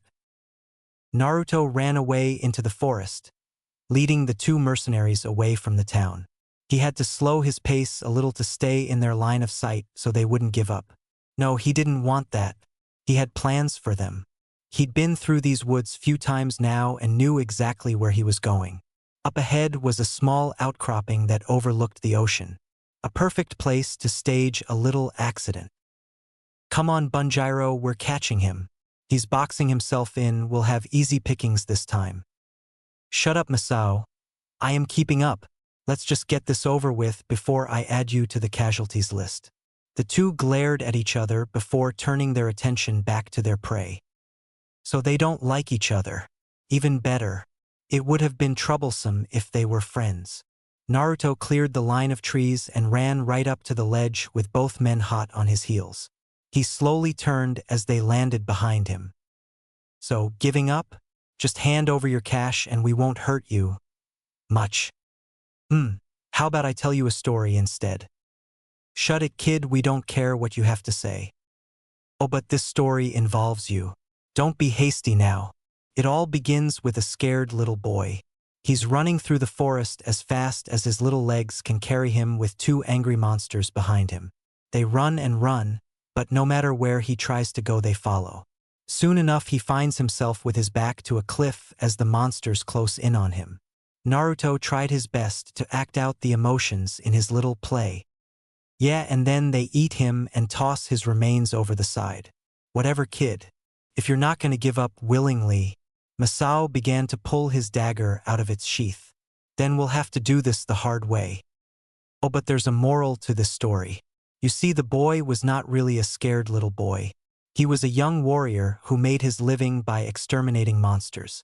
He killed the monsters that were chasing him and made it look like they fought each other to the death. That way the monsters' den would think they just fought each other and fell over the cliff to their deaths. The moral is, never judge someone by their looks, even if it's a scared little boy. See, your partner gets it. He pointed over to Bunjiro, but instead of staying in one spot, his finger lowered and started moving over towards Masao's feet. Masao's eyes widened as he saw Bunjiro's head roll into his line of sight. Then to the sword that he hadn't even seen the kid draw. Why, you bastard. He thrust his dagger only to hit nothing but air. He twisted around to find his target only to turn right into the pointed tip of a katana. The blade went right through his eye socket and with his rushed momentum, was pushed a couple inches into his brain. A look of shock froze on his face. Naruto slid his blade out of the man's head and wiped it off on the ragged before the Masao's body went limp and he dropped to the ground. It's a good thing they were just regular mercenaries and not ninja. If they'd had any training at all, that could have been a lot messier. He searched their pockets quickly before sealing away anything of value and pushing the corpses off the cliff. Taking a few minutes, he created one Kage Bunshin and sparred with it slowly, being sure to include the blood splatters in the path of their fighting scrapes. Then, taking out his pipes again, he began playing a soft tune as he made his way back to his clearing, ignoring the few drops of blood that were now drying on his arm. At dinner that night, Naruto was the last to come to the table. He was dirty and sweating, but had at least washed his hands. Nothing spectacular happened at this meal until Sakura noticed a couple odd patches of color on his arm. Naruto, what is that on your arm? He looked down and noticed the long dry droplets before turning back to his plate. Blood, he said nonchalantly. How you cut yourself training? What a moron. Kiba was laughing while trying to stay upright in his seat while Sakura joined in and even Sasuke gave a chuckle. Naruto fixed him with a bored gaze. Who said it was my blood? All laughing stopped. Kakashi sighed. Who was it this time, Naruto? The boy chose to finish what was in his mouth before answering. Two mercenaries. They annoyed me when they were trying to push a store owner to give them payment. I lead them away from town, then killed them in a way that it would look like an accident. He never stopped eating as he explained his day. Meanwhile, everyone at the table but Kakashi and Sasuke was looking at him in horror. Kakashi looked to be thinking while Sasuke looked a bit pissed off. That or he was constipated. One of the two. You didn't leave any evidence, did you? What do you take me for? I slashed their clothes with each other's weapons, making sure to cut in such a way that I could take their belongings, and if anyone finds them, they will chalk it up as a loss in the fight. Their weapons? If anyone wants to go diving at the base of a cliff in the choppy ocean to search for them, then they deserve to come to conclusions. Kakashi nodded his head. It was a well-thought-out assassination. Had Naruto been his student, he would have been proud. Looking at said students, he could only hope they grew up quick. Sakura was shaking, Kiba looked like he was going to be sick, and Sasuke looked like Naruto had just stolen his life savings. Well, Team 7 will continue our tree climbing exercise tomorrow while you guard Tazuna again. Tazuna looked relieved at the news. If the boy could kill, then he had the best chance of protecting the bridge aside from Kakashi himself. When are we going to protect the bridge, Kakashi? That is our mission too, and we were the ones originally assigned to it. Why let the dobe take all the glory? Sasuke spat. Because you are still in training and I am your sensei. Until you complete the tree climbing, you will continue with that exercise. Now eat. You need to rest before tomorrow. It's going to be a long day. Kakashi had no idea just how right he was. That night Naruto was up much later than everyone else, going over the seal he saw on Haku. He had sheets of paper spread out in front of him with numerous seals drawn on each. Half the pages held the seal that he saw, the other half showed possible counterseals. While it was true that each one could remove the seal, each also came with drawbacks. One would severely weaken the person while another would render them completely immobile, though for a shorter amount of time. Each counter he had came with its own downside, and he was having difficulty deciding which would be best. Sighing to himself, he packed up his supplies and headed out into the night. It was routine for him now to sleep outside. He didn't mind though. The air here was crisp and clean and the breeze was relaxing. There wasn't a single cloud in the sky and it was just nice to watch the stars as he fell asleep. Climbing into a nearby tree, he was soon dozing off thinking about seals and techniques. The next day, as Team 7 headed into the forest to once again attack their greatest foes, the trees, while Naruto and Tazuna headed for the bridge.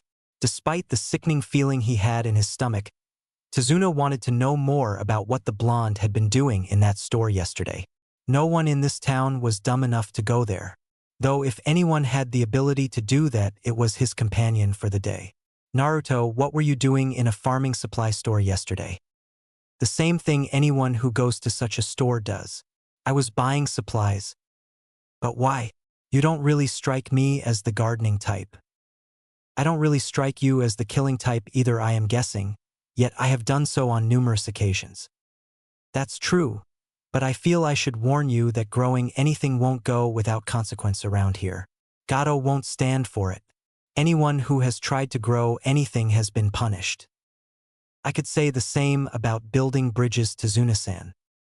Tazuna laughed hard and scratched his head. That is true, isn't it? You will know why soon enough. Until then, I ask that you keep my business a secret from my peers. This is just one of many things in my life that I don't want them knowing about. I understand. I won't tell a soul, and Naruto, thank you. Hi. The two arrived at the bridge to see all the workers from 2 days ago already at their stations. Without being told to, Naruto made his Kage Bunshin army to fill in the gaps. The day went by much like the previous time, with Tazuna leading his men and Naruto doing what exercises he could. It wasn't until late afternoon that they called it a day. Due to their new progress, with Naruto's help, they were going much faster than previously, and the timetable for completion was shortening much faster than any of them had hoped. Everyone left in high spirits that day, and for the first time in months their families would see them come home with smiles plastered on their faces. Dinner at Tazuna's was a bit more of a spectacle. It seemed that the two other boys were finally able to make it to the top of the tree, and Sakura was able to make it without a break. Sticking to his word, Kakashi promised that they would be on guard duty as well the following day, making them all a little happier. Well, at least Team 7's genin were happier. The rest were resigning themselves to having to deal with the three all day. As they were cleaning their plates, there was a knock at the door. Naruto went to open it with his hand on his ninjutsu, but was caught off guard when a spear was shoved right through the door and into his stomach. Tsunami and Sakura screamed as Naruto fell backwards onto the floor holding his wound. Kakashi was on his feet the moment he heard metal meet flesh, and he rushed to the door taking a defensive position in front of his downed comrade. Kiba and Sasuke meanwhile shook themselves out of their shock as they took up guard positions in front of the family, both trying but failing to hide their smiles. The door burst open and showed a man in his early 20s with a long spear held out in front of him. When he saw Kakashi, though, his eyes widened and he dashed out into the night. Kakashi yelled over his shoulder as he pursued.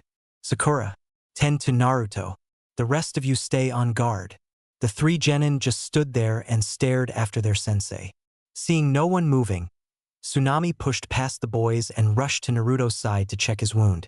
She was no doctor, but right now they didn't have a choice since none of the boys' comrades seemed to care one bit about him. Out in the forest, Kakashi had already caught up to the man and gave him a quick death. It was just a random mercenary that Gato had sent to try and take the old man out. The orders were written out in a letter in the man's back pocket. Grabbing the letter, Kakashi made his way back to the house and met with a sight that filled him with rage. Naruto was still on the floor being tended to by Tsunami while Sakura stood off to the side glaring down at the boy. Her two teammates were actually trying to pull Tsunami away from the boy, but were being held back by Tazuna and a pissed-off Inari. "What the hell is going on here?" Kakashi's booming voice stopped all action in the room. "Sakura, why aren't you helping Naruto instead of Tsunami?" I froze up. "I was scared. I'm sorry." Though she said the words, she didn't look the part one bit. "And why are you two keeping the client away from his daughter?" He leveled his glare on Sasuke and Kiba, who flinched a little. "You told us to protect them. We were trying to keep them out of harm's way. And you didn't think it would be easier to protect them if they were all together. Our mission is to keep Tazuna and his family safe. That includes his daughter. You should have brought them over to her and guarded them here. All three of you get out of my sight. I don't want to see you again until tomorrow. You make me sick." The three genin rushed out of the room, happy to be away from their sensei's harsh glare. Meanwhile, Kakashi rushed to Naruto's side to help Tsunami. He urged her hand away so he could get a better look at the wound. His eyes widened when he saw it. "It's healing itself from the inside out. This must be the demon's doing. It's not going to let its host die if it can help it. For once, I thank its existence." He pulled out his medical kit and began to bandage the wound up before taking Naruto to his own room. He wasn't about to risk leaving him in with the other two boys. Fox or not, there were still ways to kill him. None of those in the house had noticed that through the whole ordeal Naruto had never made a sound. No cries of pain, hardly any twitching muscles. Barely a sign that anything was wrong at all. The next morning, Kakashi was in a very bad mood. He hadn't gotten much sleep as he was watching over Naruto. It was only when Tazuna came in and offered to be on guard that he allowed himself to close his eyes. The enemies he was worried about were no longer just outside the house. No, he was worried about those inside the house now as well. Should they show any sign of foul play, Tazuna would be able to at least wake him up, if not deter them himself from entering. When he awoke the next morning, Tazuna had confirmed his suspicions that something was amiss when he was told that the other genin had tried to see how Naruto was doing. But they were easily turned away with a terse "he's fine" from Tazuna and a promise to wake their sensei if they didn't go back to their rooms. Currently, he was sitting across from said genin and glared at them through the whole meal. Once breakfast was over, he told them to meet out front in 10 minutes. As much as he would have loved to make them train all day, he didn't trust to leave them alone. Naruto was out of commission for now, which meant someone had to guard Tazuna. This meant Kakashi himself would go along with his team. Leaving any of them behind would result in some questionable circumstances. Of that he was certain. He followed closely behind them as they went to their rooms, making note of how many times they looked between him and the room the Naruto was currently resting in. He broke off into that room while they got ready, and didn't come back out until he saw them standing out front from his window. Making a quick check of their rooms, he grabbed Sasuke's weapon pouch, which he most likely accidentally left behind, and went outside. When he arrived outside, Sasuke was about to say something but didn't have time as he had to catch the pouch that was headed for his face. Looking down at the bundle, he realized what it was that he caught. He glared at his sensei before turning and heading off towards the bridge. Apparently Kiba and Sakura had been in on the plan too, as they scowled a bit before heading off as well. Tazuna brought up the rear with Kakashi. He had seen the exchange and was slightly confused. What was that all about, Kakashi? He whispered so the kids wouldn't hear him. They are planning on doing something to Naruto. I don't know what yet, but I have a hunch. Naruto is kind of the village pariah. It wasn't until recently that he showed anything that would show he had any kind of intelligence.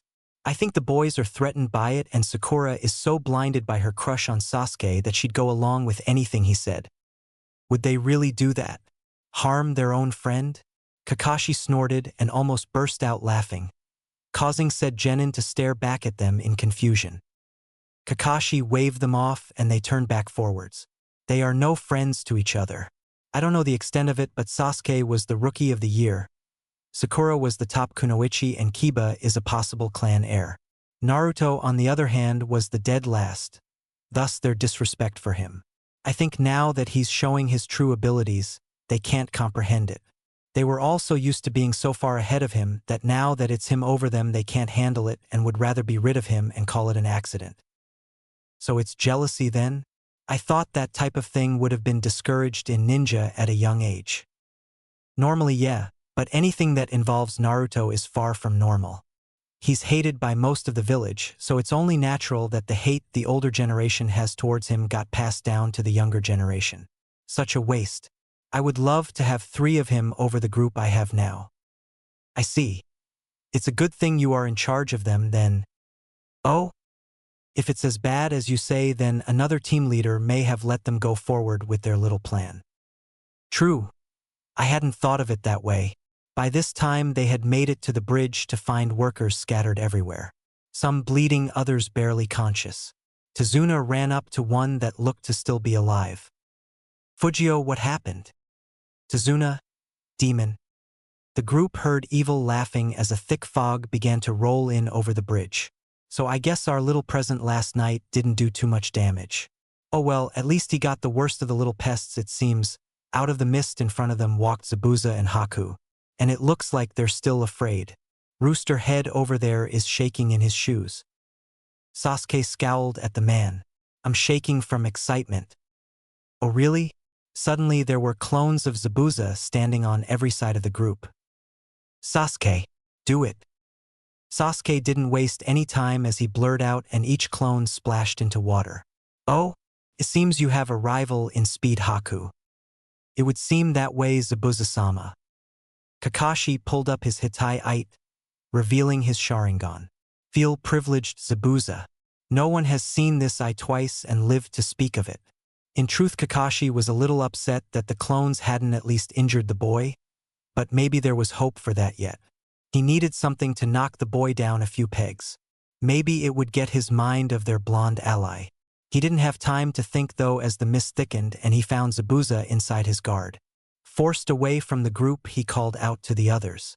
Sasuke, Kiba, go after the other one. I'll take Zabuza. Sakura, protect Tazuna. Chapter 6. Battle Royale. Sasuke smirked as he rushed right up to Haku, not bothering to wait for Kiba. This didn't worry Haku at all though, as she easily blocked the punch and following kick. She watched as Sasuke got more and more frustrated with each blocked attempt, wondering how someone who fell into a rage so quickly ever became a ninja. She saw the other boy running over, so she quickly caught the kunai that was aimed at her and did one-handed seals. Sensatsu Susho. Forming a dome of water senbon around them, she caused Kiba to stop in his tracks as he no longer able to get close without getting caught in the attack. Just before the attack was able to hit though, Sasuke disengaged and did a quick kawarimi with the only thing close enough. The only thing heard besides the sound of the senbon hitting flesh was a yell of what the hell? From Kiba and a yip of surprise from Akamaru, who was now running to his downed owner.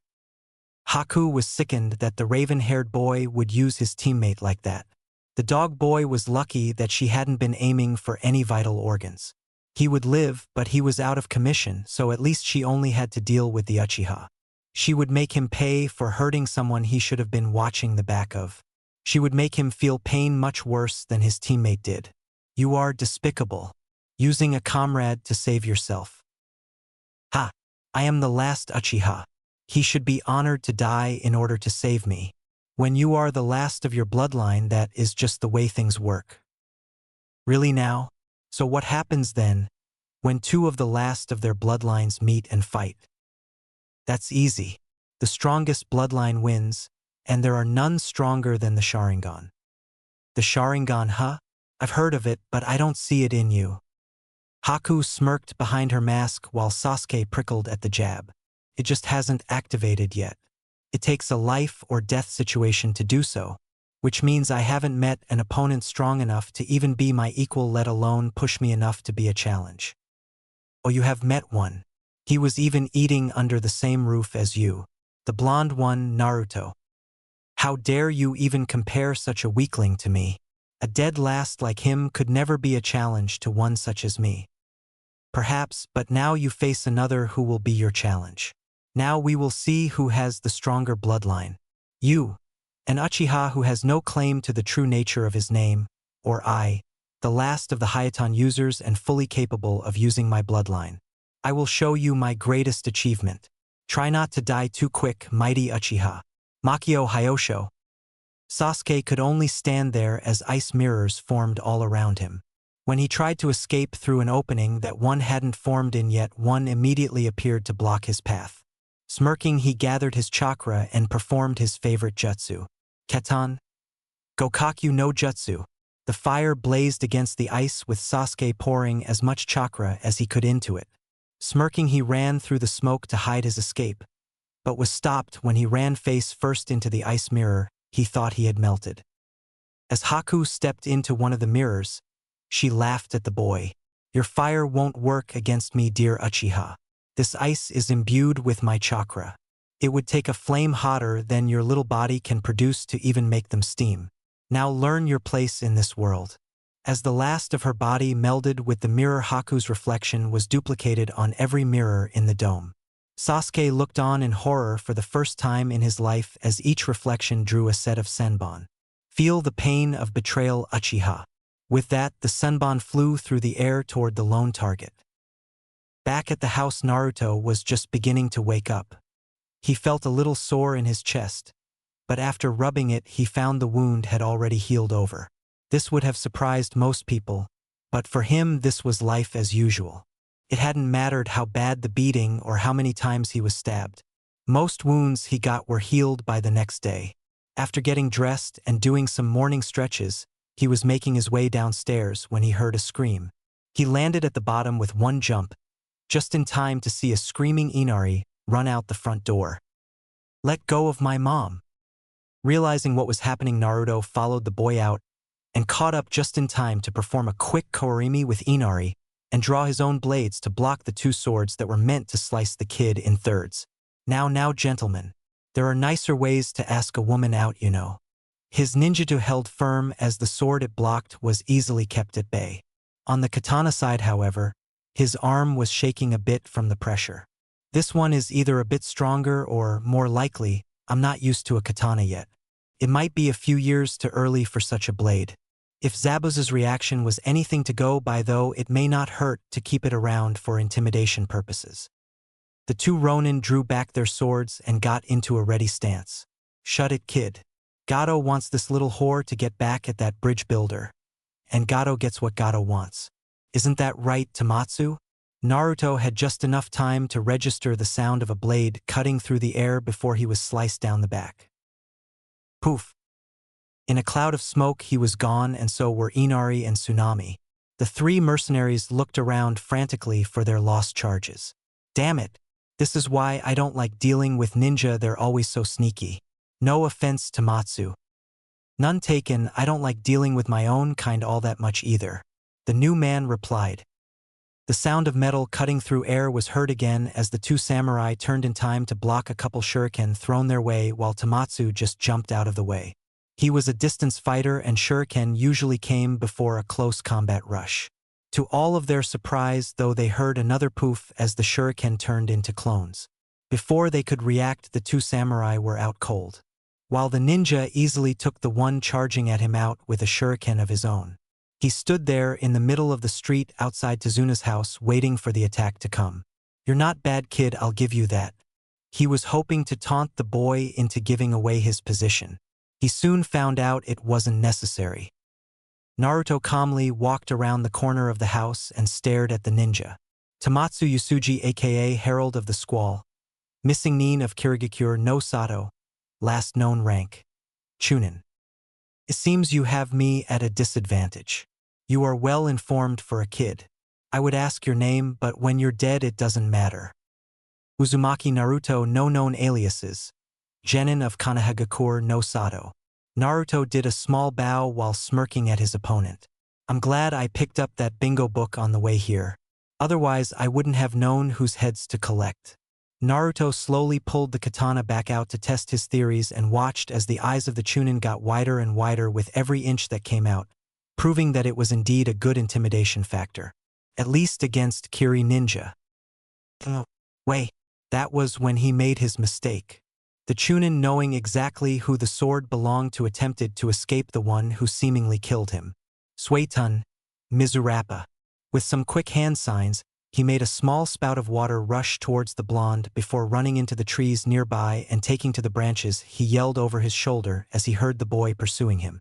"There's no way in hell a genin could have defeated him. Who the hell are you?" His blood froze as the answer seemed to be whispered right into his ear. "Your worst nightmare, and now your death. Goodbye, Herald of the Squall." In a flash of steel and a spray of red, the deed was done. The Chunin now lay headless at Naruto's feet. After scavenging what he could, and sealing away the head, Naruto burned the corpse so it wouldn't be contaminating the forest near Tezuna's house. He didn't want to chance Inari or Tsunami stumbling upon it if they decided to go for a stroll anytime soon. Heading back to the house, he found the two samurai kind of tied up to a post with Inari standing next to them, a huge grin plastered on his face. "I kept them company, Nisan." Naruto let out a chuckle. He couldn't stop himself. "Good job, Inari. And good job protecting your mother. That is what real men do. That is what heroes do." Naruto went over to the samurai and untied them. Inari was about to protest when Naruto gave him a smile and signaled for him to wait. He went through their belongings, removing anything sharp enough to cut and anything useful to him, including their weapons. Their money pouches he tossed to Inari, whose eyes bulged at the weight. After everything was sealed away, he tied them back up correctly, making sure to do it slow enough that Inari could see. It was about this time that the two started to wake up. While they may have been a bit startled to see it was the blonde to greet them, they soon began to grin evilly. "Looks like you're the lucky one, kid. By now your friends at the bridge are dead, and so is that builder." Inari was on the verge of tears as Tsunami ran out and clutched him to her in a mother's attempt at protecting her child no matter what the enemy was. Naruto, on the other hand, had a grin of his own on and was staring down the mercenaries. "I don't care if the Three Stooges die, but you will be hard-pressed to find someone that could take on Kakashi. He already beat Zabuza once. He will do so again." He quickly beat the two with the blunt end of his sword before turning to the two distraught family members. "Don't worry. Tezuna-san will be fine. Promise. Keep an eye on these two for me a while, please. If they start to wake up, just bash 'em on the head with a wok or something." Seeing them both nod as they wiped their tears away, he turned and sped down the road towards the bridge. Things weren't looking good for any of the bridge defenders. Sasuke was doing his best impression of a porcupine in the middle of the ice dome with the help of Haku. He had partially activated his Sharingan, but after sustaining so many injuries it was pointless. He was in so much pain that even breathing hurt like hell. Haku, on the other hand, was having the time of her life. Kiba lay outside the dome unconscious, while Sakura stood beside Tezuna, wondering what she should do. She couldn't see anything because of the dense fog, but she could hear Sasuke's screams of pain and the sound of metal hitting metal from Kakashi's fight. Kakashi was having a rough time with Zabuza as well. The mist was so thick that his Sharingan was practically useless. The only benefit it gave him was that he had just enough time to dodge most of Zabuz's attacks as they showed in his limited vision just a couple of feet before hitting. He still managed to get a slice on his arm and another across his chest, but he was still alive. None of him noticed as a blur shot towards the dome, keeping just outside of viewing distance of those inside. Naruto watched as Haku's Senbon repeatedly pierced Sasuke, never giving him time to block the projectiles. The attacks came from all sides it seemed, though he noted that each set was timed a little differently. After a few moments Sasuke couldn't take any more and collapsed to his knees. Naruto was about to head in and bring him out, but halted as Haku's mirrors began to melt away. The girl walked up to Sasuke until she was just out of his reach, notable by his half-hearted attempts to swing at her. "You see, Uchiha, even one so great as you can fall. Without teammates to watch your back you are nothing. Perhaps if you hadn't switched out with that dog boy, he would have been able to block the attacks at your back. Then you both probably would have outlasted me. Know that it was your arrogance that was your undoing." She brought out another Senbon and prepared the final attack, but was stopped as another body blocked her path. Naruto, so Zabuza-sama's attack was pointless after all. "I am glad to see you are well, but I must ask you to not interfere. I'm sorry, but I can't let you kill him. He may be an asshole, but he's still my comrade for this mission, and it is my duty to keep him alive if possible." It was at this point that Sasuke was able to gather enough strength for one more action. He quickly grabbed Naruto's left shoulder and right arm as he stood up. "Teach this way you will die knowing that you protected and you Uchiha. Feel privileged, D-dobe." Unfortunately for Sasuke, he had lost almost all his strength, so when Naruto turned around and backhanded him to the other side of the bridge, he was powerless to stop it. He collapsed in a heap as he was knocked out cold. "Well, he won't be bothering us for a while. Now where were we? It amazes me that after such treatment you are still willing to save him. Trust me, it would be a lot worse for me if I didn't. Now I have to ask you to trust me, Haku-chan." Haku cocked an eyebrow at him, though he couldn't see it because of the mask. But the way she turned her head to the side as she did it indicated to him she was questioning his motives. "There is a memory replacement seal on the back of your neck, and I would like to remove it if you will let me."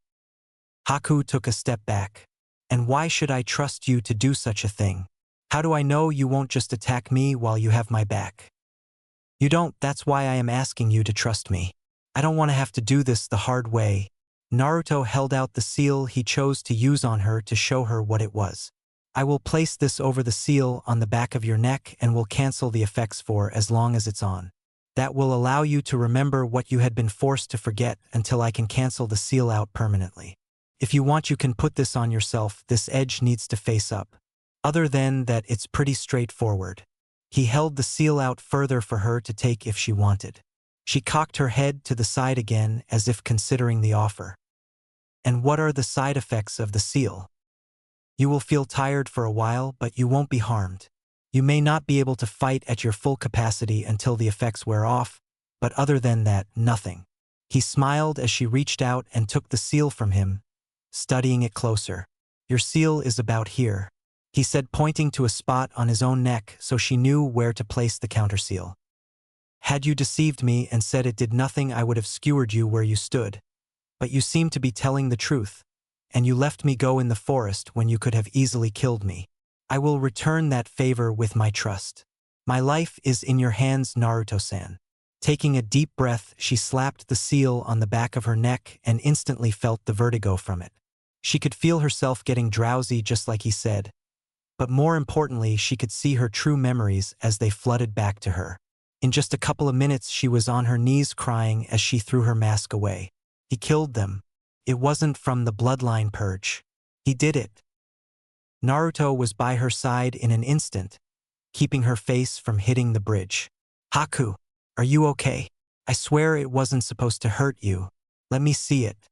I'll fix it." She slapped his hands away from her. "No, I have to have this. I won't allow him to control me anymore." Who was it, Haku? Who was controlling you? He already had a hunch, but he needed to get her to say it. Zabuza in seconds, she was on her feet again with determination in her eyes as she weaved her way unsteadily over to where they could hear metal clashing. As they neared, they heard the new sound of dogs growling as the two jonin talked. Then through the fog they saw light crackling nearby, accompanied by what almost sounded like a flock of small birds chirping. Another few seconds and the mist started to dissipate, showing a wounded Zabuza being held down by numerous dogs as Kakashi stood in front of him, a crackling ball of chakra in his hand. Zabuza looked over at Haku and smiled. Looks like you don't get to kill me today, Kakashi," said Jonin. Ignored him as he rushed forward, intending to end Zabuza's life. He was stopped short as a hand grabbed his wrist and held him fast. He followed the arm to see a familiar face. "Naruto, what the hell are you doing?"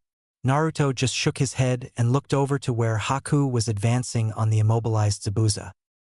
"Haku, get rid of these mutts so I can get this show over with. Then we can kill the old man and get our payment." Haku just walked closer. "Haku, did you hear? It was you." Zabuza looked at his partner as she advanced on him. Her dangerous undertone was easily apparent. "It wasn't my father that killed my mother. It was you." Zabuza now saw the corner of the paper sticking off her neck. He glared over at Naruto. "So you figured it out. I admit I'm impressed." Haku continued as if he hadn't said anything. "You killed my father when he refused to hand us over. Then my mother right in front of my eyes when she refused to help you with your plans. I couldn't do anything to stop it back then. I was barely able to make more than a ball of water. You covered it all up and trained me to be your tool, using me all this time knowing that you were the one who killed my parents." Haku was now standing in front of the missing Nin, glaring at him. "You are sick." She once again created a dome of senbon, this time around her at one time father figure. With no way for the man to get away, Kakashi's dogs dispersed. "You never did have the heart to kill Haku. Cold as ice, but still too soft." Zabuza began laughing up until the senbon closed in on him. With a sickening spurt of blood, it was over. The once mighty swordsman was now nothing more than a soulless pile of flesh. Haku stared at the corpse for a full minute before a pair of arms encircled her waist. Only then did she allow herself to cry as she turned around and collapsed into Naruto's chest. "Naruto, I'm going to have to ask you to step away from her. She is still an enemy. She attacked 2 ninja of the leaf and killed one. Neither are dead," came Haku's weak voice. "What? Neither are dead. I've never killed anyone. Until just now. Though I intended to kill the Uchiha, every attack up to this point was non-lethal." "So why did you intend to kill Sasuke?" the Cyclopean Jonin asked. "He used his own teammate to switch out, forcing the dog boy to take the hit that was meant for him, but those two were not lethal." Kakashi wanted to puke. His own student tried to sacrifice one of his teammates in order to live. He should have never passed them, but he knew that whatever decision he had made at the time, the Konoha Council would have pushed the boys' team through. "I will vouch for her, Kakashi." He turned to the blonde. "She has more honor than your whole team combined. I will vouch for her." Clack clack. "As touching as all this is, I am a very busy man. So how about we end this now?" All conscious heads turned towards the unfinished end of the bridge to see a short businessman surrounded by hundreds of mercenaries. Naruto and Kakashi rushed in front of Tazuna, getting into defensive stances. "I see that my hunch was right. Zabuza was no match for the Konoha ninja, and neither was that half-wit I sent to get his daughter." At the mention of Tsunami, Tazuna took a step forward. "If you lay a hand on her, I will gut you myself." The mighty bridge builder does have a spine. "I'm sorry, my dear man, but in this world money is power, and when you're as wealthy as I am, you can afford a lot of power. Kill them." With a roaring battle cry, the wave of mercenaries charged forward as the small man disappeared from sight behind them. "Kakashi, how strong are you right now?" "About a quarter." "Shit. Haku will be out of commission for a bit. Kiba and Sasuke are out for now as well, and Sakura's pretty much worthless. Okay, I'm going to buy you some time. Take a soldier pill and rest a little. When you're ready, join the fun." Without waiting for a reply, Naruto charged the massive death head-on. As the two sides got closer, he cried out, Tajukage Bunshin no Jutsu. In a huge cloud of smoke, the bridge was now filled with combatants from both sides. In seconds they clashed in a huge cloud of smoke and blood as both sides began taking losses when fatal hit matched fatal hit. As the numbers dwindled, groups of fighters were split up. All of the lesser fighters lay dead or severely wounded as the battle masters jumped around them, guarding and attacking in a desperate bid for survival against Naruto's relentless assault. Kakashi was smart enough to listen to Naruto and was currently watching the fight, waiting for any sign that the boy was faltering. His cue came when a slightly bloody Naruto was slung out of the fray by the end of a staff. He had been fighting alone against 4 of the brawlers and holding his own before his foot caught on one of the fallen and he was forced off balance. It wasn't a killing blow, but it was enough for an opening. That opening was filled before they could make use of it by Kakashi. He wasn't at 100%, but he couldn't wait any longer. Besides, these were just normal fighters, not ninja, and Naruto had already taken out about 3/4 of them with his clones. As he blocked the initial blows, a whistling was heard over the clashing sounds of battle. All heads turned towards the other end of the bridge, where a large group of people were now standing. The ragtag band of villagers were armed with anything they could find. Shovels, picks, axes, and even the odd cane could be seen waving in the air in fury. Naruto, now recovered from his spot on the ground, smiled at the sight and nodded to Inari, who was holding a miniature crossbow. He turned back towards the fight and glared at those still living. That caught his eye. Everyone present was engaged with an opponent, but rather than helping any of them out, he rushed past them as he yelled towards Kakashi, "I'm going after Gato. Keep the villagers safe." Kakashi only grunted in response as he blocked another sword strike with his kunai. Running to the unfinished area of the bridge, Naruto was in time to see a boat cast off. A smile formed on his lips. Gato was on the boat, smirking up at them, reveling in the cries of the dying. When this day was done, the ninja and the bridge builder would be dead. Even if they managed to win, it wouldn't matter. Where there was money, there were also reserves. People would always be willing to fight for money. As he looked up at the bridge once more, he saw a lone figure looking down at him. He smirked at the boy who seemed to have been with the ninja side before. It was too late, though his boat had already cast off from the base of the bridge. There would be no stopping the inevitable. His eyes widened, though, as he watched the figure walk over the edge, but refused to fall. Instead, it bolted down the side of one of the pillars holding the bridge up. He expected the boy to try to swim towards him futilely, but cursed his luck when the kid just ran on the water's surface instead of splashing into its depths. Naruto ran towards the boat at full speed, dodging or knocking away the few arrows that came towards him from the boat's few defenders, creating a few more bunshin as he closed in. He watched the boat's defenders draw out their close combat weapons, getting ready for him to board. He wasn't one to disappoint and jumped high in the air, causing the boat to rock when he landed on the railing. A few of the fighters lost their balance, and soon their lives followed as Naruto stuck to the planks with chakra, allowing him easier movement on the now unsteady ride. Gato saw the boy leap and cursed as his defenders fell one by one. He turned to those that were rowing and yelled at them to get up and fight too. He offered mountains of money to the one that could bring him the blonde's head. It was pointless, however. Those on the boat were the least skilled of his fighters, since he was so sure of victory, or at least a safe escape. His personal guard was sent to get Tezuna's family, but it seemed that had fallen through as well. Now he had his back up against the bow of the boat, gibbering at the kid like a fool as he offered him more money than he'd offered anyone, just to let him live. He promised to give money to Wave to live in poverty, but his crimes outweighed his bank account. "Come now, boy. I am rich beyond imagining. I could give you enough money to buy your own village. You could have any woman you want. Nothing would be out of your reach. I could give you everything you ever dreamed of and more." Naruto spat at the thought of it. "You talk about buying anything as if everything were for sale. What I want you can't afford. What I desire isn't any material possession. What I dream for is respect." "Ha! Respect. You can easily buy that. With as much money as I have, people respect me or they fall. No one respects you, Gato. Fear you sure, but respect no.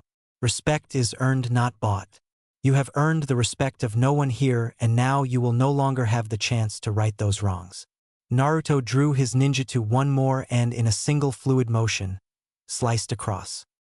Whether you kill me or not, it doesn't matter. This village will still fa. Cock. Cock. Gato's words were cut off as the blade sliced through his throat. As he laid there choking on his own blood, he looked up and smiled at the blonde. Even through his pain and dimming vision, he had evil thoughts on his mind. Thoughts about the men positioned nearby. Men who had already been paid, and would attack tomorrow even if no word was heard from today's attack. He would have his revenge on this pathetic town. As the boat floated lazily past the bridge, no longer having oarsmen to push it upstream, Naruto jumped off and tied it up where it had been before Gato had tried to run away. He took his time climbing back up since he didn't hear the sounds of fighting anymore. Reaching the top, he was finally able to see the aftermath of the battle. No mercenaries were left standing, and it looked like only a couple of the villagers had been either severely injured or dead. But all in all, the fight was a success. He saw the bodies of Kiba and Sasuke side by side with Kakashi, pulling the numerous senbon from them with Haku's help while Sakura stood nearby crying at the sight. Haku still looked weak, but at least she was helping, and that was a good sign since Kakashi wasn't objecting. By the time he made it to them, they were finishing up with the last of the senbon. I see things seem to have gone well up here. Gone well? Can't you see that Sasuke-kun was hurt, and it was that bitch there that did it? Sakura pulled a kunai out, fully intent on skewering Haku where she was kneeling as she checked Kiba for any more injuries. She ran forward but was stopped by a hand grabbing her wrist. When she struggled to get free, she was picked up and tossed backwards away from the weakened ninja. Looking up at her attacker, she found Tazuna glaring down at her. Why won't you let me kill her? She attacked Sasuke-kun. Because she was being manipulated. Maybe if you opened your eyes a little to see more than your precious Uchiha, you would see the world for what it really is instead of the sunshine and rainbows world you live in. Tazuna looked at the girl in disgust. Never had he seen someone so obsessed with another human before. Sakura, Haku didn't kill either of them. In fact, she went against her leader in going out of her way to make sure they didn't die. She may have attacked us, but at the time she didn't know exactly what she was doing. She only believed she did what she thought was right. To Kakashi's ire, Sakura just let out a humph and turned the other way pouting.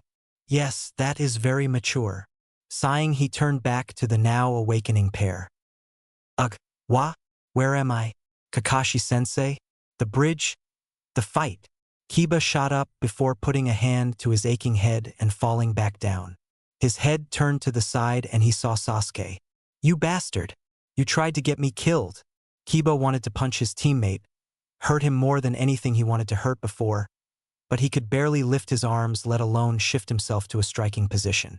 Instead, he settled on trying to glare the boy to death. Kakashi looked down at the boy in pretend confusion. What do you mean, Kiba? It was a smug Sasuke who answered him. I used a kawarimi to get out of an attack. The closest thing I could see was Kiba, so I switched with him. He should be honored that he was so useful. Kakashi had enough of the brat.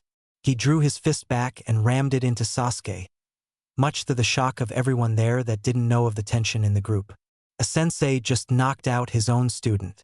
They were brought out of their staring when Kakashi turned to them, rubbing the back of his head. What? He gave a big-eye smile at them, causing a few sweat drops.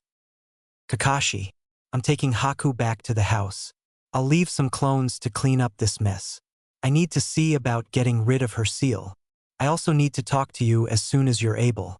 Getting a nod from Kakashi, he made his clones before picking up Haku bridal style and set off for Tazuna's house, never noticing the blush covering the girl's face. Later that night, there was one extra place setting at the table as everyone sat at a celebration dinner for their victory.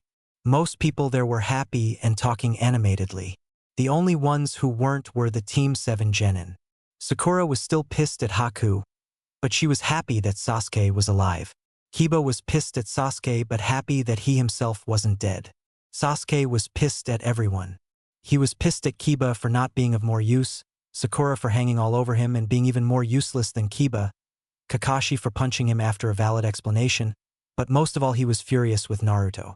The blonde had humiliated him like no one else had ever dared to do. Not only had he found a way to beat Haku by seeing something that no one else had, but he killed off most of the mercenaries and Gato himself. A glory that should have belonged to the Uchiha. Now he was going to have another special meeting with Kakashi about information that he apparently was not privy to. Him, an elite, was not allowed to hear what the Dobe had to say. Not even if it would help him grow stronger. Not even if it got him closer to getting his revenge. Then Kakashi went so far as to tell him he couldn't go through the gear that Naruto and he got off the mercenaries that they killed. He was told that since he had acted in such a way to destroy the teamwork they had been working on that he would be denied those items that he should have gotten. It was just luck that the blonde had gotten in his way. Otherwise that ice bitch would have been dead by his hand. Even when he'd punched out one of the clones to get the weapons it had, he found himself lacking as the clones were sealing everything away as they found anything of use. When he tried to pick up the scroll that the clone dropped, he was pulled back rather harshly by Kakashi and ordered to protect the bridge builder. Once again, someone got in the way of what he needed to get stronger. As the revelry continued, Naruto led Haku upstairs to Kakashi's room where they would have some privacy. Once there, he began to work. An intricate seal array soon covered Haku's neck and back. Luckily for them, Zabuza was not very proficient with seals. As such, they wouldn't need anything too taxing to cancel it out. With the array in place, Naruto held his palm to her back and began to channel his chakra. Instead of the normal sealing process which made the seal condense into its final form, a counterseal drew the target seal out of its finalized form and back into its original state. The only downside was that the counterseal's intricacy had to match or surpass that of the seal. In many cases, this was nearly impossible without knowing the original seal intimately. A few minutes later, the entire memory replacement seal was in its basic form and intertwined with the counterseal. With a wet rag, they were able to easily rub both away. The process had caused Haku a bit of discomfort as the seal was pulled away, but the refreshing feeling of her mind being in one piece more than made up for it. Now that Haku had time to sit and think, she began to sob slightly as the realization of all that had happened hit her. The memories of Zabuza killing her father and her mother in front of her was too much. Then she came to the memories of her training with Zabuza. He had been a harsh sensei and drove her to the brink with his training despite her desperate pleas. No matter how much she would seet or bleed, if she didn't do what he said, she was punished. He had arrived back at their hideout one night with a huge smile on his face. He had found the seal that had changed her life. After that point, what was once so clear became a little fuzzy for a few years of her memories. She could remember traveling with Zabuza thinking that she was simply a tool for him to use. The numerous odd and often morally questioning missions they had to do. She remembered the short businessman's eyes as they roamed over her body, and her disgust at his leering. She remembered her first encounter with Team 7. How everything was going well until a blonde boy showed up and ruined it. The meeting with the blonde in the woods where they had learned each other's names. How he knew exactly who she was and didn't attack, which still confused her a bit. She saw the fight on the bridge. How she had seen the Uchiha use his own teammate. Then how she trusted Naruto to help her, going so far as allowing her to put the seal on herself. As soon as the seal hit her, she had been overwhelmed by all the memories she had lost. It had to be real too, since Naruto, for all she knew, had never seen her parents and would have had no knowledge of her training. She cried then, for the first time in years, but at the same time she felt a need burning inside her. Today was the day she had taken her first life, and it was that of her so-called father figure. She had taken it willingly and didn't feel remorse for him, but it was still her first actual kill. The first time she watched as the life left someone's eyes by her hand. She had watched the disdain in his gaze turn to surprise when her needles pierced his flesh. Then the look of realization that followed when he knew that it would be his last breath. Suddenly overcome with grief, she turned in Naruto's arms and cried openly into his chest. He didn't push her away. He didn't call her weak. Didn't sneer at her or laugh. He just held her close, rubbing her back and trying to soothe her. The only other effect on him was that he was now blushing brightly. They had taken the top half of her battle kimono and her shirt off in order to draw on the seal, and now she was pressing her uncovered front against his chest. It took the better part of an hour until she finally settled down. She was out of tears and out of energy as she fell asleep in his arms.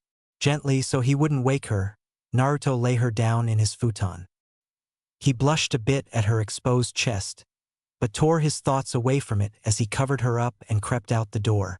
As he rejoined the party below, Kakashi walked up to him and grabbed his shoulder before motioning Naruto to follow. Once they were in a secluded room alone, they sat down facing each other. "What is it this time, Naruto?" As I slashed Gato's throat, he was mentioning something. I wasn't able to stop my blade in time, but I can guess. I'm betting he has other men waiting somewhere to attack should the bridge attack fail. Starting tonight, we will have to be on guard. If I'm right, they could attack at any time. Good assumption. We'll have to take shifts until the bridge is finished. We'll do it in pairs and alternate every 8 hours. One team with Tazuna, one at the house, the other resting. Teams will be me by myself, you with Sakura, and Sasuke with Kiba. That should keep us decently even. No, teams should be you with Sakura, Kiba, and Sasuke, and Haku with me. I don't trust the others to be alone with her. And Sakura is the weakest of us, so she should be teamed with the strongest. Kakashi smiled at this. I'm so glad you think I'm the strongest, Naruto. How humble of you. Naruto smiled back. Well, maybe strongest is pushing it, but you do have the most experience. The two laughed as they traded jibes back and forth until Naruto felt a chill go up his spine. Without warning, he rushed out to the party and looked around the room. There were people missing who shouldn't be. He leaped up the stairs, barely touching any before he hit the landing before sprinting down the hall towards Kakashi's room where Haku lay sleeping. The door was already open, not a good sign. He barely registered Kakashi catch up as he crashed into the door frame, using its opposite to swing into the room. They were just in time to catch the two blades that were swinging down on the unconscious body in the middle of the room. You just don't know when to quit, do you, team? Naruto kicked Sasuke back away from Haku as Kakashi lifted Sakura off the ground by her weapon-wielding arm. You disgraced yourself, you disgraced your team, and you disgraced your village. Now, even though you've wiped us through the mud, we still won the battle, and yet you are trying to stomp your boot on us, trying to drive us further into the muck. Just what did you hope to accomplish here? What do you care, Dobe? She is the enemy, and I will kill all my enemies. Sasuke attempted to throw his kunai at Haku, but it was intercepted. The loud clang of metal on metal waking the sleeping girl. Haku looked around the room in confusion for a couple seconds, taking in the scene. Kakashi was holding the pink-haired girl off the ground while Naruto stood between her and Sasuke with his ninjutsu held out to the side. A kunai lay half buried in the floor mats a few feet from her. Realization hit her as she began to back away into a corner away from the hostile couple that were glaring down at her. Get out of the way, Dobe. I will kill my enemy. She isn't your enemy anymore, Uchiha. She has her memories back and she will not attack us unless we attack first, which you obviously don't seem to understand. Once an enemy, always an enemy. Now move. Sasuke. The boy glared over at his sensei. You are attacking an unarmed ninja that is cooperating with us. She has the potential of holding valuable information. Killing her would be in violation of mission objectives. As it stands, simply attacking her will have to be brought up to the council once we return to Konoha. If you want to make this harder on yourself, then keep this up. I will restrain you and toss you on the floor at the council's feet myself unless you cease this action. You dare talk to me like that, Hatake? You go right ahead and tell the council. I've had people do that before and you know what it got them? Nothing. I'm far too valuable to risk, so I can do as I please. You keep thinking that, team. The new voice from the doorway came to them just as Sasuke was hit from behind.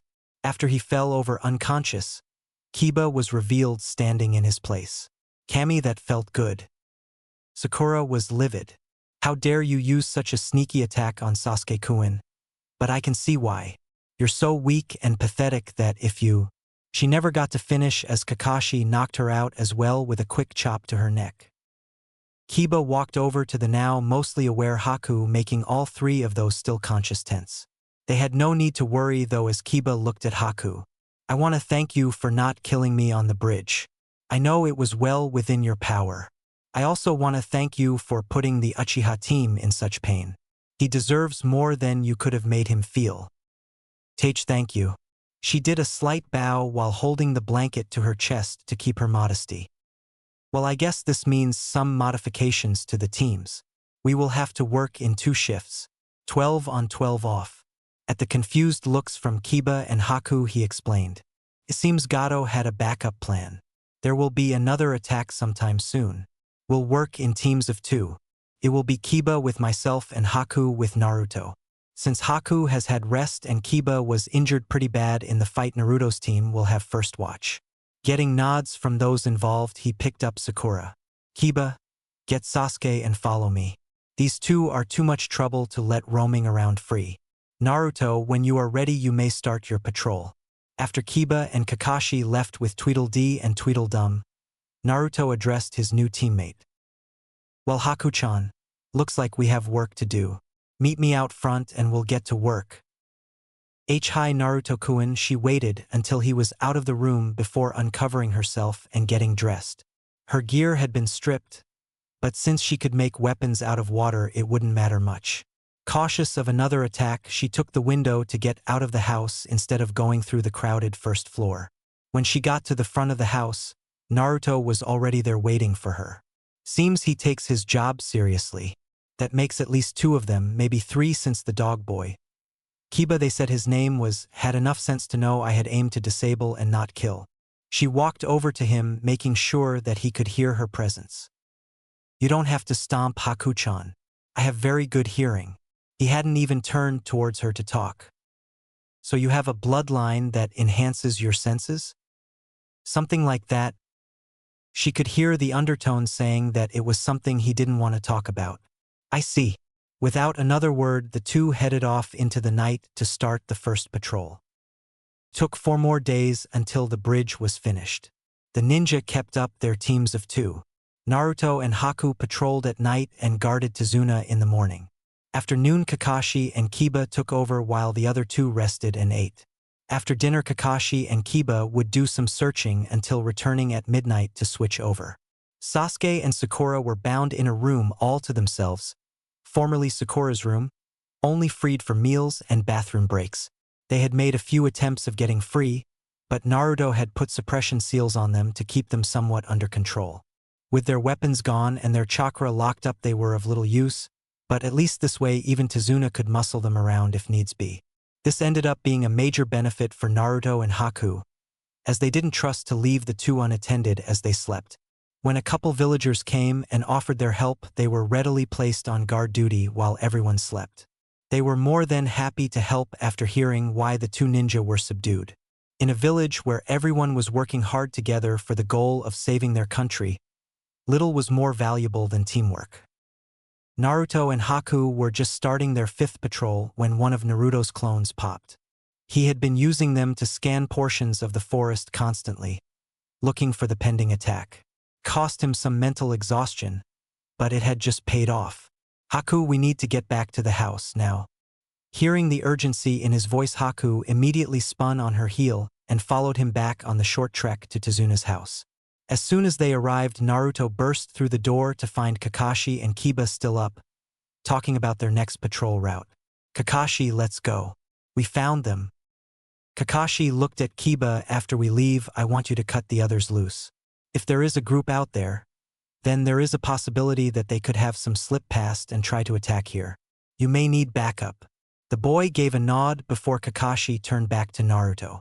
Lead the way, he ordered, and the 3 shot into the forest. So what can you tell us about them? It's a bunch of mercenaries just like at the bridge. There didn't look to be any ninja with them, but I wouldn't count them out either. There could be 1 or 2 samurai though, so they should be our top priority.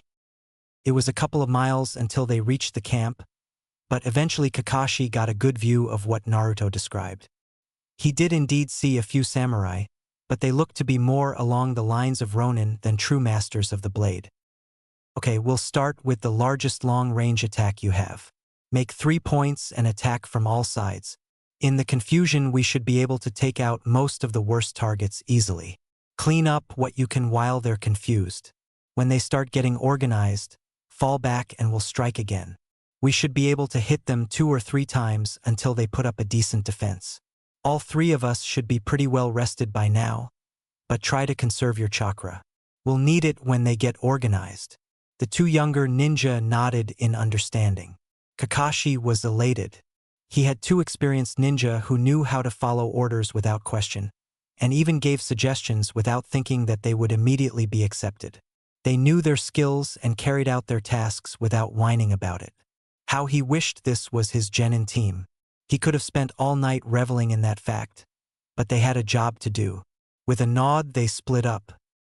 In the camp below, men and a few women were just getting ready to move in on the town.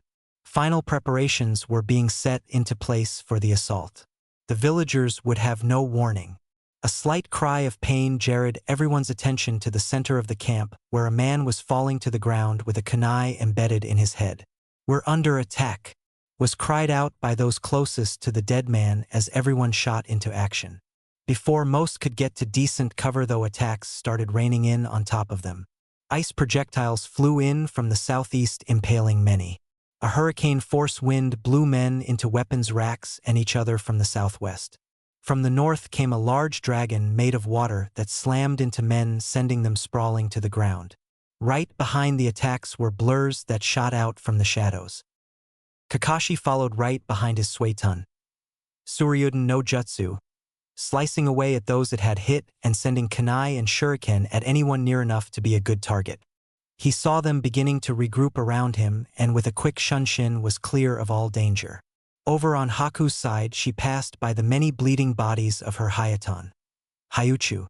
Normally she wouldn't have killed the men, but something in her awoke when she got her memories back and took Zabuza's life.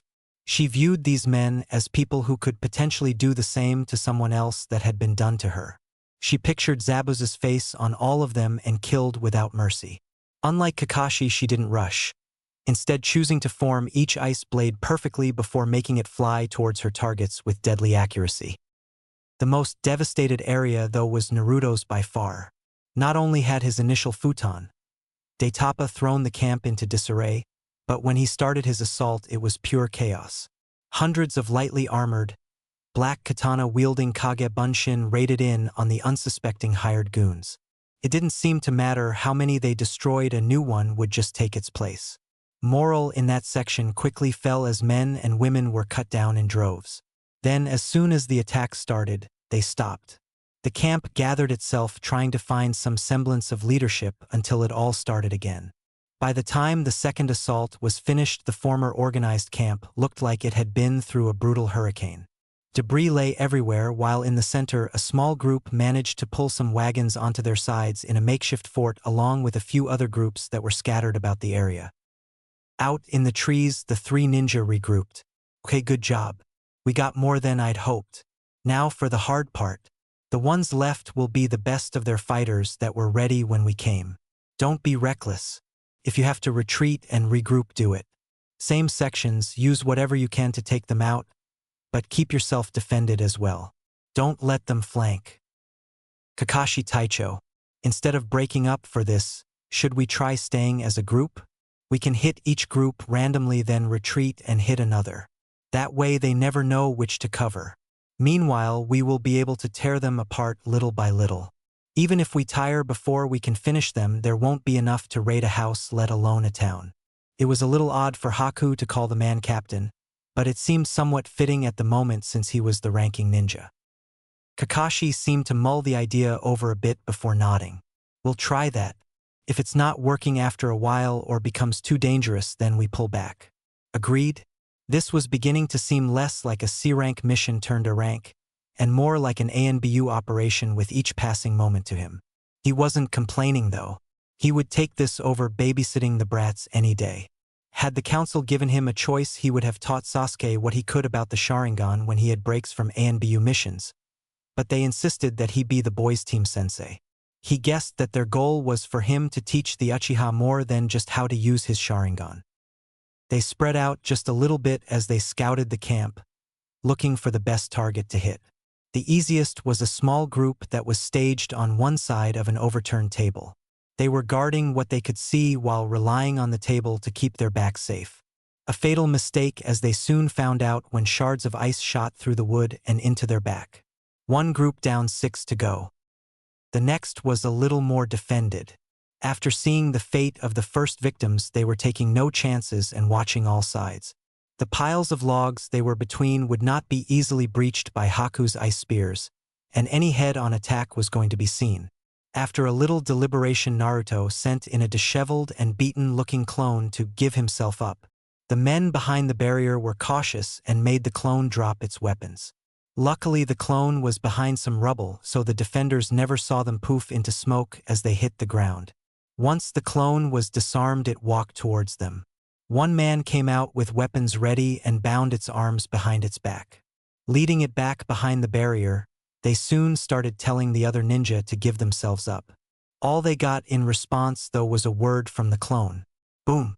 It was a spectacular display of fire and smoke, and when it was over, there was a good-sized crater with a red-tinged edge. 2 down, 5 to go. Since the former defensive point had guarded 2 other sides, those were now open on a new front, leaving them slightly more accessible. Running through the smoke from the exploding clone, the 3 ninja advanced on the 2 targets. Haku and Kakashi went to the left while Naruto went to the right. It seemed a clash of fire and ice as Naruto used a couple weak Keton jutsu to burn down the wagon that was being used as cover, burning those inside alive before throwing kunai at their flailing bodies, mercifully killing them. At the other side, Kakashi was pulling water out of the ground, still drenched from his dragons, for Haku to create a cloud of senbon to rain down into the ditch that held a group of 3 defenders. For down, 3 to go. The last 3 defensive positions were strategically aligned. Each was able to guard the other's back while still looking towards the outside of the camp. It was going to be difficult to rush these survivors. They would have no doubt braced the structures they hid behind to protect them against the first assault method, while keeping enough openings to see if attackers were coming. Any ideas? Kakashi looked at the 2 hopefully. Haku was panting slightly while he was bleeding from a few cuts and sweating. Naruto seemed the least affected. He was covered in blood, but none of it was his own. At least that's what he surmised from the lack of wounds. He was still a little drained, though. Even with a villager guarding the dynamic duo, he had kept his senses open as he slept in case they slipped by making him slightly exhausted. Haku, can you make any ice mirrors? Naruto turned towards Haku, watching her as she seemed to be figuring out if she could. Maybe a few. How many can you make? 10? I think I can make about 13, but they would only be up for a few seconds once fully formed, and I would need water wherever they need to be made. That will have to be good enough. Kakashi, I need you to put as much water as you can between 2 of their little forts. Once you have enough there, Haku, start making mirrors in 2 lines about 3 feet apart and as close as you can between each of them. Once they are up, we will rush through. Since they are able to watch all directions between the 3 of them, they shouldn't be guarding their middle as much, if at all. We each take a pile and hope for the best. I'll send a few clones with each of us once we're close. It was ballsy, but about the best option they had aside from a siege or getting backup, neither option appealing to any of them. Alright, we'll give it a shot. As soon as the water hits the ground, start making your mirrors, Haku. We won't have a whole lot of time before they figure out what's happening. Ready? The 2 teens gave a nod as he stood up and started his hand signs. Sutin. Mizurappa. A jet of water shot out from Kakashi's mouth and right between 2 of the forts before he ducked back down. They could hear the jeers from behind the walls. Ha!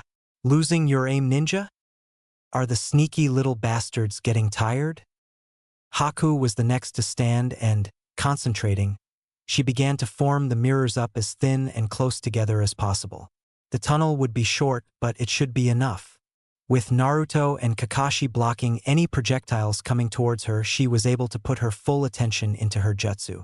When the last of the mirrors was in place, she whispered to her comrades, "Go." They were off and sprinting the distance to the tunnel as projectiles flew at them from 2 sides. Then they were in. They could hear a few more pangs as spears and arrows hit the ice behind them, and the clattering as the jutsu started to crumble. Just as the last mirrors fell, they were out the other end and immediately split off to their designated shelter. The confusion was evident in the hushed murmurs inside each post as the three ninja snuck up to the easiest entrance point. They signaled to each other with their fists clenched around small cylinders to 3.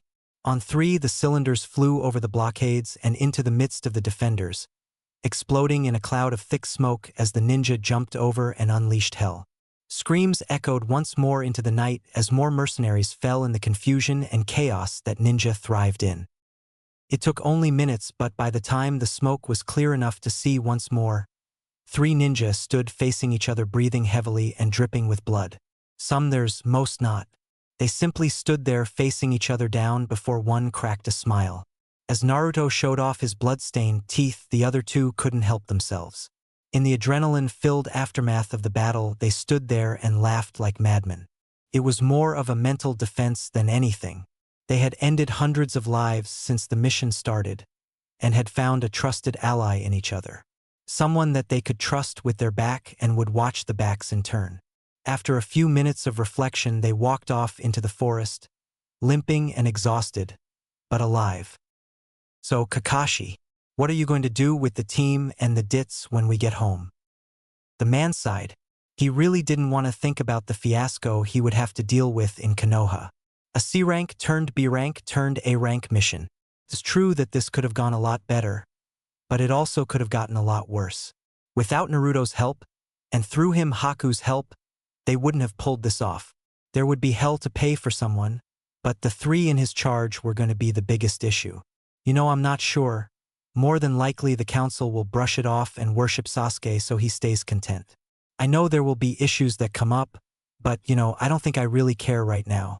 I'm half tempted to add them to tonight's body count and call them casualties. Well, you still can, we won't tell. Naruto grinned at him while Haku gave an animated nod. Kakashi laughed. Ha! As much as I'd like to. If I went back and told them I got the last Uchiha killed, if they didn't send me to be interrogated for suspicion, they would probably just execute me out of spite. Yeah, I guess you're right. Guess that means we'll just have to drag them all the way back with us, kicking and screaming. Kakashi lifted an eyebrow as he looked towards the blonde. What? You think I'm going to trust them to walk back nicely without trying to stab Haku or me in the back? Forget it. They're staying tied up until we get to the Hokage's office. I don't care what kind of repercussions we have to deal with. Kakashi sighed again. This was definitely going to be one of his least favorite returns to the village. He did have to agree with Naruto though. Those 2 would be far too much of a handful to just let them run loose. He wasn't worried about them actually succeeding in killing either of his companions, but if they got hurt in doing so, it would be on his head. Sasuke, as the last Uchiha, got extra special treatment, and the Haruno's mother was on the council. She had a pair of lungs that could only be rivaled by her daughter. When they got back to the village, they took a quick dip in the river to get the worst of the grime and gore off before heading back to the house. Tsunami had them stand outside as she got them towels and some dry clothes to wear. There wasn't really much of a place to change in the area, so they just took turns going into the shed nearby to slip on their new clothes after toweling off. Now dry and reasonably clean, they were allowed to enter the house, where they were met with a mixture of smiles and glares. The perky pair were sitting at one end of the table looking tired but refusing to go to sleep without hearing exactly what happened. Since they were up, Kiba was up too, making sure they behaved. Tazuna was up out of worry, as was Tsunami, while Inari was asleep in a chair in the corner. Well, it was only one word, but considering who it came from, it sounded more like a scolding order as Sasuke poured as much venom into it as possible. Ignoring the boy, Kakashi addressed Tsunami. If you wouldn't mind, some tea would be very nice right about now. Tsunami rushed off to the kitchen. And some medical supplies if you have them. Hearing a confirmation from the woman, he sat down at the table as Haku and Naruto took the couch, just wanting to rest and recuperate after the recent ordeal. Are you going to talk or just sit there, Hitaki? Sasuke was now glaring at his instructor with a malice that would melt lesser men. But for someone like Kakashi who had seen hell, it was little more than a gnat. Annoying, yes, but harmless. Tsunami could feel the tension in the room when she re-entered. Being a civilian from a non-ninja village, she wasn't used to the amount of killing intent that was being thrown around the room, By the time she made it to the table, tea was spilling out of the cups from her shaking. Sasuke just smirked at her as Kakashi glared at him. Before you go making demands, Sasuke, first make sure the person you are demanding information from is willing to give it. If not, then they must either be weaker than you, lower in rank than you, your charge, or your captive. Since I am none of the above and I am unwilling to share information with you, I will not answer you. Now calm yourself before I remove you from this room for being a threat to the mission. Sasuke was angry, but could do nothing in regards to his sensei. No matter, there were other ways. Dobe, tell me what happened. No, team. Tell me now, Dobe. I am an Uchiha and I demand to know. Yeah, tell him, Naruto Baka. He deserves to know anything that goes on more than your worthless self. Sakura shrieked, causing Kiba to plug his sensitive ears from the pain as he put some distance between them.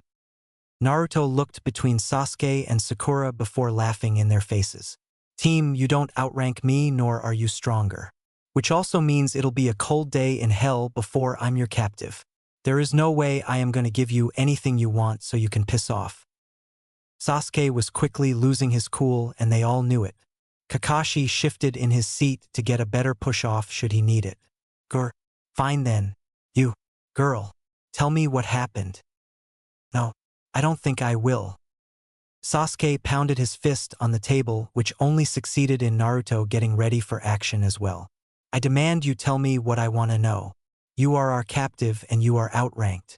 Now tell me before I torture it out of you. He got up from his place at the table and started moving towards Haku, only to have Naruto step in front of him. Move, Dobe. I am questioning my captive, just as your little guidelines said I could. Now get out of my way. No, you have no rights to question her either. She is not a captive. I have freed her from her bindings and now she has already assisted us on this mission, even going so far as to kill her former partner. She is now a companion and under my care. Not yours. Naruto narrowed his eyes dangerously. I still outrank her, so she must answer my question. Kakashi answered this time, keeping his bored tone. Actually, she is not a registered ninja. That makes her a civilian.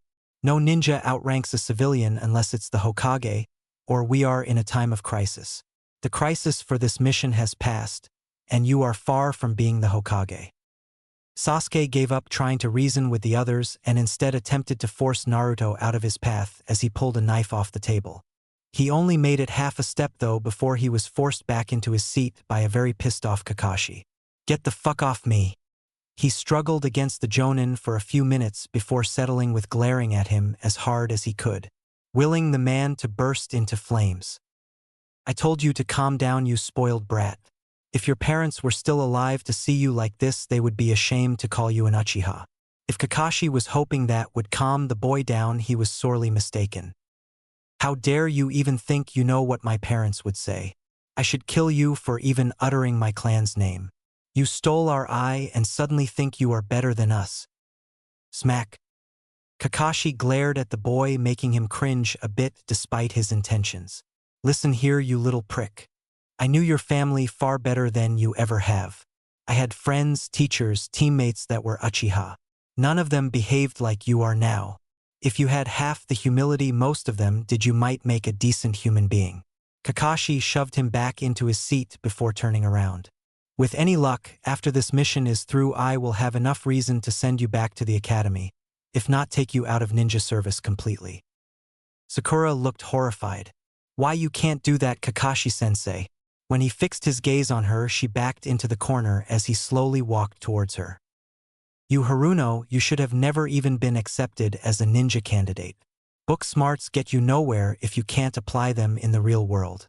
Sakura looked on the verge of tears. Out of all the members of Team 7, I would say that Kiba has improved the most. He was able to engage in a fight, and the thought of using his own teammate probably never crossed his mind. He still needs to learn a lot, but he is on the right track to being a true ninja of Konoha. Sasuke couldn't stand it. He'd been humiliated more than ever before in his life. Back in the academy days, he was the best of the best, and now his sensei was telling him it all meant jack shit. What happened between then and now? What changed so much to make someone think he was less than the greatest? Sasuke looked around and his eyes fell on one person. Naruto. If you were still the dead last dobe from before, no one would care a bit about you. You turned people against me that should have been helping me get stronger. Well, two can play that game. An eye for an eye. Sasuke jumped from his seat with the forgotten table knife in his hand and rushed towards Naruto. Seeing the blonde getting ready to engage him, he smirked and ducked to the side. Now heading for his real target, Haku, who, though still tired, had begun to make her way over to provide him backup should he need it. Took all of 5 seconds, but it seemed to last an eternity. The dull blade gleamed in his hand as it shot forward. Tearing cloth was heard as silver disappeared in a spurt of red, and woman's scream could be heard throughout the surrounding area.